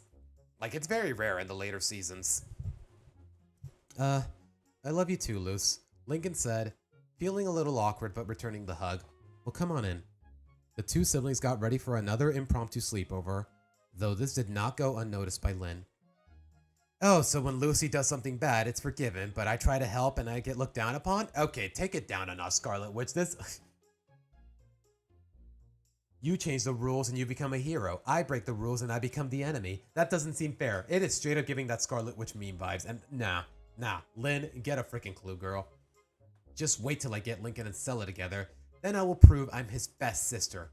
Lincoln, and he better be grateful. I'm doing so much for him. Yeah, sure, I annoy him, but he brings it on himself. Plus, I just like spending time with him. Why can't he get that through his head? Lynn laid on her bed, sadly looking up to the ceiling. I really do love my little bro. I really wish I could see I'm just doing it to help him. I don't want to hurt him. Before Stella, before Clyde, I was his best friend. I'm not going to let him forget who loves him the most out of all of us. Lynn simply went to sleep, feeling a bit lonely for the second night in a row. The following day was going to be quite interesting. Lincoln and Stella had caught their friends up to what happened at the house the previous day, leaving out unneeded details, at least as far as anything too personal to talk about.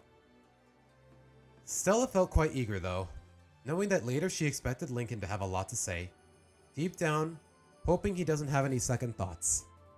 Lynn is never getting a dub? Yeah. Lynn... I wouldn't, you know what, saying she gets done dirty here? Nah, that would definitely be an overstatement. Like, nah. Keep in mind, this was written by a fan, and most of the fandom, they genuinely dislike Lynn. So, you know what? Yeah, Lynn is taking L after L after L, to the surprise of absolutely no one. But anyways, she really wants to know more about this family's dynamic. Why? She can't explain. Maybe her curiosity of seeing such a large family? Maybe just from her envy of not having a family of that size?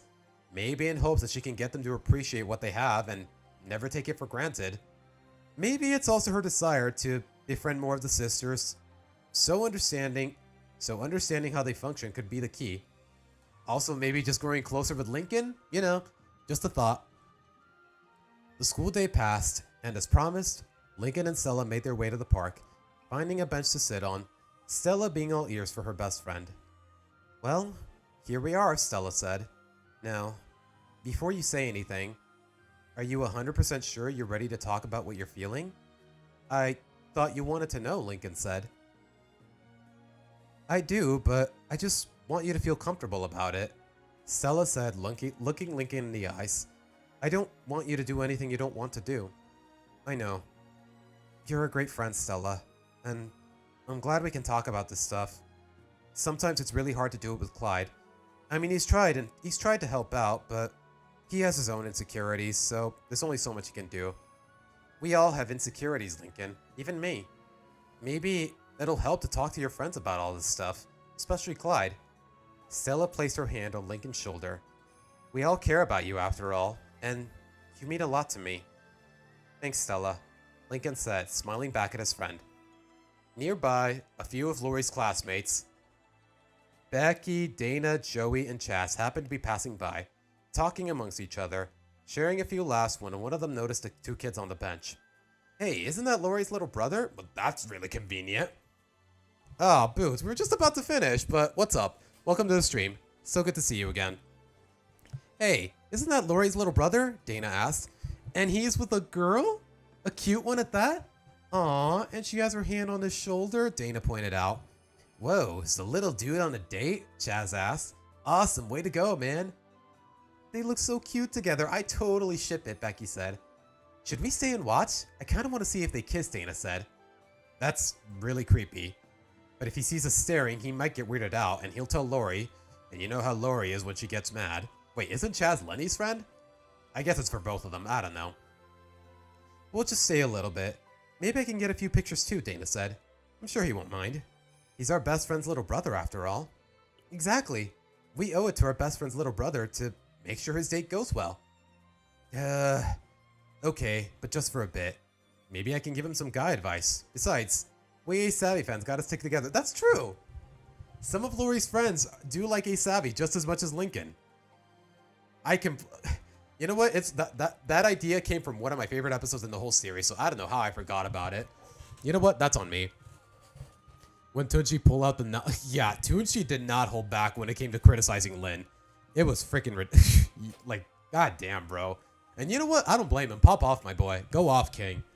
Like, Lin definitely deserves it. To this day, yeah, even when you take every episode of the series into account, Lin is still the worst Loud sister. It's not even close, even in 2025.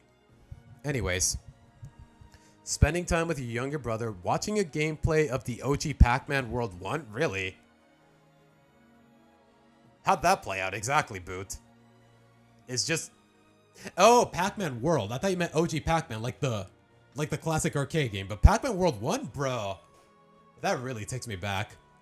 Like, back when I was a kid, my cousin had a PS1, and he had a copy of Pac-Man World. And every time I stopped by his house, I always tried to play it, and, well, I never got to finish it. You know what? Maybe I should buy the Switch remake, now that I think about it.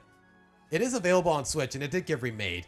Maybe I should play it someday, but then again, I don't know. Part of the fun was playing it with my cousin, but nowadays, he's got his own life. He lives in another country, and... well, he's got his own life. He's engaged. He's engaged. He's got a lot of money. He has a job. Like, I don't know. Maybe someday I can play with him for old time's sake, but I doubt he even remembers what we were doing back in the day. That's a shame. But yeah, Pac-Man World 1. I do want to play Pac-Man World 2 someday. And I'm pretty sure they all got ported to the Switch at some point. But I don't know. We'll have to wait and see. Yes, YouTube, I'm still watching. But alright, back to the story. Where did I leave off? Ace Savvy, that's where I left off. True that. Oh, heck yeah. Yeah, Ace Savvy. Gotta love that Ace, Dana awkwardly said, getting a glare from her friends.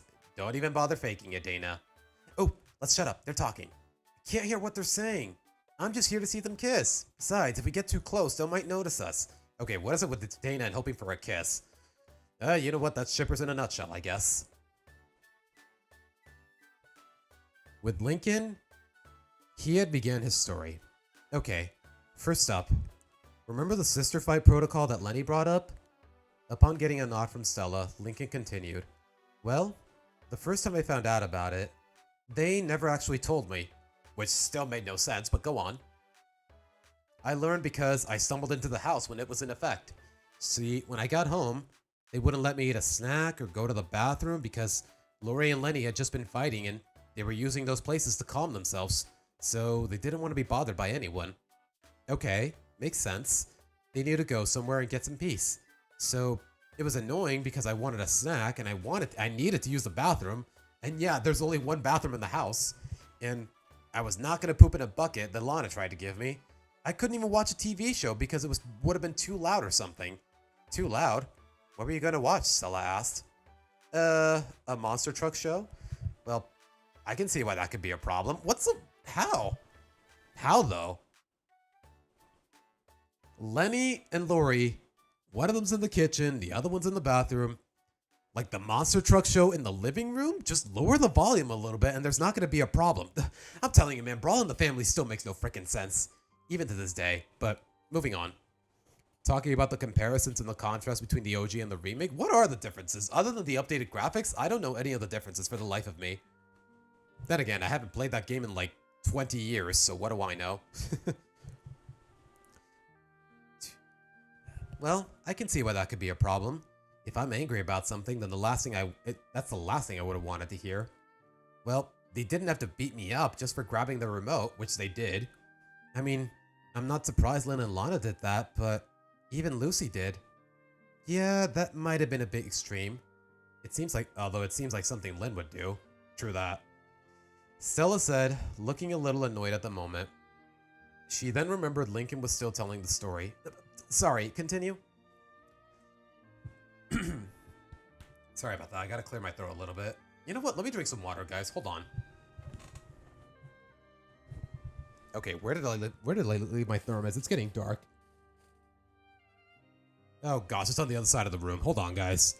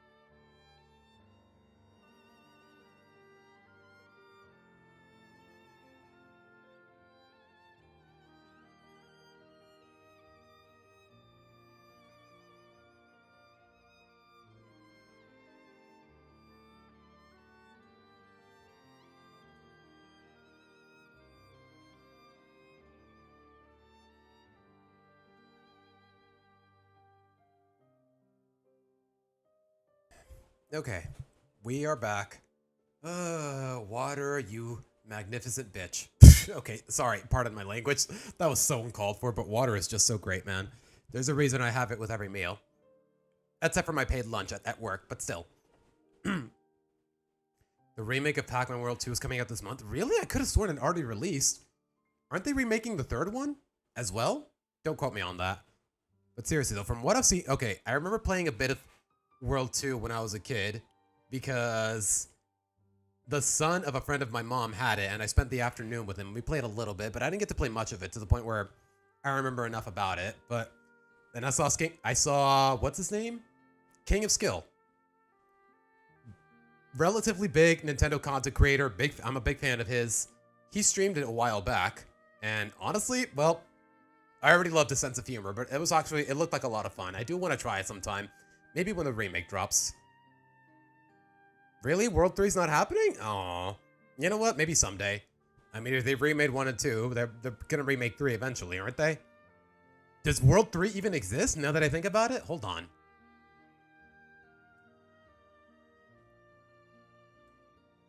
Okay, it does exist. I'm not crazy. Okay, good.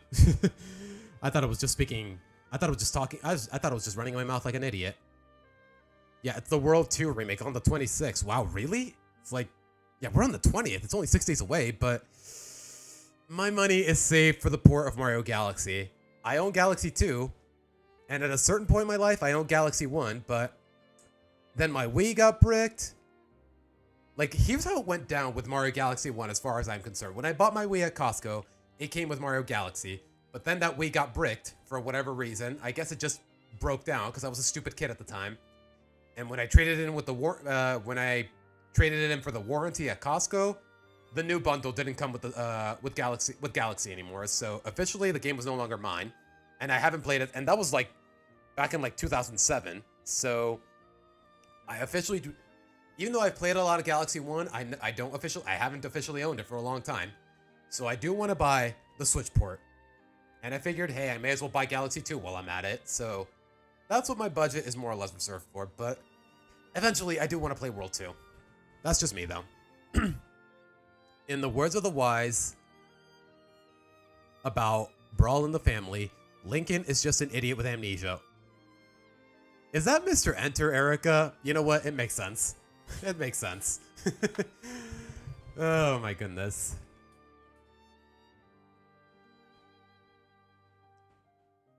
Even though it's the most popular ship, which I don't want to get into, so weird as a what? You mean? Oh, okay, I get what you mean, John. Yeah, no. Like, no, fuck that. No. I'm not getting into that either. It's a good thing you didn't. Yeah, King of Skill, he's high, low-key? King of Skill is kind of my goat. Like, King of Skill, seriously, guys, look him up. He's really funny. He covers a lot of games. Like, he plays a lot of Mario Party with friends who are just as funny. Like, he plays a lot of classic games that I'm also a big fan of. He's a big Fire Emblem fan. Like, if I could meet him, like, I would give him a hug, man.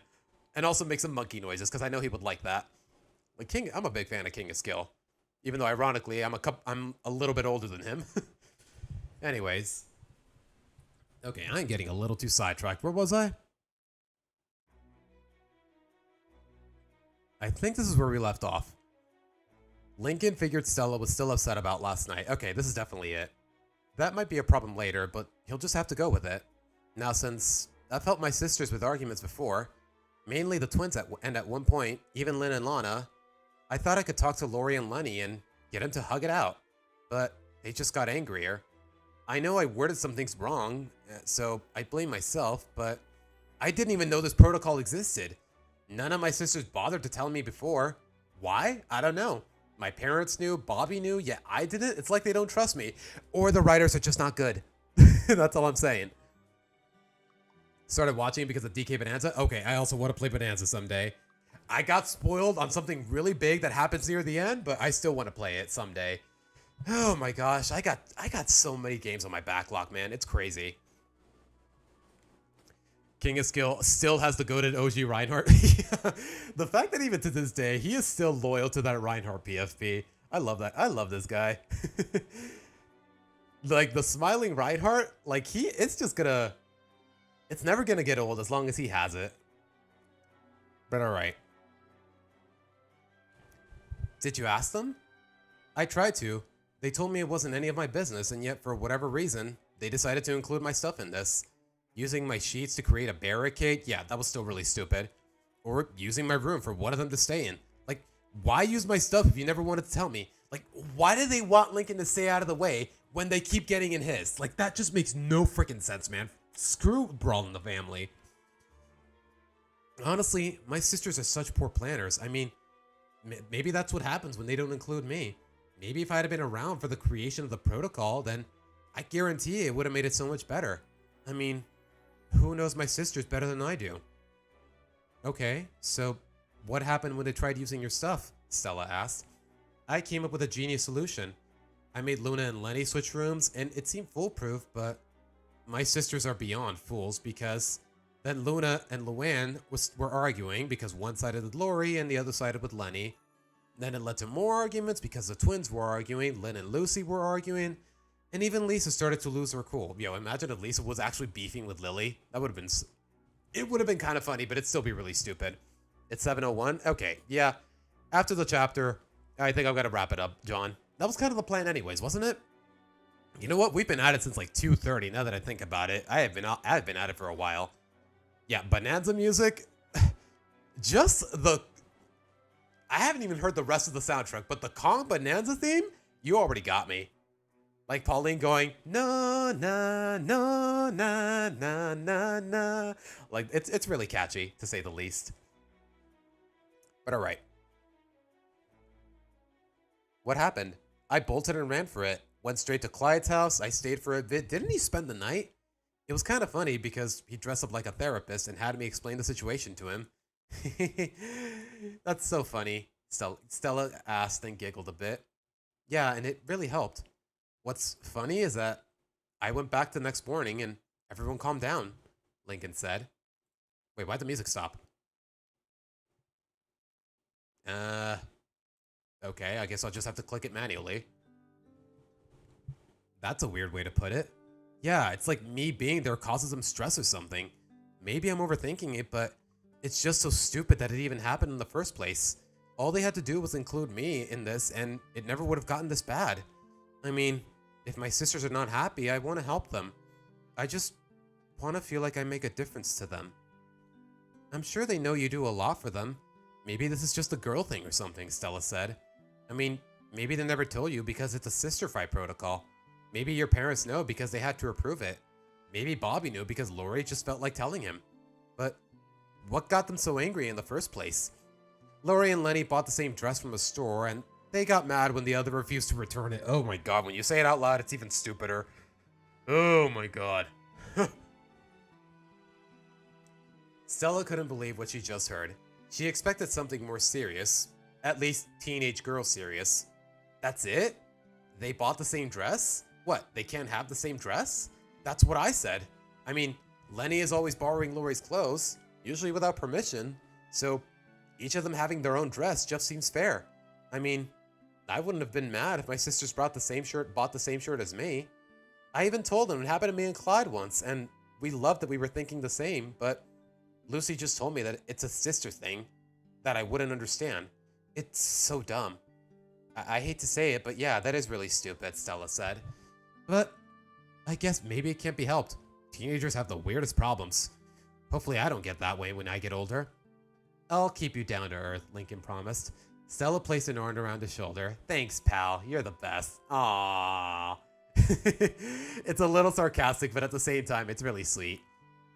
From the distance, Becky was squealing like a fangirl. Oh, so cute. Come on, little guy, return the favor. Kiss, kiss, kiss, Dana cheered. So, what else was there that's so bad? Stella asked, or was that it? No, there's one other thing, and it's really bad. Oh, here we go.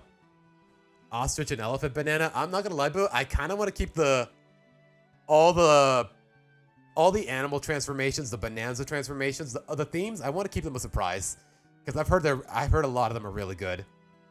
But all right. No, there's one other thing, and it's really bad. Before I tell you, just know I've forgiven my sisters for everything, so try not to be too enraged. What can be worse than having a massive argument over a silly dress? Stella asked. Yeah, Dana is being a little weird. I mean, it's not like she has a fixed character or anything, but she's definitely being a little out of pocket, to say the least. It's basically a problem with the scriptwriter, since before the dress brawl happening, Lenny was wearing Lori's shirt during season 1. Yeah. For once, instead of Lenny borrowing Lori's clothes without asking, she buys her own copy, and they're still fighting over it. Like, it's ridiculous. Me and my two sisters bought the same style of dress for our eldest sister's wedding years ago. That was our idea. Yeah. Honestly, Booth, that is so freaking sweet. You and a sister buying a dress, your sister buying the same dress for your presumably older sister's wedding. And I'm assuming you're the only sisters. Wow. Oh, wow. That is... Wow. Okay.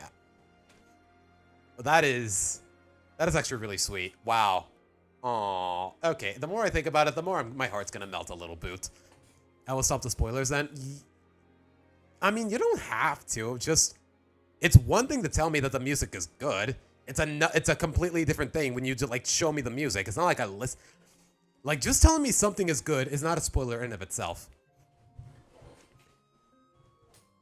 I remember episode, Nothing About It Sits Right. Yeah, Brawl in the Family? Yeah, yikes. Also, hello, Aura. Welcome to the stream. What can be worse than having a massive argument over a silly dress? Stella asked. The time my whole family thought I was bad luck, Lincoln said. You know what? I think this calls for different music, because it's definitely going to get dramatic. Hold on. And I think I know just what to use. Hold on. Is there an extended version of this one? Okay, here we go. Like, honestly, this track from Three Houses, like... Okay, I'm not going to spoil anything. I'm not going to spoil anything if you haven't played Three Houses, but then again, that game is from, like, 2019. But still, though, the moment this plays in Dimitri's route, like, goddamn, that is absolute peak cinema, man. Anyways. That time my whole family thought I was bad luck. Stella seemed to remember Lynn mentioning something about bad luck the other day. How did that happen? You know how all my sisters have different things they like doing? Lori has golf, Lenny has fashion shows, Lola has pageants, Luna has concerts, Luann has comedy shows. Well, one time, a while ago, I had to attend all of that, back to back, and more. It was exhausting keeping up with everything. Of course I did it because I have to be a good brother, but one day I just wanted a break. I wanted some me time. I wanted to do something I wanted to do.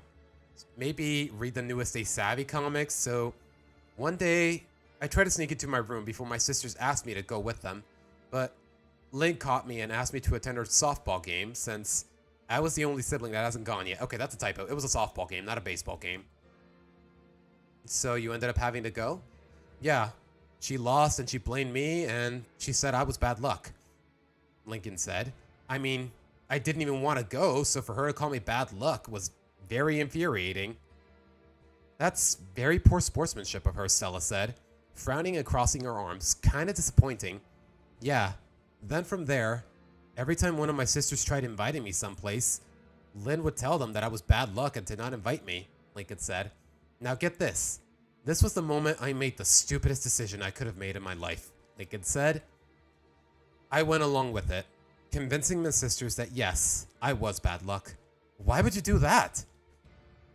Well, I figured they wouldn't invite me and I'd finally get some me time like I wanted. And it worked. None of my sisters bothered me and I finally had a chance to relax. Something tells me that didn't last. You guessed it. Being the man with the plan, my plans always go well, but this one went too well. Soon, my sisters stopped inviting me to anything at all, including the movies, the beach, Dairyland. So I didn't have to do the boring stuff, but I didn't have to do the fun stuff. I couldn't get to do the fun stuff either. And it gets worse. They didn't even want me in the house. I had to sleep in the backyard, in the cold. They even fed me through a doggy door. I wanted me time, but not that much. Lincoln took a deep breath, hoping to not get too frustrated, but this was a pretty bad event he was reliving. I tried to tell them I wasn't bad luck, but they didn't believe me, so I snuck over to Lynn's game disguised as the mascot and they won. I proved I wasn't bad luck, but then they thought the suit was lucky and made me wear it for like oh my god. The fact that that episode ends without us even knowing how long Lincoln had to wear the suit for. Like, oh my gosh, no such luck, bro. Screw this episode. You know what it's like wearing a mascot suit at a hot beach? I almost missed the cold nights. I was sweating from spots I didn't even know I could sweat. I got a huge rash on top of that too. I'm glad that didn't last though, but it was a pain in the butt to deal with it.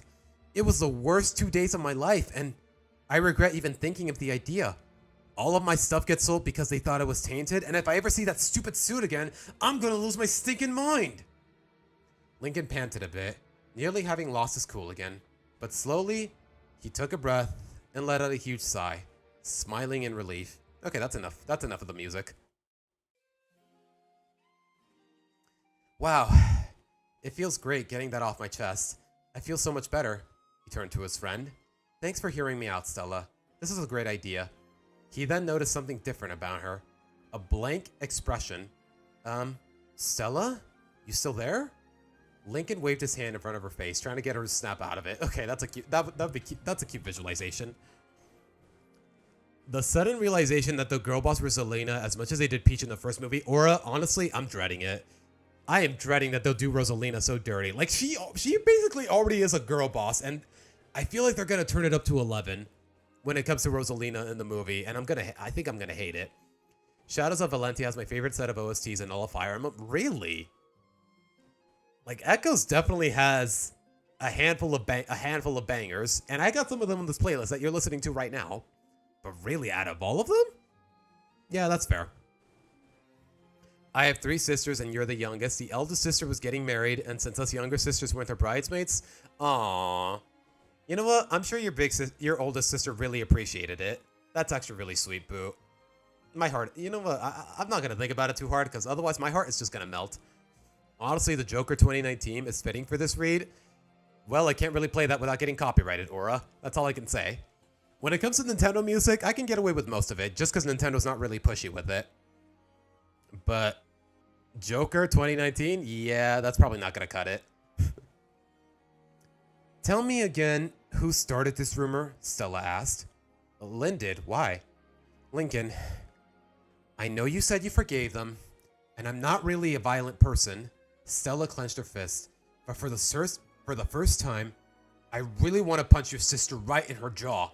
That surprised Lincoln a bit. How could she do something so stupid? Bad luck? Locking you out? Lincoln, how did you even put up with that?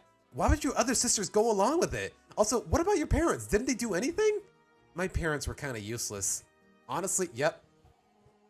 Another classic instance of the parents just being downright terrible parents. Lynn and Rita just being terrible parents. Rosalina is not a girl boss. She is the Luma Mama. I guess. Either way, for whatever the character is worth, I know there's not a lot of it, but Rosalina is definitely my favorite Mario princess. If you can even call her a princess, to say the least. Like, yeah, please don't. For the love of God, please just focus on instrumental renditions of the Galaxy OST. None of the shoehorned copyrighted music. Like, none of that Take On Me, none of that No Sleep Until Brooklyn, none of that. Oh my gosh, Starship Nicki Minaj. No, I do not want Nicki Minaj. Let me put it this way. I do not want Nicki fucking Minaj in the Mario movie. Please. None of that shit. Oh my god. I'm already dreading it, man. But you know how, Aura, you know how Illumination is. They're gonna sell out, unfortunately. Like, that's the one thing about Illumination that really bothers me. Sometimes you can just tell. More often than not, it feels like they're not in it for the passion of the art. They're just in it for the money. It's the reason we have 4 Despicable Me movies, when it could have just as easily been 2. Maybe even just 1. Like, I don't know, man.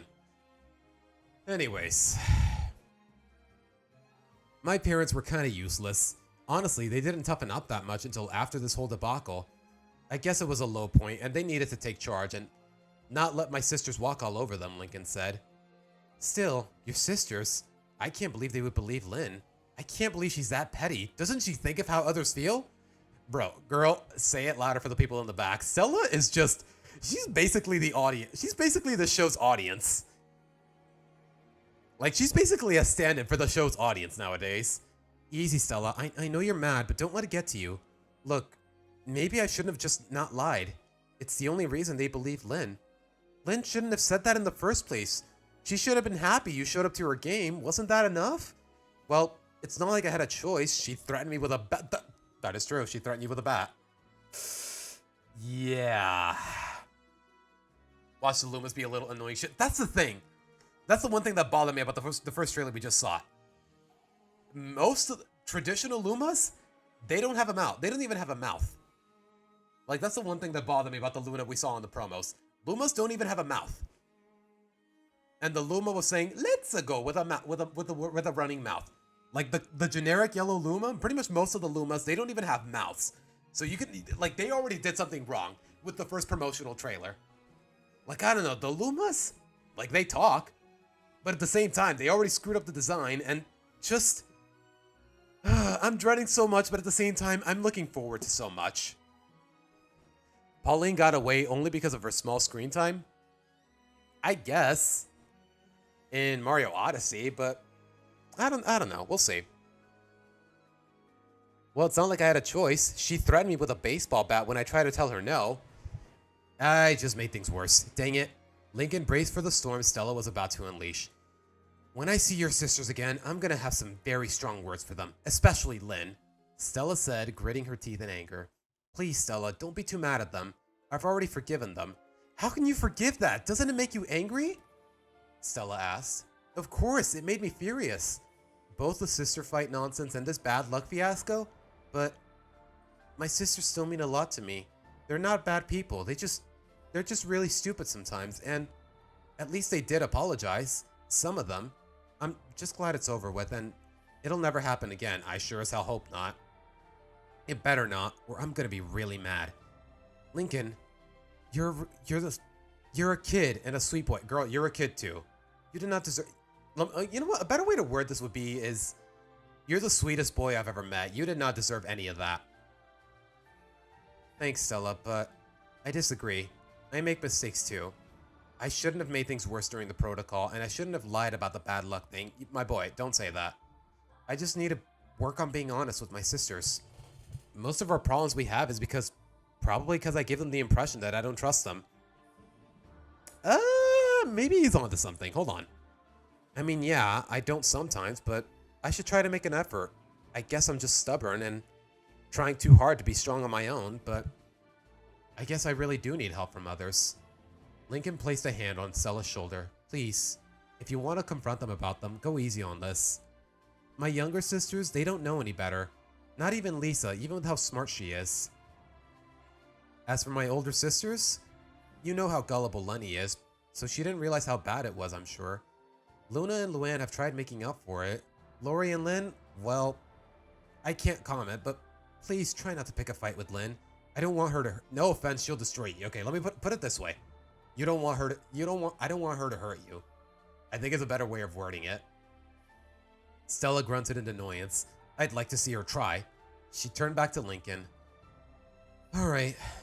I'll try to be understanding, but I do need to hear it from their perspective.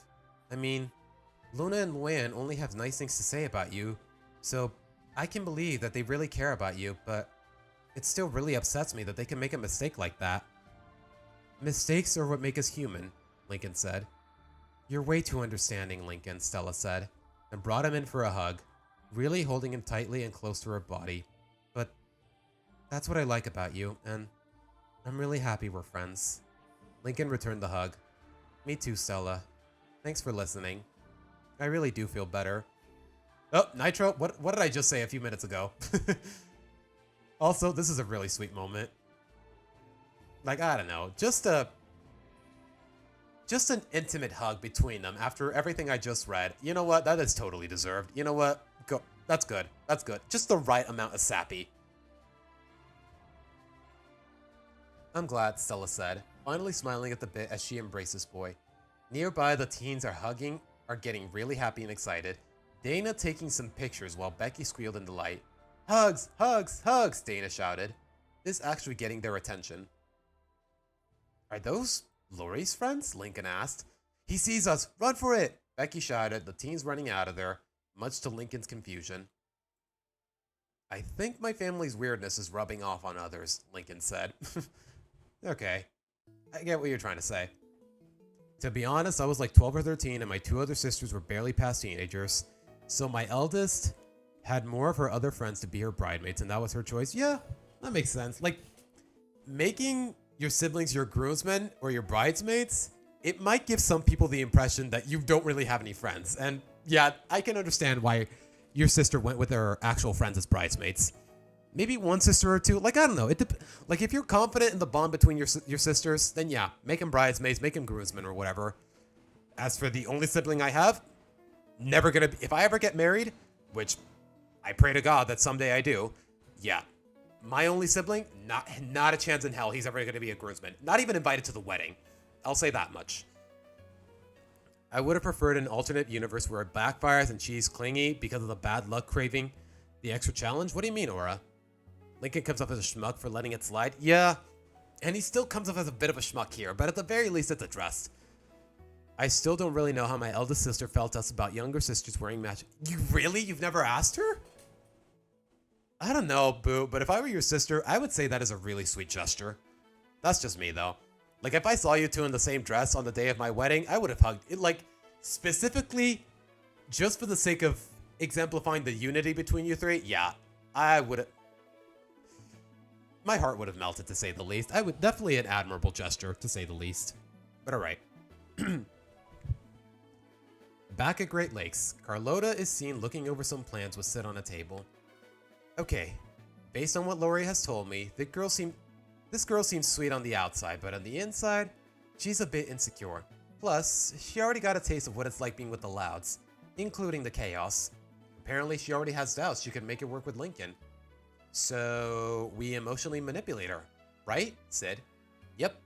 Now, Lori's gonna be doing most of the work, and she told me she already tried planting the seeds. But what we gotta do what we can to water them. Being a part of a big family, I just know how to help Lori show this girl the downsides.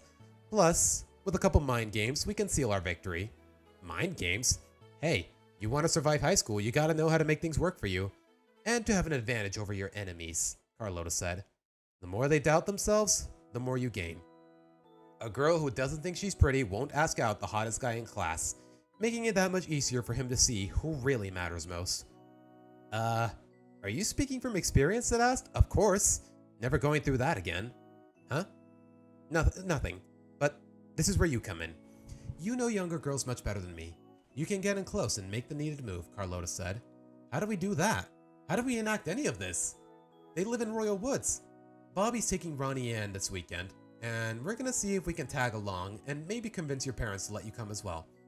We're gonna plan a trip to Dairyland and Dairyland? Sweet! I totally want to go on the milkshaker ride. I heard so much about Sid. Okay, you know what, Sid is being way too charming here. Yeah, she is the best character to come out of the Kasaka on this. It's not even close. Like, Sid, this is totally in character for her. Focus, Sid. You can go on all the rides you want, but we gotta stick to the plan. Right. So, when do we... Sid? They turned to see Ronnie Ann standing nearby. What are you two doing? Oh, I was just, helping her with a blemish. She powdered Sid's face. No girl should leave a skin blemish unchecked. Yeah, those lousy blemishes, am I right? Sid asked, then coughed a bit from the powder. Ronnie Ann wasn't sure what to make of this. She found it hard to believe that Sid was willingly letting her face get powdered. Right, sure. Sid got off the chair. Come on, let's go to the park. I want to try that new half pipe. Make sure you bring your first aid kit. Don't want a repeat of last time, Ronnie Ann said. I won't forget, Sid said, running off to grab her stuff, leaving a displeased Ronnie Ann to face with her cousin. Carlota could tell Ronnie Ann didn't look too happy, so she tried swaying the topic. So, you got those candy bars from the bodega, or what are you up to? What makes you think I'm up to something? You barely hang out with Sid alone, and when you do it, it sure isn't to apply makeup, Ronnie Ann said. Well, what else would we be doing, Carlota asked. Sid asked me some really interesting questions yesterday, such as, who do I have a crush on? She conveniently mentions the names of a few boys. Then she made it really obvious that she wanted to know if it was Lincoln. Are you sure it was obvious? Maybe that's just what your heart is telling you. Out of the list of names she gave me, she mentioned Lincoln every other time. She even stressed his name at the end of her list. Well, you two are friends of Royal Woods. Maybe she wants to see you two together. She's never brought this up until now. Now I think why you and Lori were being so secretive this weekend. You're trying to set us up, aren't you? Aren't you overreacting? Carlota asked. I know what I saw, Carlota. What does this have to do with that Stella girl? I don't care if Lincoln has another friend that's a girl. I don't even care if she's his girlfriend. I don't like him that way. Then why are you blushing? Carlota said. The tomboy rolled her eyes in annoyance. Look, stay out of my business. Don't try this matchmaking lovey-dovey stuff because I'm not interested. Capiche? Don't worry. I won't do anything you wouldn't want, Ronnie Ann. Good. Carlota waved by before grinning mischievously. And don't worry, Prima. I know exactly what you want. She went back to her planning, texting Lori some details. And that is that. For chapter 7 out of how many again? Yep, only 4 more chapters to go, guys. So, that is that.